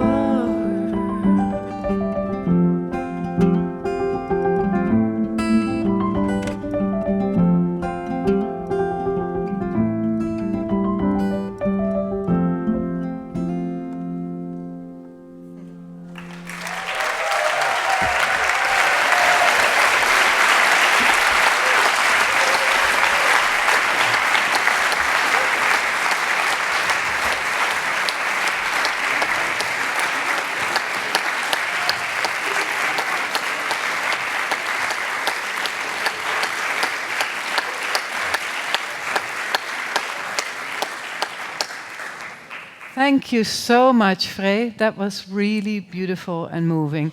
And great to be singing along. We have some amazing voices here. It's really beautiful. Yesterday, Alida's daughter and Mirian this morning and Frey. It's wonderful. Has anyone ever tried to put music under the Earth Charter? Or to sing it? Oh, that would be a project, no? Maybe someone could pick it up. Anyway, thank you so much for your attention, for all your questions, your interactive engagement, and I would like to invite everybody for tea. We're coming back here in half an hour, so that's around 4 o'clock.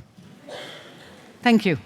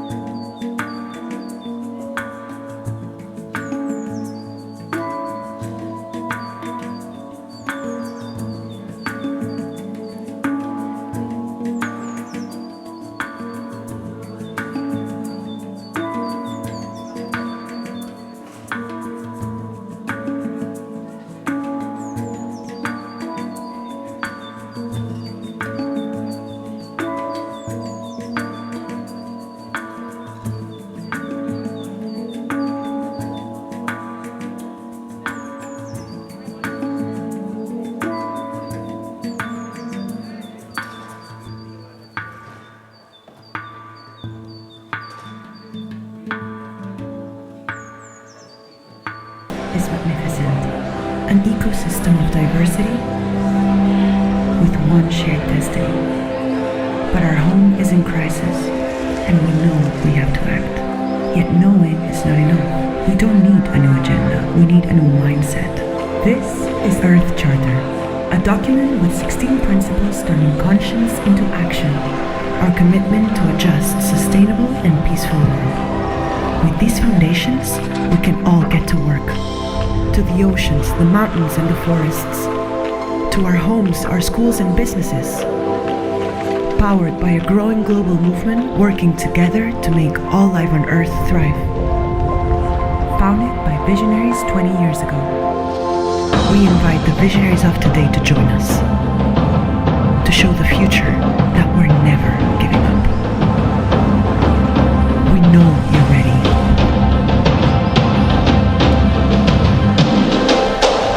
Now, let's get to work.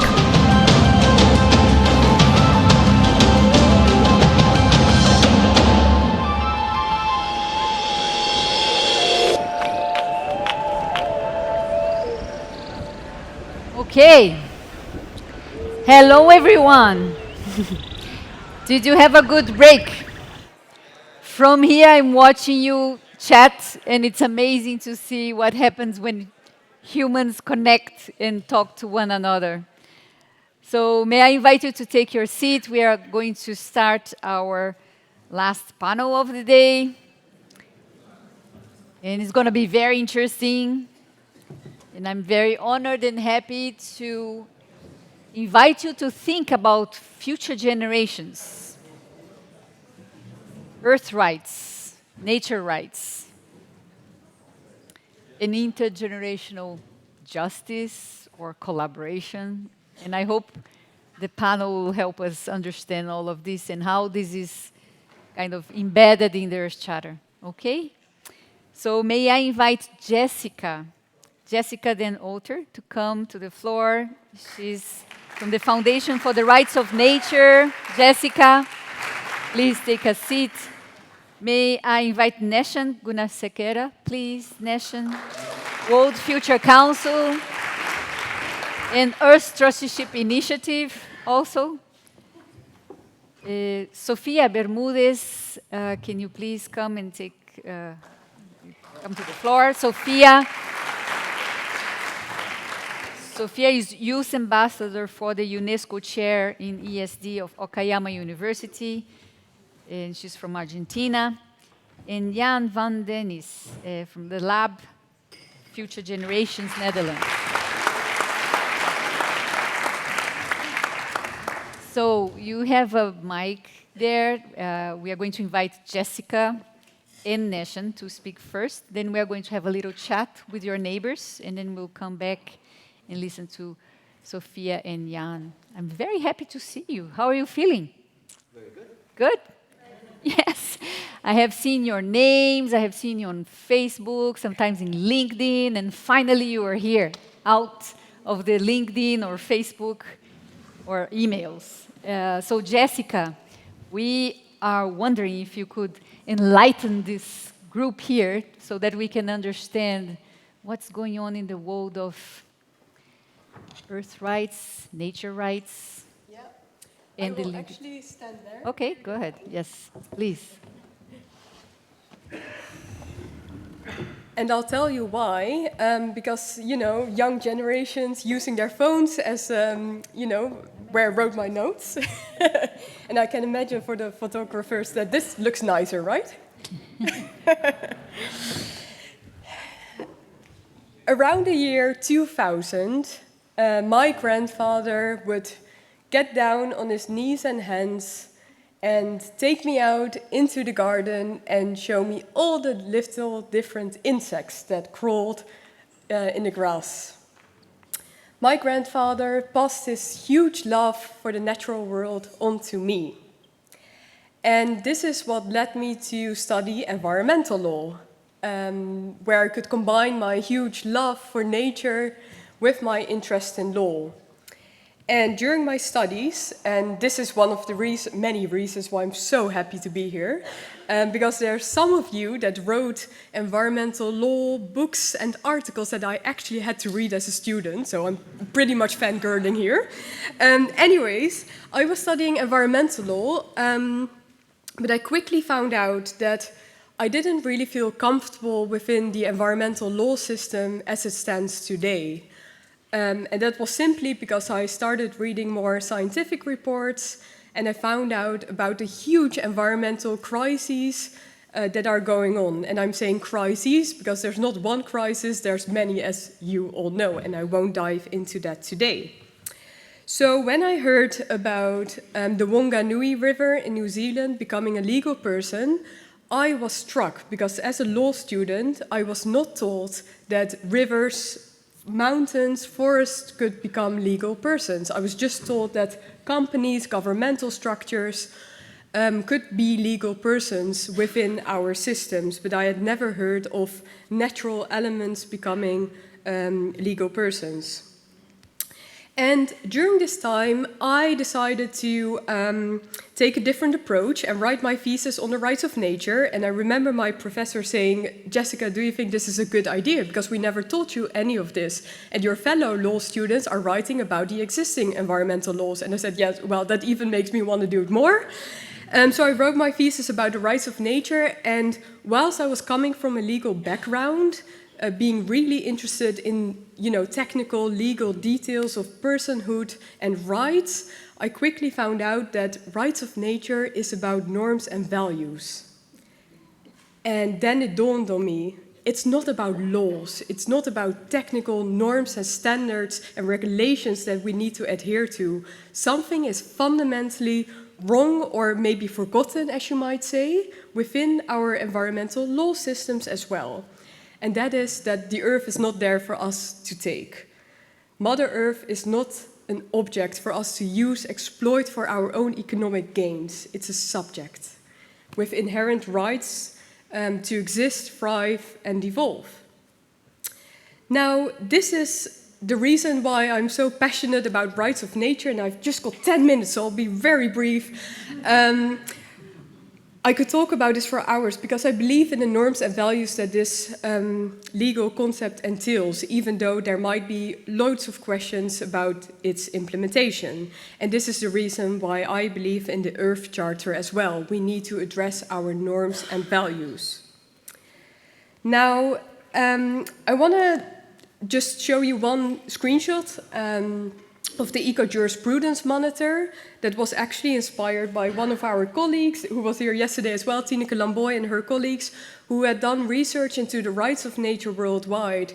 And what I really want to tell you with this slide is that in the 70s, you might have heard of Christopher Stone, the professor who had actually laid the groundwork for the rights of nature in his article, Should Trees Have Standing?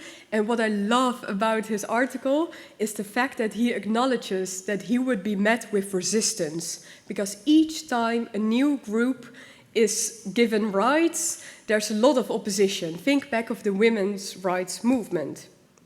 Now, this screenshot actually shows that, unfortunately, Christopher Stone passed in 2019, but his ideas, his groundwork has become a legal reality. And this monitor shows us today that the rights of nature, according to the UN Harmony with Nature program, of which I'm a part, is the fastest growing legal movement of the 21st century. So we're speaking about the rights of Pachamama, Mother Earth in Ecuador, to the legal personhood of the Wanganui River, New Zealand, to new initiatives emerging in Europe. You might have heard of Mar Menor, a saltwater lagoon, heavily polluted, that has now become the first European natural entity to have legal personhood, have rights and guardians that stand up for its interests. So I'm sort of holding myself back here because I want to tell you so much more. But what I am really fascinated what really fascinates me in the rights of nature movement is that this is grassroots. This is citizens, indigenous peoples, this is students, lawyers, all standing up, gathering their voices for rivers, forests, mountains, and speaking to politicians. Your environmental laws are not matching with the reality we are seeing today. And this is confirmed by actually quite a lot of researchers that now tell us that young people have a different outlook on nature and regarding nature as an object, whereas companies can have legal rights and rivers cannot. Well, to me, this really doesn't suit the spirit of this time anymore. Now, I actually believe that I'm the wrong person to tell you this story because I'm from the Netherlands, but I want to tell you just a little bit about the Wanganui River, and I'm sure that Klaus can tell you so much more about this if you're interested. But what I find fascinating about the river that first called my attention to the rights of nature, the Wanganui River, is the fact that when this river became a legal person in 2017, I believe I spoke to Jan, who is a huge advocate for the rights of nature as well, and we said to each other, let's follow this case, because we'll look up the lawsuits, and as you know, lawyers by training, we would love to read the lawsuits where people are going to sue the river or vice versa. Now, I am working on the English translation of my book on the rights of nature, which talks about the grassroots movements, the stories across the world on the rights of nature. And I have just done an interview with a Maori leader and a professor on this example, because since 2017, we have not seen any lawsuits on the legal personhood of this river. And I actually previously, before I started working on my English translation, I had found an interview with one of those Maori leaders that is the guardian, the human face of the river, as the law states. And he said, and this really fascinates me, a journalist asked him, why don't you sue the polluters that pollute the river, now that you have the legal possibilities to do so on behalf of the river? And he said, rights of nature, or this whole concept what we have in New Zealand, is not about litigation. It's not about lawsuits.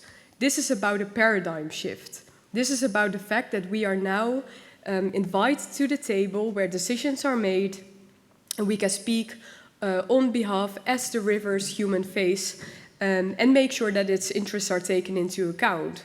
So what I find fascinating is that this is not necessarily a story about nature protection, as it is about Maori worldviews combined in a Western law construct of legal personhood. And this is about using the law as a tool. And this is what I would like to highlight about the rights of nature. As I said, Jan and I are experiencing daily. There's so many legal obstacles or challenges on the rights of nature, but it's about the norms and values. Why don't we invite the river to have a place at the table, a voice, when all its decisions affect it? It's the most important stakeholder. And this, to me, is where the rights of nature could be used as a tool to change decision-making processes. Now, I was also asked to tell you a little bit about the work that we do in the Netherlands. I have started a NGO that's just focused on the rights of nature, with Jan as well being the head of legal affairs. And what I told you, I'm most inspired by the rights of nature because it's grassroots movements. So this is what we are building in the Netherlands as well. Based on practices, countries around the world, our strategy is entirely focused on the legal aspect, as well as building this, this movement that recognizes that different norms and values are the way forward. And I am really happy because I am actually, even though I was trained as a jurist,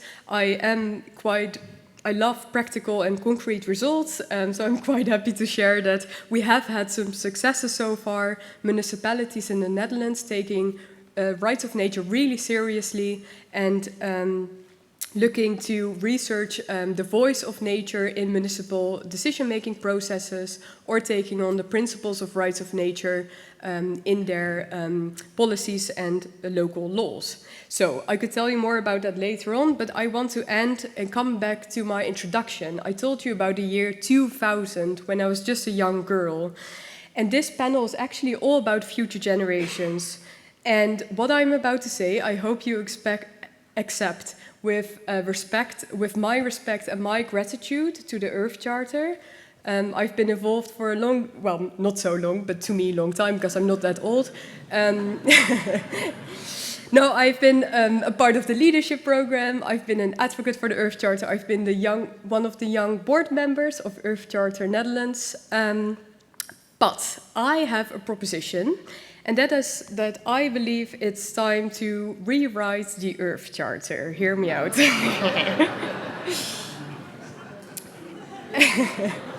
And let me tell you a little bit why. Because I believe the reason why the Earth Charter is so successful, the reason why there's so many of you here today from all over the world, is because the spirit, the preamble, I'm a jurist, speaks to us. It touches something within us that we see needs to change in society and within our systems.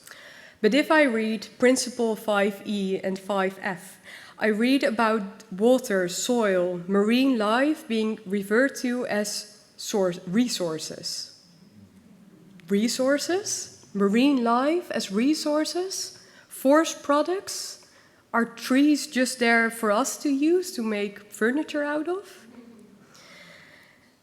And then I spoke to Henry earlier, and he mentioned as well, we even have new developments like AI. The world is changing. And the ecocentric language that we spoke about this morning and in the previous panel, I think we all agree that language is so important. And I believe that this is just one example of why we need to rewrite that part, at least, of the Earth Charter. Now, we need to rewrite that to 2025 with actually the scientific backing and the researches and the academic approaches that have shown us that young children, young peoples around the world are actually feeling part of the earth, are feeling part of the ecosystem, not feel themselves as above the rulers of the earth. And they do not view, in my respectful opinion, trees and soil and marine life as resources for humans to use. So I believe this needs to change, and because contexts are changing fast, right? And when I just sat down and I saw the young leaders stand up, just I think after lunch, I looked at them and I thought to myself, in the year 2000, I was really young. I believe some of you might not even have been born yet. And you are the future generations. So I would like to call upon you to look at the Charter, its language, and make propositions to adjust it to this time. And maybe I will end there and leave you to think about this. But thank you very much.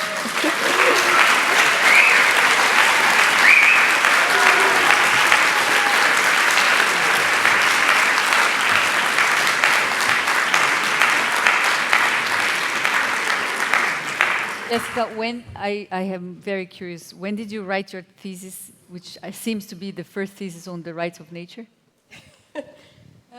Just to give a context of time. 2019. 2019. So to me, that's long ago, right?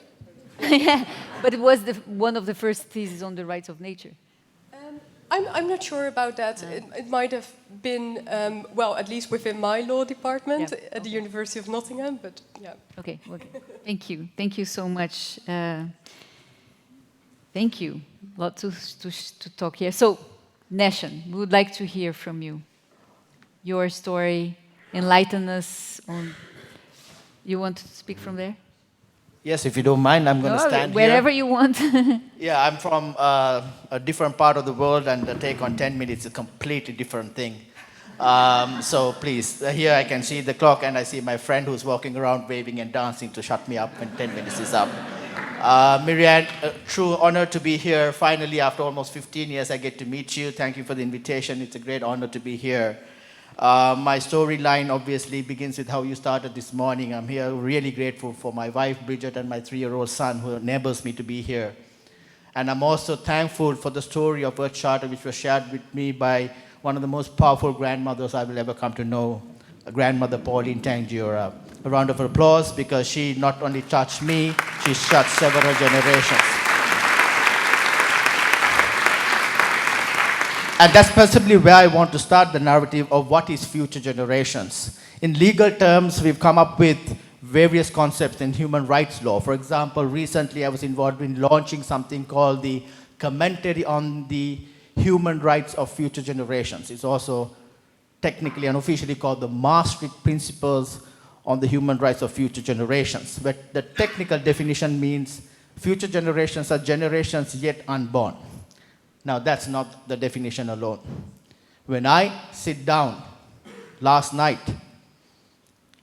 with 2 other people who made it possible for me to be here, Julius, could you please stand up?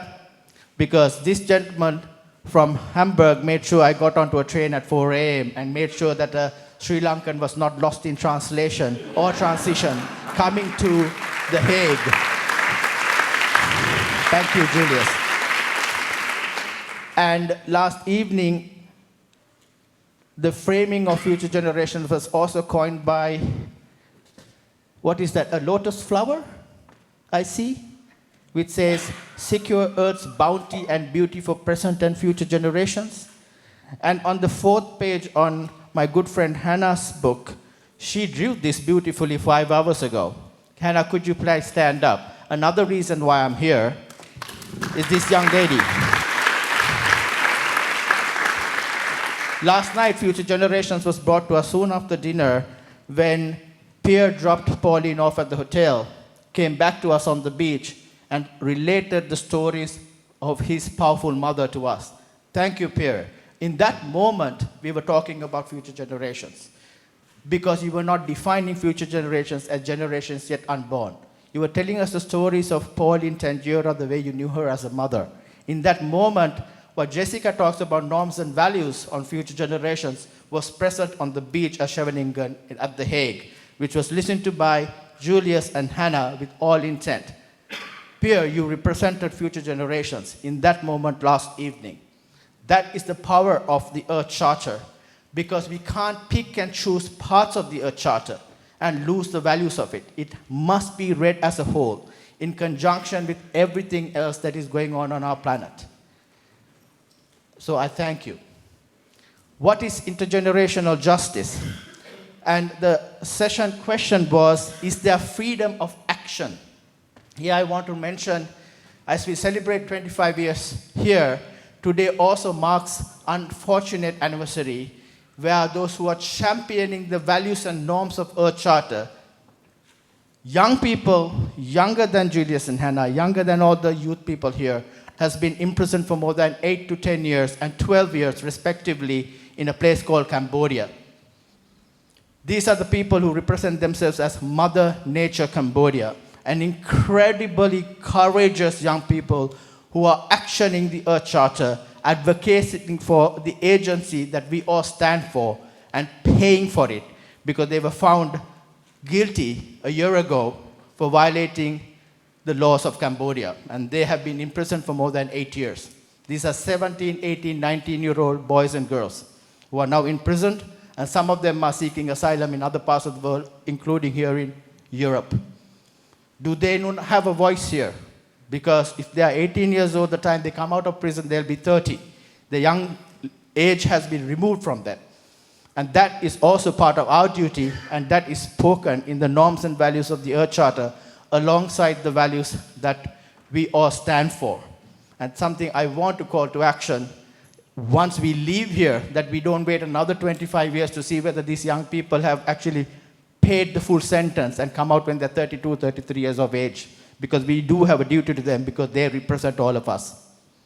They're standing against sand mining in natural heritage sites in Cambodia with links to this part of the world. I don't want to mention names, but it gets ugly. But we need to be ready to trust each other to take the next steps, because that is intergenerational justice.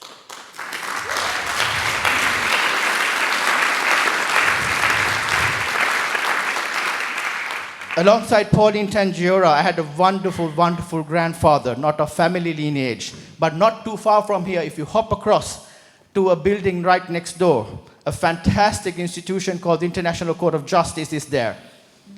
And right now, the 15 guardians who are the judges of that court is writing the most important decision this century, an advisory opinion on climate change, the obligation of states, and the obligation of states to future generations. So Mirian, they are actually writing that right now. We can have a look, and if you want, write something into it, go and speak to the judges. I'm sure they'll welcome some people to talk, because it's a lot of stress to be writing about the whole earth. That's what they're doing, our duties. So they are trying to define within international legal peripheries what is intergenerational justice, what is the duty that we have. And a year ago, May 21st, last year, 71% of the planet which is connected to the oceans and the waterways were decided through the International Tribunal of the Law of the Sea, through an advisory opinion which is set out at Hamburg. The ICJ, which is part of this institution, the Peace Palace, is now looking at the whole earth. And we are a charter, in which case we need to link these institutions as part of the work we do. International Court of Justice is not an institution with 15 people over there. This is the International Court of Justice. Every one of you are a stakeholder in international law, not the political leadership. I say this because in July 2019, I get a phone call from a young leader from a Pacific island state called Solomon Islands. He has read my guru's work. My guru's name is late Judge Christopher Gregory Veeramantri, who was the Vice President of the International Court of Justice. And over a human quarter of a century ago, he wrote some of the most outstanding decisions for the rest of humanity when he was a judge of the ICJ.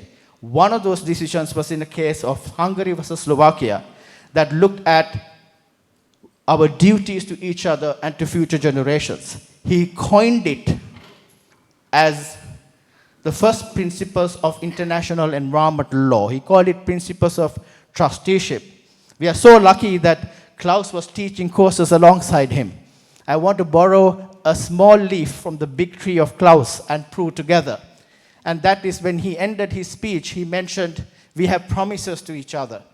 And that is the most important principle of international law, that we have promises to each other, that we have promises to the natural environment that we are part of, and we have promises to future generations.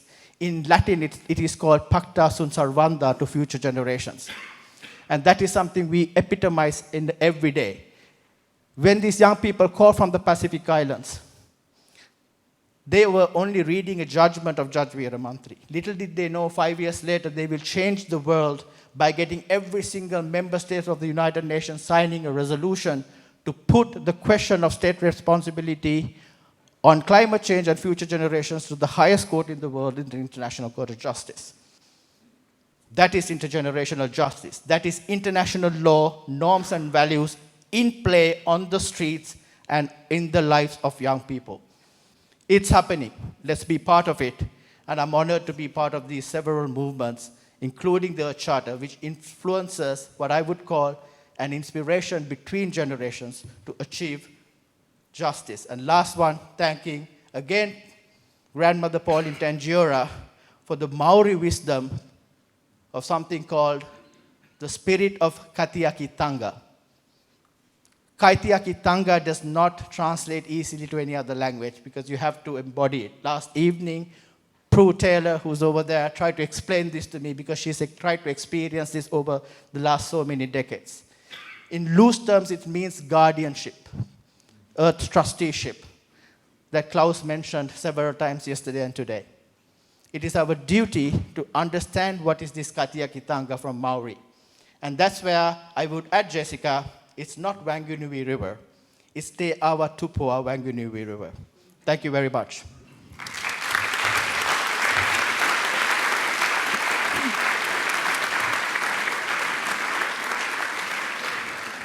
No, don't pause, just a second. What's the word, Kati? Katiakitanga. Again? Katiakitanga. What does that mean? In loose terms, I think best to ask Pauline because she's the rightful person who could speak on this. But it loosely means our role as guardians, as part of the community of life, that we have duties to each other and everything around us. And in spiritual, that we are part of that. We are not above nature, we are not under nature, we are part of nature. Yeah. Thank you, Nation. There's so much more we can ask Nation, as you can imagine. Nation has been part of this process, which, by the way, I wanted to say was a people's movement, that got the International Court of Justice to look at it and start thinking about, okay, let's figure out what are the nation's obligations with future generations with regards to climate change. I mean, just where did it came from? It came from people, students, right? That knocked at the door, made some noise, it escalated and got the International Court of Justice to start thinking about that. So really, it's a major thing. It shows how much a people's movement can trigger change. So thank you for sharing this. I'm just repeating here or emphasizing so that everybody who is not familiar with this understands what you were saying to us.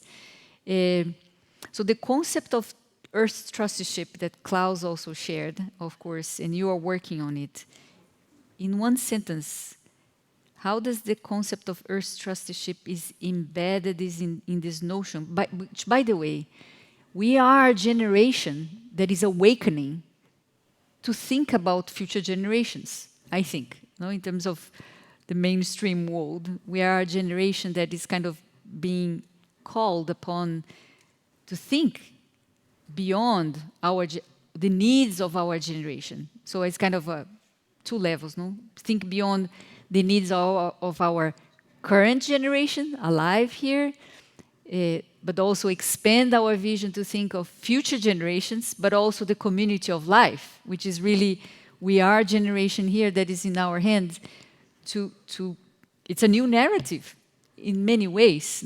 It's an old narrative in terms of the cosmovision of indigenous people, but it's in a sense it's a wonderful moment, I would say, that it's an invitation for all of us to expand our vision and understanding of what really means our responsibilities and duties with future generations.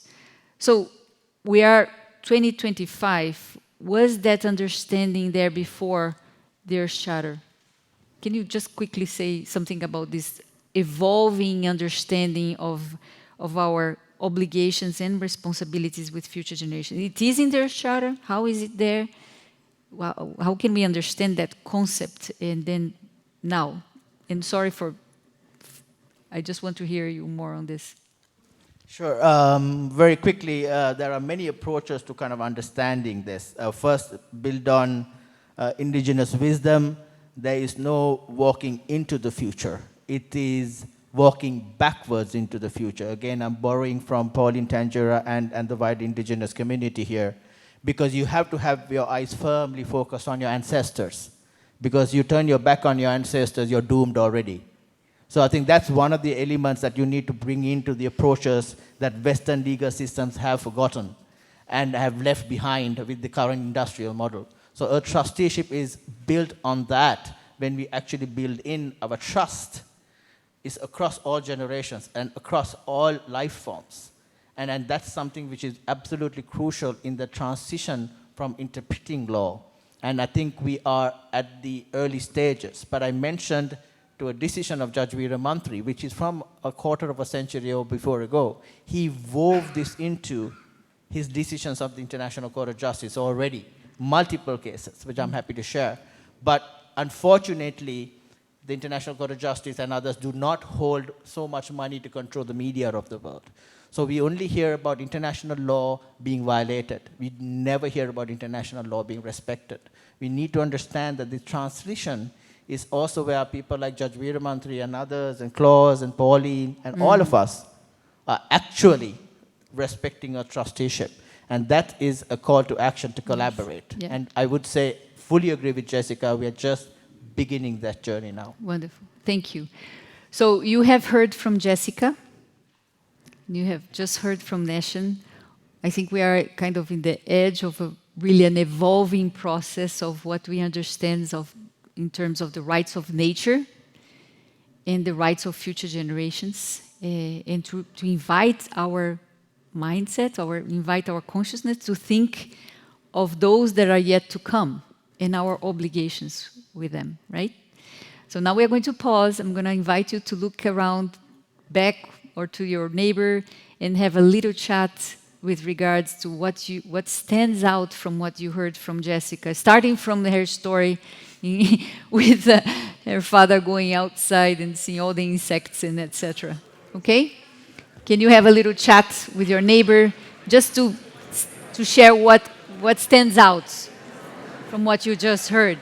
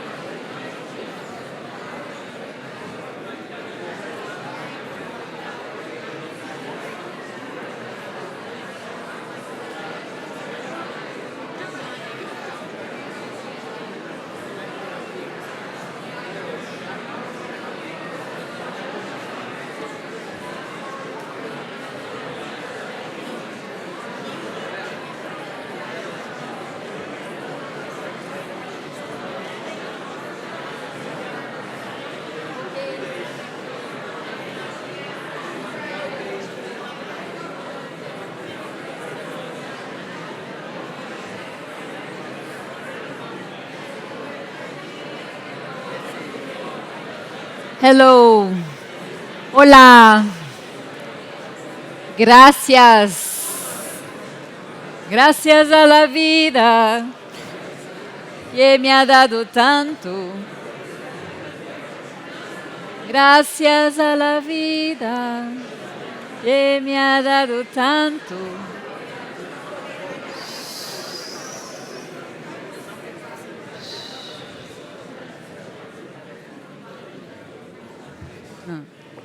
Okay. One question from this side or comment to the two first speakers. Burning comment. Question one. Okay. Can you introduce yourself quickly and specific comment or question? Yeah, it's a comment, I think. My name is Jyoti Singera. I'm from India, but I'm also from the Office of the High Commissioner for Human Rights, based in Geneva. And I really want to thank Nishan and Jessica and some of the conversations going on here to get our conversation here kicking, because I think we need to definitely point out that one, the rights of nature and the rights of future generations are concepts which are very old. They have been talked about in indigenous and aboriginal communities for eons, for generations, and they have been respected and carried forth in whatever kind of quasi-legal systems they maintained to talk about responsibility and accountability. If today the Western legal system, and I'm coming from the Human Rights Office, so let me just say that, is talking about the first time this is being written about, or the first time that's happening, it's because colonial law and colonization, which invented the modern legal system, saw everything as the first. And I think that needs to be recognized very strongly. Yeah?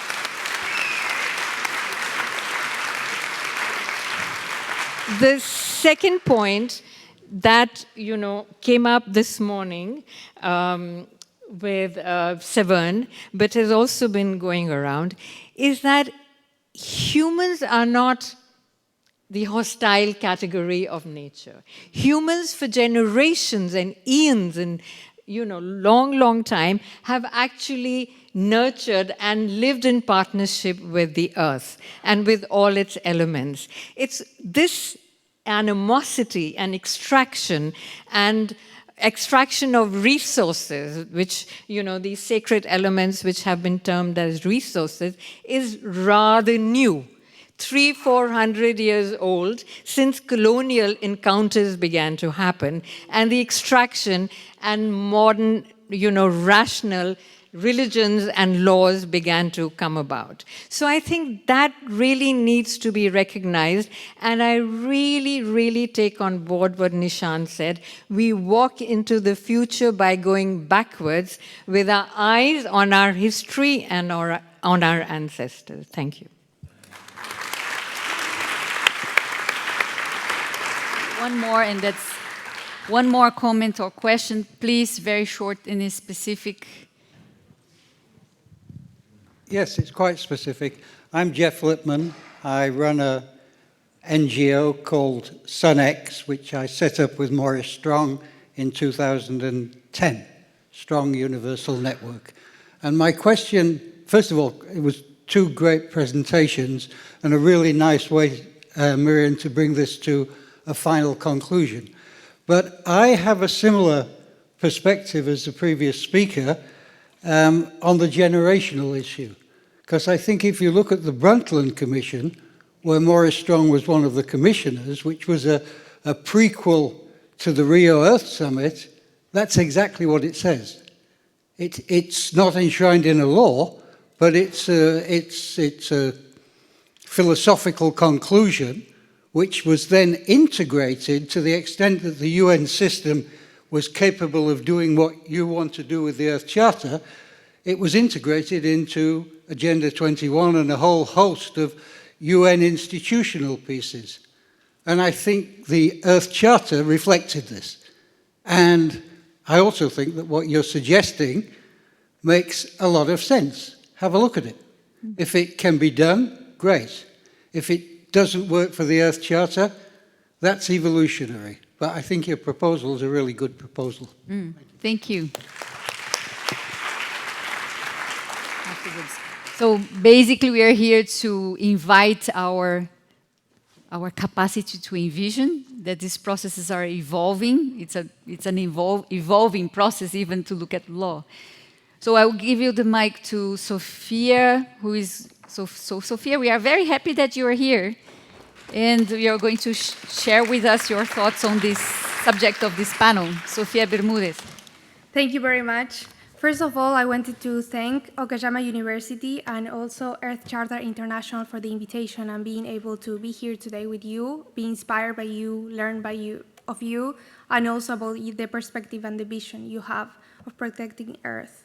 I was invited to talk about future generations, which I'll speak about that, but first I wanted to speak about the responsibility towards our ancestors, or at least I feel a lot of responsibility towards my ancestors, my grandparents, my mother, my father, because my grandparents did a lot of sacrifices so I was able to access education.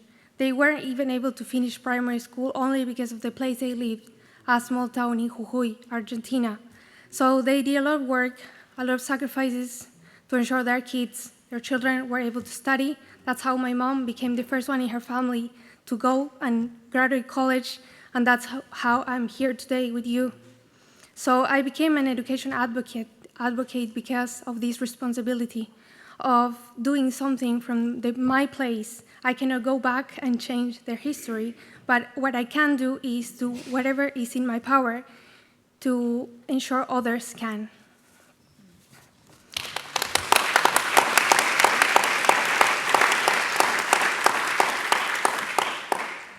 The first time I heard about future generations, I remember that the first thing that comes to my mind, it was education. The first time I heard about this concept, it was related to environment, to the climate crisis, which makes complete sense. But my questions were, what about education and future generations? Because education cross-cuts everything, right? And all of these questions came to mind, and there are few people that work this specific intersection of future generations and education. And I had all of these questions. What about the work we're doing today with this generation of young people, my generation, to shape educational policies for the future? How much are we actually collaborating across generations to design education systems that not only respond to today's needs, but also prepare the ground for those who will come after us? Are we truly being responsible? Thinking about the future requires thinking about future generations and the kind of education they will receive, because every aspect of our lives, our survival as human beings, the major challenges of our time, from climate change to a workforce that doesn't even exist yet, is shaped by education. Education is the cornerstone of how we prepare, how we respond, and ultimately, how are we building a shared future. There is a direct connection between what we do for education today and the future we are building. So how do we ensure we're setting the right foundation for the education of the future? We need a new social contract for education, a shared vision of the purpose of education and the commitment to change course, because we're very far from ensuring education for all, and less alone ensuring education for all future generations. We need a new social contract that responds to the future needs of humanity and the planet. And this is only possible if we look for new avenues of policy development to transform education. And this new avenue has to be young people as co-creators of policies as a norm and not as the exception. If we're to build education systems that truly equip future generations with the tools, skills, and knowledge to face global challenges and to navigate a workforce constantly evolving due to technological change, we must begin by asking, what will future generations want? Ajisha Siddiqa, a climate advocate, says that with her organization, they always do the same exercise. They ask themselves, what would future generations want? She believes the closest we can get to that answer is by listening to the generation that comes next, which is children and young people. We have to start by listening and working in partnership with young people, because currently there are 1.8 billion young people globally. We are the largest generation in history to date. And by 2030, young people will make up 20% of the world's population, around 1.3 billion. So we need this collective commitment to the future of education, one that includes meaningful youth engagement both in the global and also in the local level. Significant milestones have already been achieved, even the incredible work that the Charter International does, and how you work with young people co-creating, and how you reach universities and schools. Even yesterday in the session, in one of the parallel sessions in the education one, we talked about the different models in universities that have a different approach and co-create with young people from a different point of view, more about purpose, more about what's your view, your vision for your future and for your career. And other milestones have been achieved when it comes to the United Nations as well. For example, the Youth Declaration on Transforming Education that was presented in 2022, that it was the first time the United Nations asked young people, actually, what do you want for your education? What are your priorities as a young person for your education? And actually, this Youth Declaration, it was a huge milestone, not only because it was the first time we asked that to young people, but also because with this declaration, with the consultations, we reached almost 500,000 youth worldwide. Also, another milestone is regionally, in my region, Latin America, in 2024, last year was the first time that in an education ministerial meeting, young people participated. Can you imagine? The first time in so many years, and it's the first time we're even acknowledged as an actor. Both of these initiatives, either way, were incredible milestones. I had the honor to lead both of these initiatives. But still, we have a long way to go, because we're only beginning to scratch the surface. With my organization, One Generation, a youth-led movement that aims to transform education, ensure more young people work for education, and ensure youth voices are heard when it comes to educational policy, we do a lot of work in the ground. We work with young people in Argentina constantly. And I wanted to share with you something I hear from young people every day, again and again, which is uncertainty. They are trying to build their dreams, find their purpose, imagine a future after school, but they are doing it on unstable ground. Because while they are told to choose a career, they also feel the world is shifting underneath their feet. They see the growing polarization, the political instability, the lack of trust in institutions. They feel the weight of the future and the uncertainty of the present. They ask us, actually, what if the job I choose today no longer exists tomorrow? What if the world I'm preparing for is gone before I get there? 2 weeks ago, actually, we launched a new project that is called Youth for Education, and it's an educational project for high school students that aim to transform their schools, that wants to transform their schools. And in the first meeting, we asked the participants, why do you join this project? And one of them actually shared that she joined the project because she was deeply concerned of the education quality she was receiving in her school, and specifically about the impact of AI on her education, and on her classmates, because she shared that approximately half of her classmates couldn't even write a simple text without using AI. Can you imagine that at 16 years old? We cannot keep offering young people the same education their parents received, not when the world has changed so dramatically with AI, the climate crisis, economic instability, new forms of communication, mental health struggles as well. All of these demand a fundamentally different kind of preparation. That's why events like these are fundamental, to reimagine the future we want and the need as well, with responsibility as one of the Earth Charter's principles, recognizing that the freedom of action of each generation is qualified by the needs of future generations. This principle challenges us, not just to protect the planet, but also to rethink how we exercise power, how we design education, and how we share decision-making across generations. Because the choices we make today in education, who is heard, who is taught, and whose knowledge is valued, will directly shape what future generations are free to do or unable to change. We need to stop thinking about education solely as a policy and start seeing it as a part of a bigger structure, a system that shapes how we live, how we relate to each other, and how we imagine the future as well. That means intergenerational work. That means reimagining education with young people, co-creating models, new schools, and new ways of learning inspired in the Earth Charter. That are not just adapted to today's challenges, but also designed to prepare us for a world that doesn't even exist yet.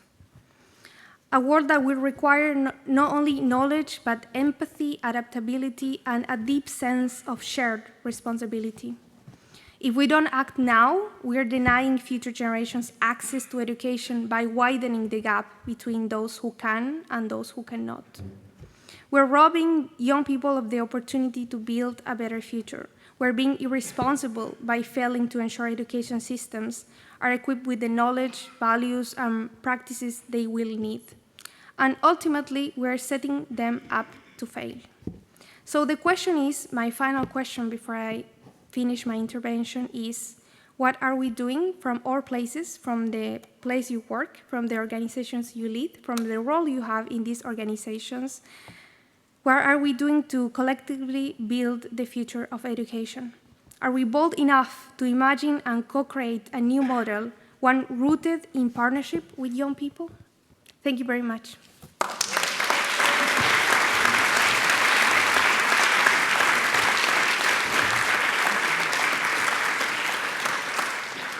Thank you, Sofia Bermudez, for bringing us your thoughts, your experience, the work you do in Argentina, and your passion to see this intersection between the idea of future generations and how to engage future generations in this reimagining of education, how it should take place. Thank you so much.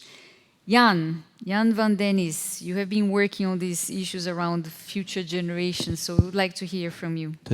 It works, yeah. And I have a clicker as well. Let me just test it. Yeah, it works. I'm not going to stand behind this thing because my father was a church leader. And when you stand here, it's almost like you only see my head, like I'm hovering. But my heart is open to you as well. And you can see I'm grounded. Yes. I'm also not standing behind this because the person that used to stand behind this knew it better than you, right? They would tell you what to do. But we're the lab for future generations. We're a lab. We don't know exactly how to do things. We're experimenting, we're experiencing, and we're developing. So I first want to thank all the lab people in the room today. Veronique, Ignas, I saw, Kiki, and also Alide, and I saw Lynn coming in as well. And here, Jessica, she's worked with us for many times as well. We experiment. So we try to invoke the rights of future generations. We try to use the Earth Charter in decision-making processes. So we try to influence government to change the way they do things now, to include future generations. We also do this by creating rulings. For instance, a ruling on what is the value of water? What is inclusive basic education? What is artificial intelligence and how does it link to future generation? And what is the future of farming? And through those, you can see those Delft blue tiles. I'm not sure if many of you recognize these. These are very much connected to our own personal history. So we try to make the link between our history and our future. And that's what brings me to my next step. En dan ga ik op alles opnieuw beginnen. Want ik wil jullie allemaal van harte welkom hier. En waarschijnlijk verstaan de meeste mensen me niet. Maar ik praat in mijn oude taal. Dat is het Neder-Saxisch. En ik ben zo blij dat je hier allemaal bent. Je bent mijn broers en mijn zusters. En ik dank ook de lucht, het water, de zon en het vuur. Wie bent hier allen samen? So no one understood what I said because I spoke in my old native language, which is the Nether Saxon language. And Samuel Sahureka, an indigenous leader in the Netherlands, he taught me this. I went to Samuel, I asked Samuel from the Maluku, what can I learn about future generations? He said, future generations? Learn about your history. Learn about your ancestors. Learn about your interconnectedness to nature. And the future generations will not be in the future. They will come here to you today. And I told him, I will try once to open a meeting in my native language. He said, do so. Because if you do, your language is closer to mine. And it echoes. I might not understand the word, but we become family. And we become connected. And this is where I started my own personal research. Because in the West, or in the white people's countries, we're not used to talk about ancestors. We don't know our ancestors. I may know the name of my father and my grandfather, but not any further. But we have technology to help us. So I went on MyHeritage, uploaded my DNA, and I found my first line of ancestors. And then pop. It just gives you suggestions. That might be a great-great-parent. That might be... And right here you see all my ancestors, 7 generations. 7 generations of Jan van de Venis. I'm Jan, the son of Arend, son of Jan, son of Arend, son of Jan, son of Arend, son of Jan Gerrit, son of Gerrit Harms van de Venis. The first van de Venis, 7 generations ago to use this name. We were farmers, living with the land, loving the land, thankful for the water, for the sun, for the soil. If I tell you this, I get goosebumps. I'm a human rights lawyer, but I get goosebumps by speaking about living in this environment, being connected to the elements, being reconnected to my ancestors. Oh yeah, by the way, all the people here in the room, if we have all our 7 generations of ancestors here, which I think we should, or at least make contact with, we're with more than 25,000 people. That's a good number, working on the Earth Charter. Imagine that 7 future generations ahead in time, right? That's a power. That is awesome. I also found out that normally there's 252 ancestors, 7 generations behind you. In my case, it's only 250. Somewhere a cousin and a niece found each other. And if there's anything you don't like or I glitch again, that's probably that, yeah. But then onwards to our relationship with nature. So yes, we are connected to our ancestors. But what about nature? And we've spoken about it, but also on what we know. 4 billion years on life on this planet, and we can be directly reconnected to the first life through our DNA. We are nature. Why? It's all family. We've only been there for a tiny bit of time, and for an even littler bit of time, we're screwing up this whole planetary system. We are creating the 6th extinction wave, which probably will not kill all life on this planet, but it will kill most of us if we continue like this, right? So it's better that we get back into the system. We need air, we need water, we need soil, we need food. But not just that. Every one of us is a mini ecosystem. We often don't know that. And when you have dinner tonight, I hope some of you will remember this. Because every one of us carries around 1 to 1.5 kilos of non-human life. It's on us and in us. It's bacteria. On our skin, helping us not to become ill, fighting viruses from outside, but it's also in us. And in fact, what it does in our internal system, what we eat is digested by these bacteria, which then becomes food. So figure that. We are critically connected to other life. And if we count the cells, their cells are smaller. If we count the cells of all life, of me being here, I am more non-human than human. So I'm not sure what you are looking at, but it is a walking ecosystem. Let's behave like that. Let's move on and be like that. And I've searched for many words, also in our Dutch language, like verwantschap, that creates a link between humans, other humans, and the living world. But somehow it gets stuck. If I speak out like family, you think of people.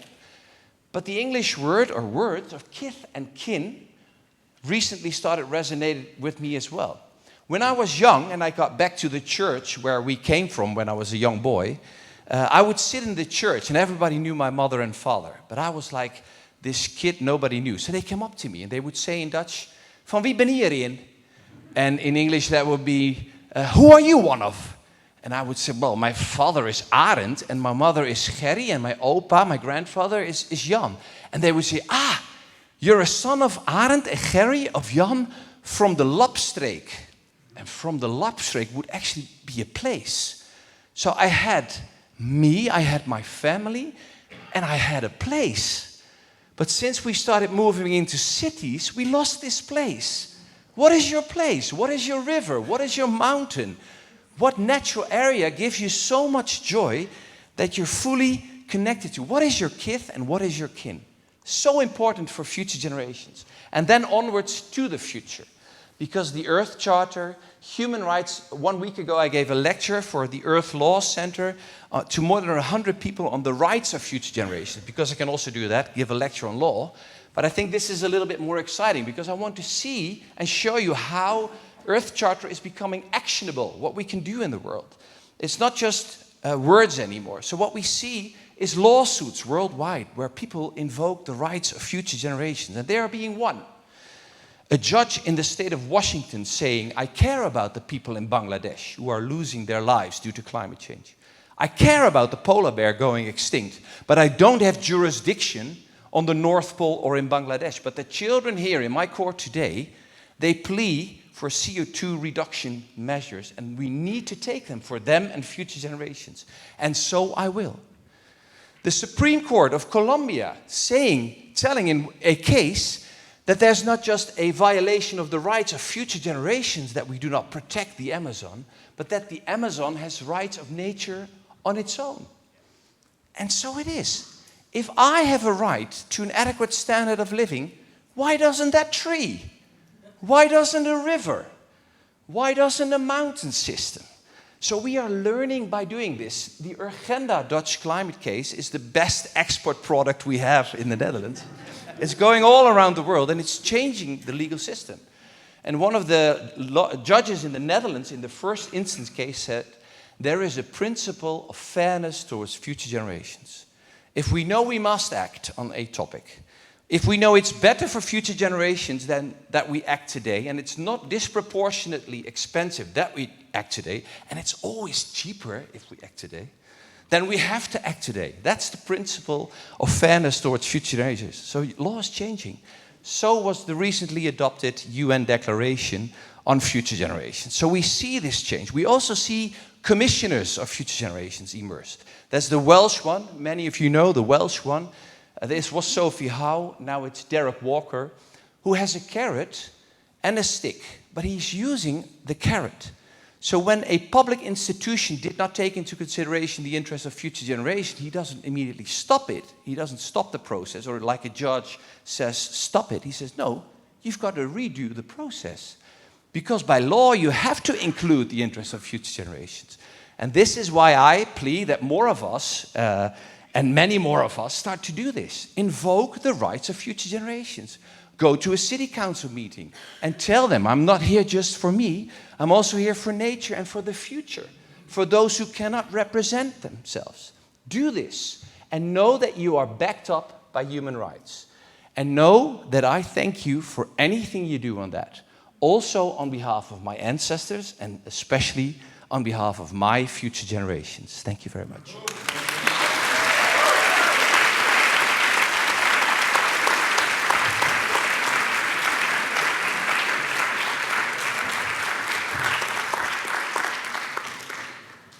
Thank you so much, Jan, for your passion in helping us to understand all of this through images and thinking about our past and future generations. And also Sophia. We're going to take maybe 2 comments, but we are not going to give time for feedback. You can chat when we close, because we still need to close. But we want to hear people. So, I understand Pauline wants to make a comment. Is that right? Christa? and then maybe one from the other side, so that we kind of going from one side to another. So Pauline, we want to hear from you. I have no fears for the young people of the future. But can you say, what did you say? And the first teachers of any child in the womb is from the parents. Mm-hmm. When I was a young girl, over 80 years ago, my father said to me, listen to the birds. They will tell you what time to wake up, what time to go to sleep. And always make sure that you are available to the birds. And even to this day, at 4:30 in the morning, the birds call me to wake. And at 11:30, they call me for lunch. And when the children or strangers call, they say, what are those birds making a noise for? And I'll say, hush. They're telling me it's lunchtime. Now, it's not hard for parents to teach their children. Just listen yourself, and you will hear the birds, and they will tell you what they need and what we all need. Kia ora.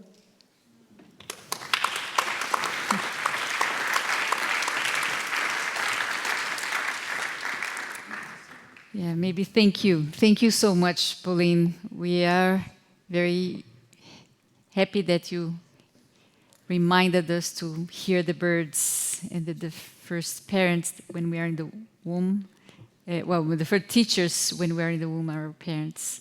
Well, thank you for each one of you, Jessica, Neshan, Sofia Bermudez, and Jan. I know many people would like to ask you questions or make comments, and vice versa, and I will invite you to do that over dinner. Is that okay? Thank you so much. We are going to close.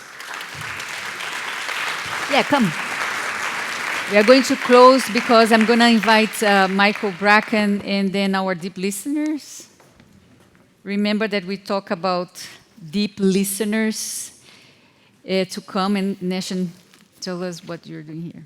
So very quickly, inspired by a breakfast meeting with Pierre and Pauline, who shared with me the Maori language version and the English language version of the Earth Charter. I also had the pleasure of having two friends who work very closely with me in the partnership. I want Alicia also to come up if she is here. I saw Alicia somewhere.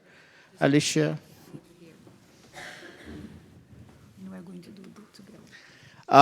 So the partnership goes back to 2010, where I used the Earth Charter as a common ground to bring community together for addressing polarization in a country that were plagued by conflict for almost 30 years. So Alicia, if you could also come up here. I want to share two versions of the Earth Charter in the languages of Sri Lanka. Tamil. Tamil language. Tamil.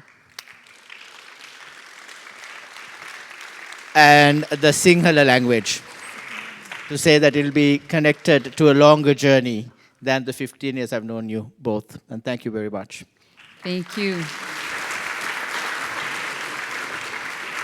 So thank you, Neshan, for your efforts to translate the Earth Charter in these languages. I actually know some words in Tamil, so I'm going to check the Tamil here.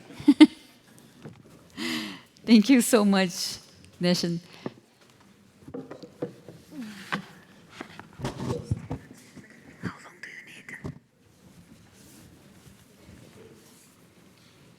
So remember, go ahead. Does that work? Yes. Okay.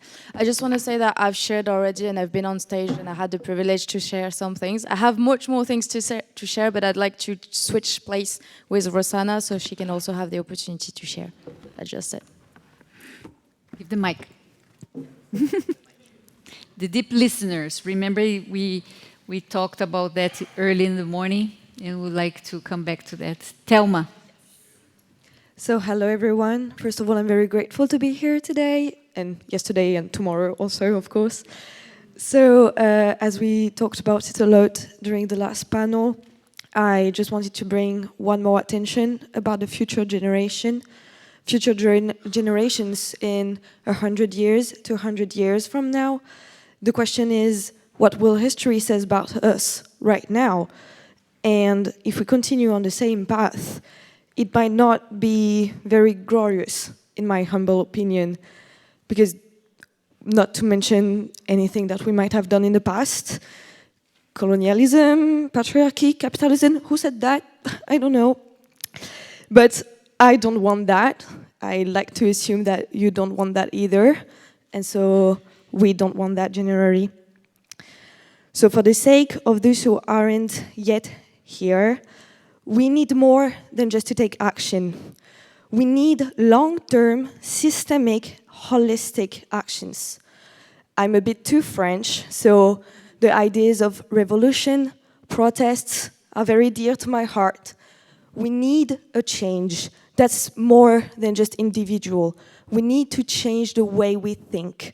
We need to change the way we govern. As they say, to be a writer, you need to write. But to be an activist, you need to act. There is no right way to do so.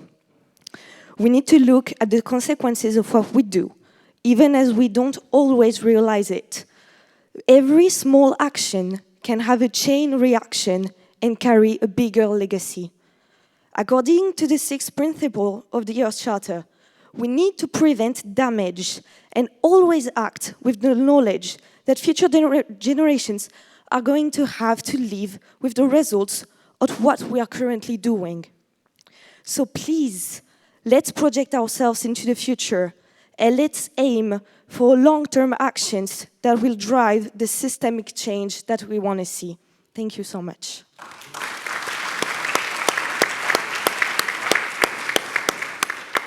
We were invited to be deep listeners, and I would love to do the common exercise of being deep listeners for those elements of nature that maybe are not here today. So we are standing on a stage made of wood, and we're in a jacket made of linen. We have trees, we have birds, we also have poops of some birds over there. We were sitting behind. Yeah, so I just want to invite all of us to do this deep listening exercise of hearing those who cannot speak because maybe they are not born yet, or cannot talk yet, or we don't talk the same language. So let's keep that with us, please.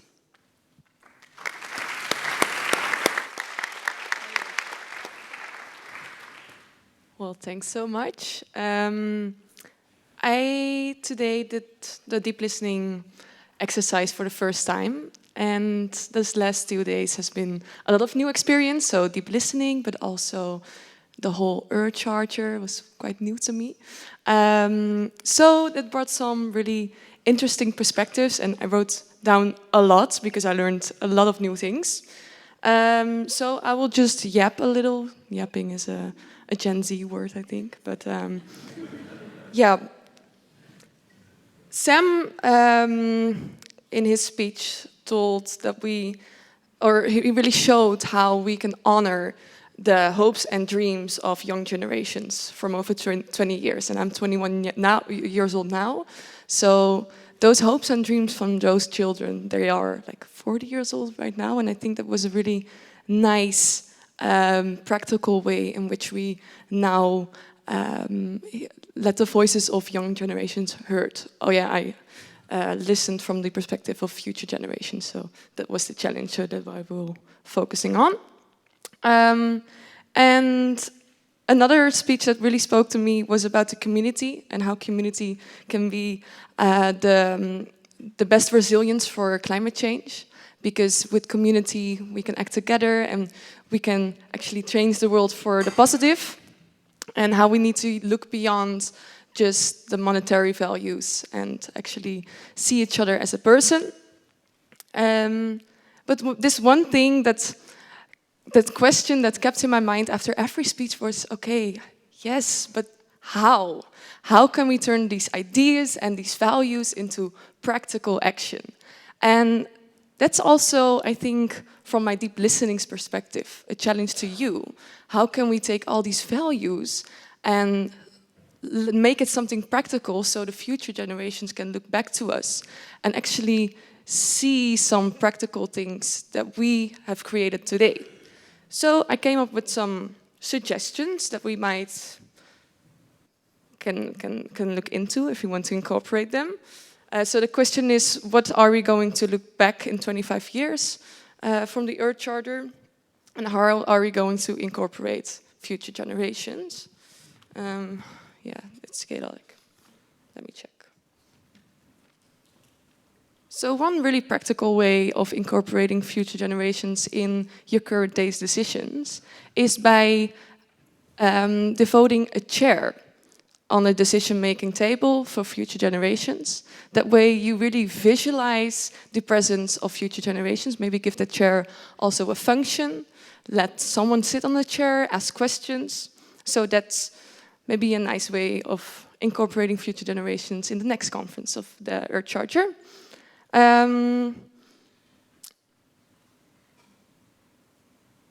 Yeah, I think that's, I have some more ideas, but maybe regarding the time, I can tell you those ideas during dinner, and also I will write these down for the reflection, so please, if you have some more ideas, please let them know, and then we can incorporate them in the report of this day. Thanks.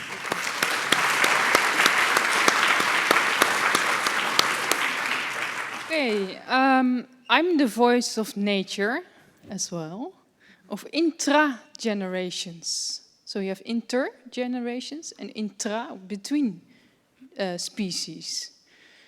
So I've been listening, and with also my perspective on ego to eco, and Jan touched upon it as well, with kin to kin, the pyramid to the pancake, so to say.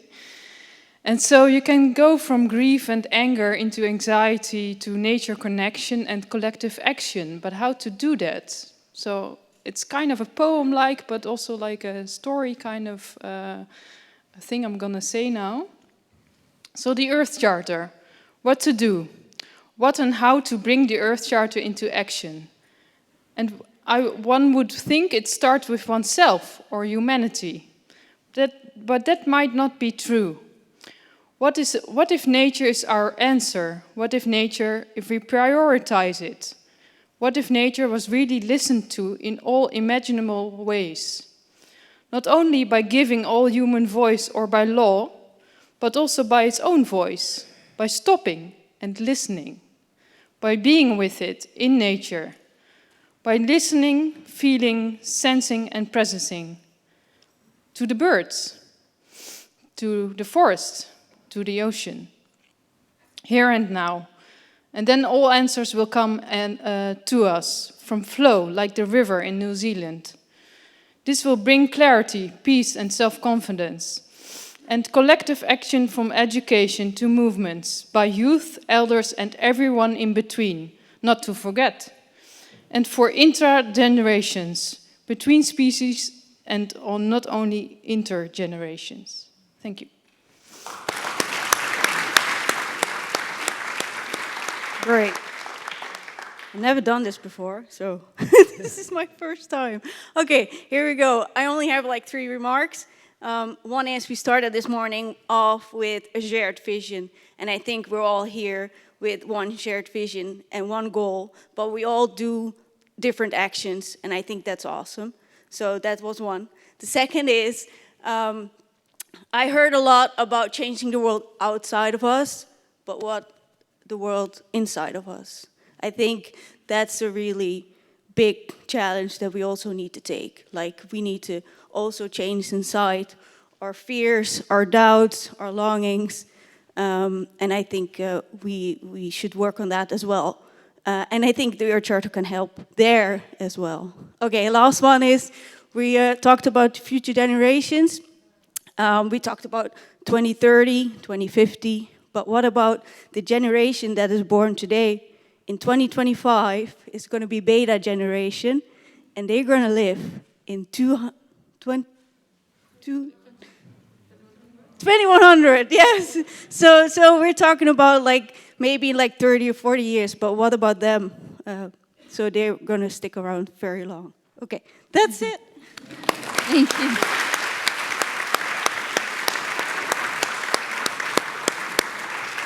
Thank you. Thank you so much. And also as an exercise for all of us, again, to be deep listeners. So we are going to have a special occasion now because we wanted to offer some special recognitions to a few people.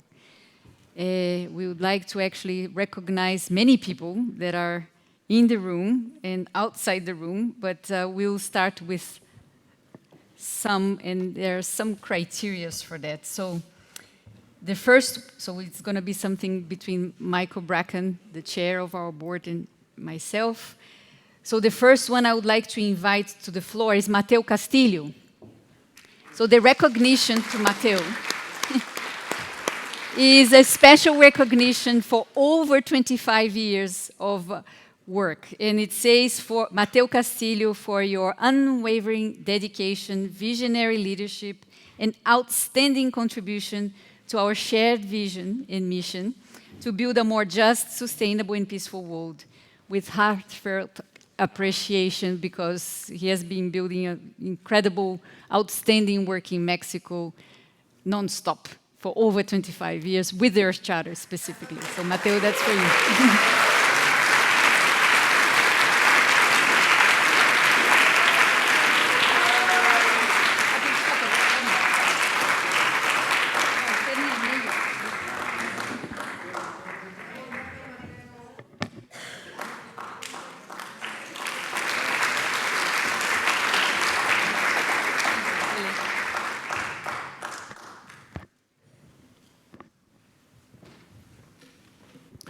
Okay, our next recipient is Grian Katanda. Grian? What's the reason?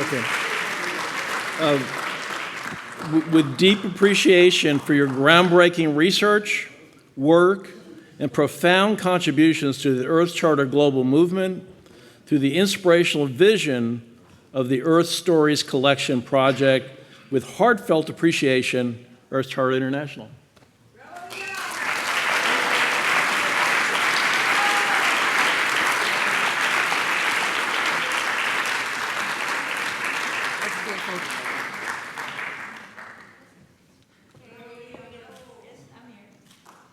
Thank you.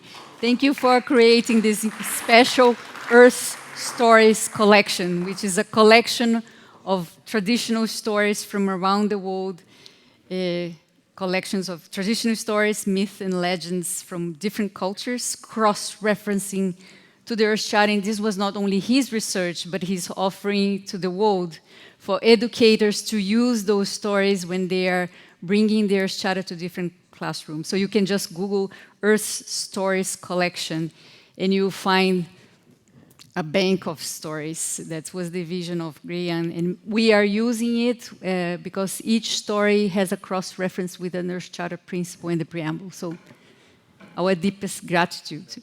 And tomorrow you are going to be in a session. So thank you. Thank you, Grian. Okay, so the next one is for our dear Klaus Bosselman. So Klaus, this is for your unique and groundbreaking contribution to advancing new thinking and research at the vital intersection of international environmental law, Earth governance, and the Earth Charter.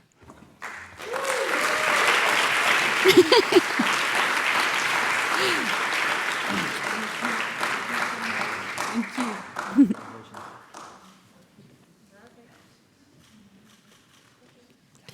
Thank you.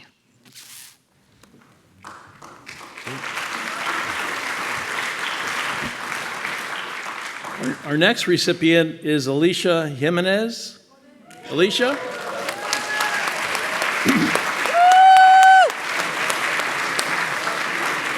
So the reason. With heartfelt gratitude for your dedicated service, visionary leadership, and groundbreaking contributions to the development of the Earth Charter and the SD School Seal, with heartfelt appreciation.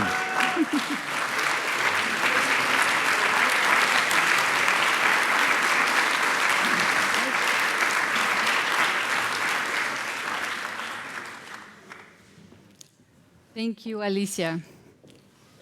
20 years of dedication to the Earth Charter and developing through your doctoral research the background of the Earth Charter School Seal. Okay, so now we would like to offer this very special recognition to Alide Runrik.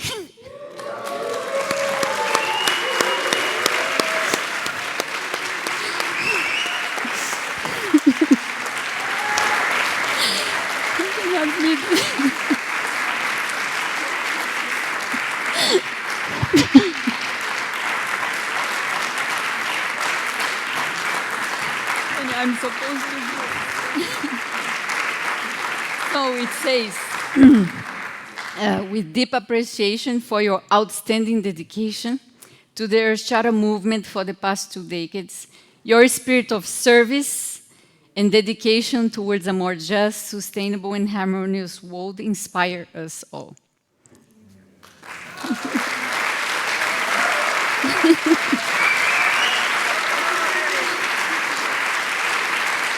Alicia.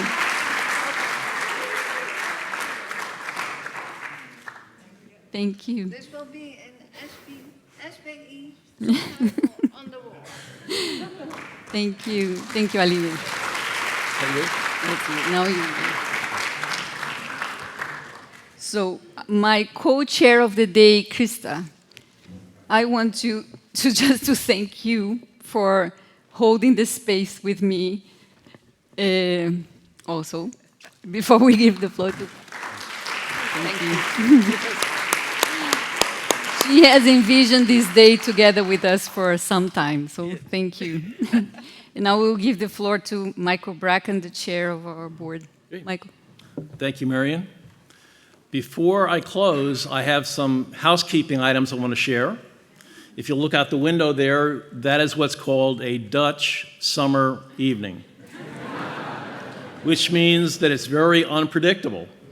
So we're going to go to Plan B, and what that means is that once we have completed this session, we're all going to hopefully go outside for a massive picture, but then we're going to come back inside for eat and drinks, and then before we actually eat, we're going to have inside the tree that's right when you come in, we're going to all convene around the tree, and we're going to hear from Elizabeth Wathuti, and she's going to give us a brief speech, and then once she's delivered that, we will have dinner and drinks together, and then if weather is permitting, for anyone who's interested, we might have a chance to go and walk around the gardens outside. So we'll keep our fingers crossed on the weather, but I'm sure we'll have a great banquet inside. So that's Plan B.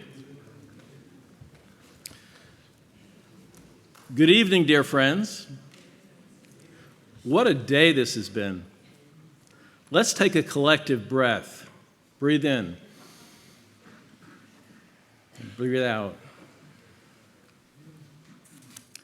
And just for a moment, let's allow the magnitude and beauty of what we've experienced today to settle in our hearts.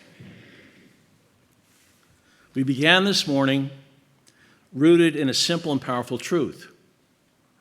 Earth is our only home.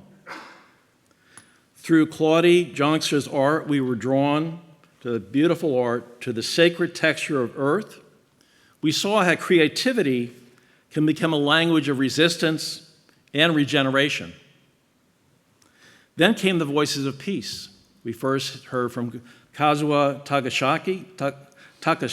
Takahashi, and he talked about ethics in the global community and the critical need for including future generations to come.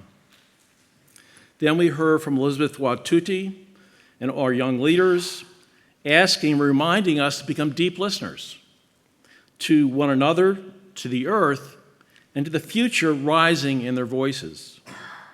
They are not the leaders for tomorrow, they are leaders for today. And they ask the question, what kind of world will we leave our children and our grandchildren and our great-grandchildren. How could we forget that dynamic keynote speak by Akpezi?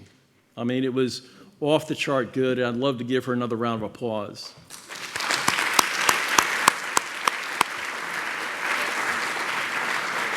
It was not only dynamic and inspiring, but just filled with the love that emanates from her as a human being.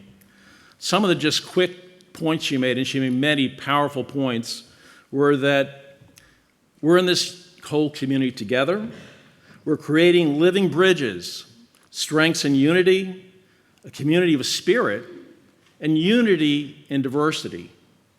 She talked about ethical and spiritual leadership, human-centered ethics, and all voices is one and all voices being valued. Thank you so much, Akpezi. That was really powerful. Next, we had the benefit and the thought leadership from Ms. Cullis-Suzuki, talking about our common vision, our community of life, and the fact that capitalism really divides our communities because of the way it operates. That community helps overcome climate change. Community becomes part of the whole human life, and that we can organize stronger groups to fight back against climate change, and we should be doing that. Next, we had the wisdom of Mirian Vilela. She asked a couple more questions about community. What does an Earth community or life look like? And she was kind enough to share two experiences from the Earth Charter classes where different students at Liaoning University in China were communicating with, in one case, with another student in Japan, in the second case from Germany, where all the barriers went down about sovereignty and institutions, but two individuals in two different cases were able to connect, form a relationship, and put together a project that was really meaningful, not only for them, but for the other people in their class.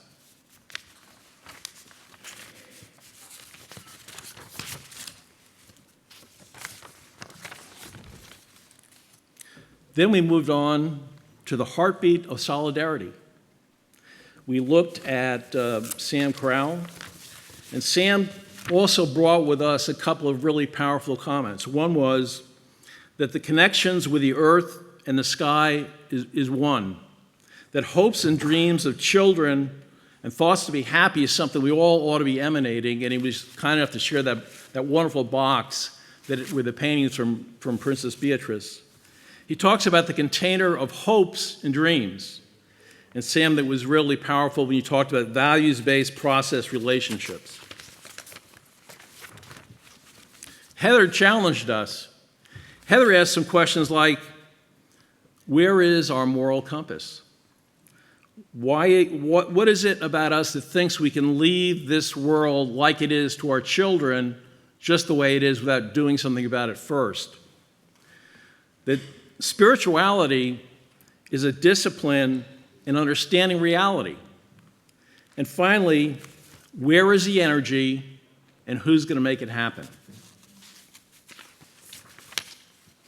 Amanda was kind enough to share with us her most recent educational travels in New Jersey as an incredible alumni of the Earth Charter International organization in Costa Rica. She basically spun off a new life. She's working with inner city kids, changing their lives, bringing them together, and talked about justice through music. And finally, to close out that part of our convocation today, Mindahi touched us again with some really critical things, such as, what is it about us as human beings that think we're superior to the rest of life? What about collaborating rather than competing? What kind of beings are we? What kind of beings are we? And he finalized and said, what are we going to take and do with this? What are we going to take and do with this?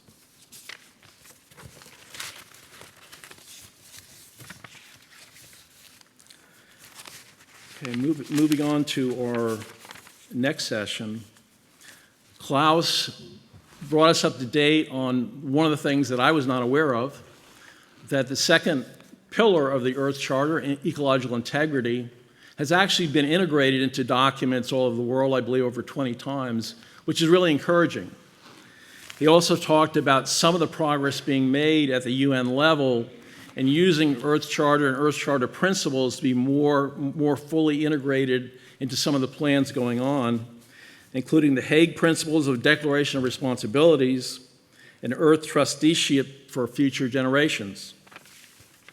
Song Lee was kind enough to bring us up to date for all of the incredible developments we've had in the country of China with Ma Shuang and her group, and Song in the Yaoling University, which has brought literally hundreds and hundreds of students, almost 100 faculty, just over the last several years, to raise the bar on the Earth Charter and Earth Charter International in China. And Song Lee was also kind enough to have some of the young representatives from China come up and join us. And it's gotten to the point with a lot of hard work and resilience. They've also made progress at the Ministry of Education level in China, which is a long-standing, dynamic work in progress that seems to be getting better. Next, we talked about the common lands, which with Willem, and I couldn't have been more impressed with the work they're doing in 40 countries around the world. The whole idea of regenerating the earth, learning more about the fact that such a small percentage of it is left untouched by degradation, was really an eye-opener for me. I'm excited about what he brought here today and what we can learn from him going forward. Joan Anderson, a lifelong partner with us, it's always great to hear from Joan, reminded us about the wonderful work at Soka Gakkai and how it beautifully integrates with the principles of the Earth Charter. She talked about limitless human potential. She talked about a revolution in consciousness. She talked about peace, culture, and education. And these are all seeds for hope and change. I think it's interesting. Christiane and I had the pleasure of being in Japan last October, and we were hosted by Mr. Terasaki, who's the chairman of Soka Gakkai. And while we were having dinner, I had read about the last large get-together here, and Soka Gakkai had come up with what was called the Seeds of Hope. And I was not under the impression that anything had changed or anything had been prepared for this conference. And so I more or less challenged him. I said, the conference isn't until next July. We love for Soka Gakkai come up with a new theme. And unbeknownst to me, they'd already done that. And that's what we have outside, which is the Seeds of Hope in action. So they actually rose to the occasion and came up with a new theme just for us for this conference. Our final group was basically the whole area of intergenerational justice. And we couldn't have been more, there's a tremendous contribution by this last group. I think the whole idea of Jessica, Neshin, Sophia, and Jan challenging us on the whole idea of intergenerational justice as more than a principle, but as a sacred obligation. The future is not just an outcome, it's a relationship. The future is something that must be nurtured and negotiated. So where does this leave us? Where do we go from here, other than outside to get photos? It leaves us with a clarity of conscience and a call to turn that conscience into action. It leaves us with the seeds in our hands, to planted by artists, elders, youth, and change makers. Let us thank every voice that shaped this day. Let us thank each other. Let us be most thankful to Mirian and Christa for being incredible chairs. Let's give them a round of applause.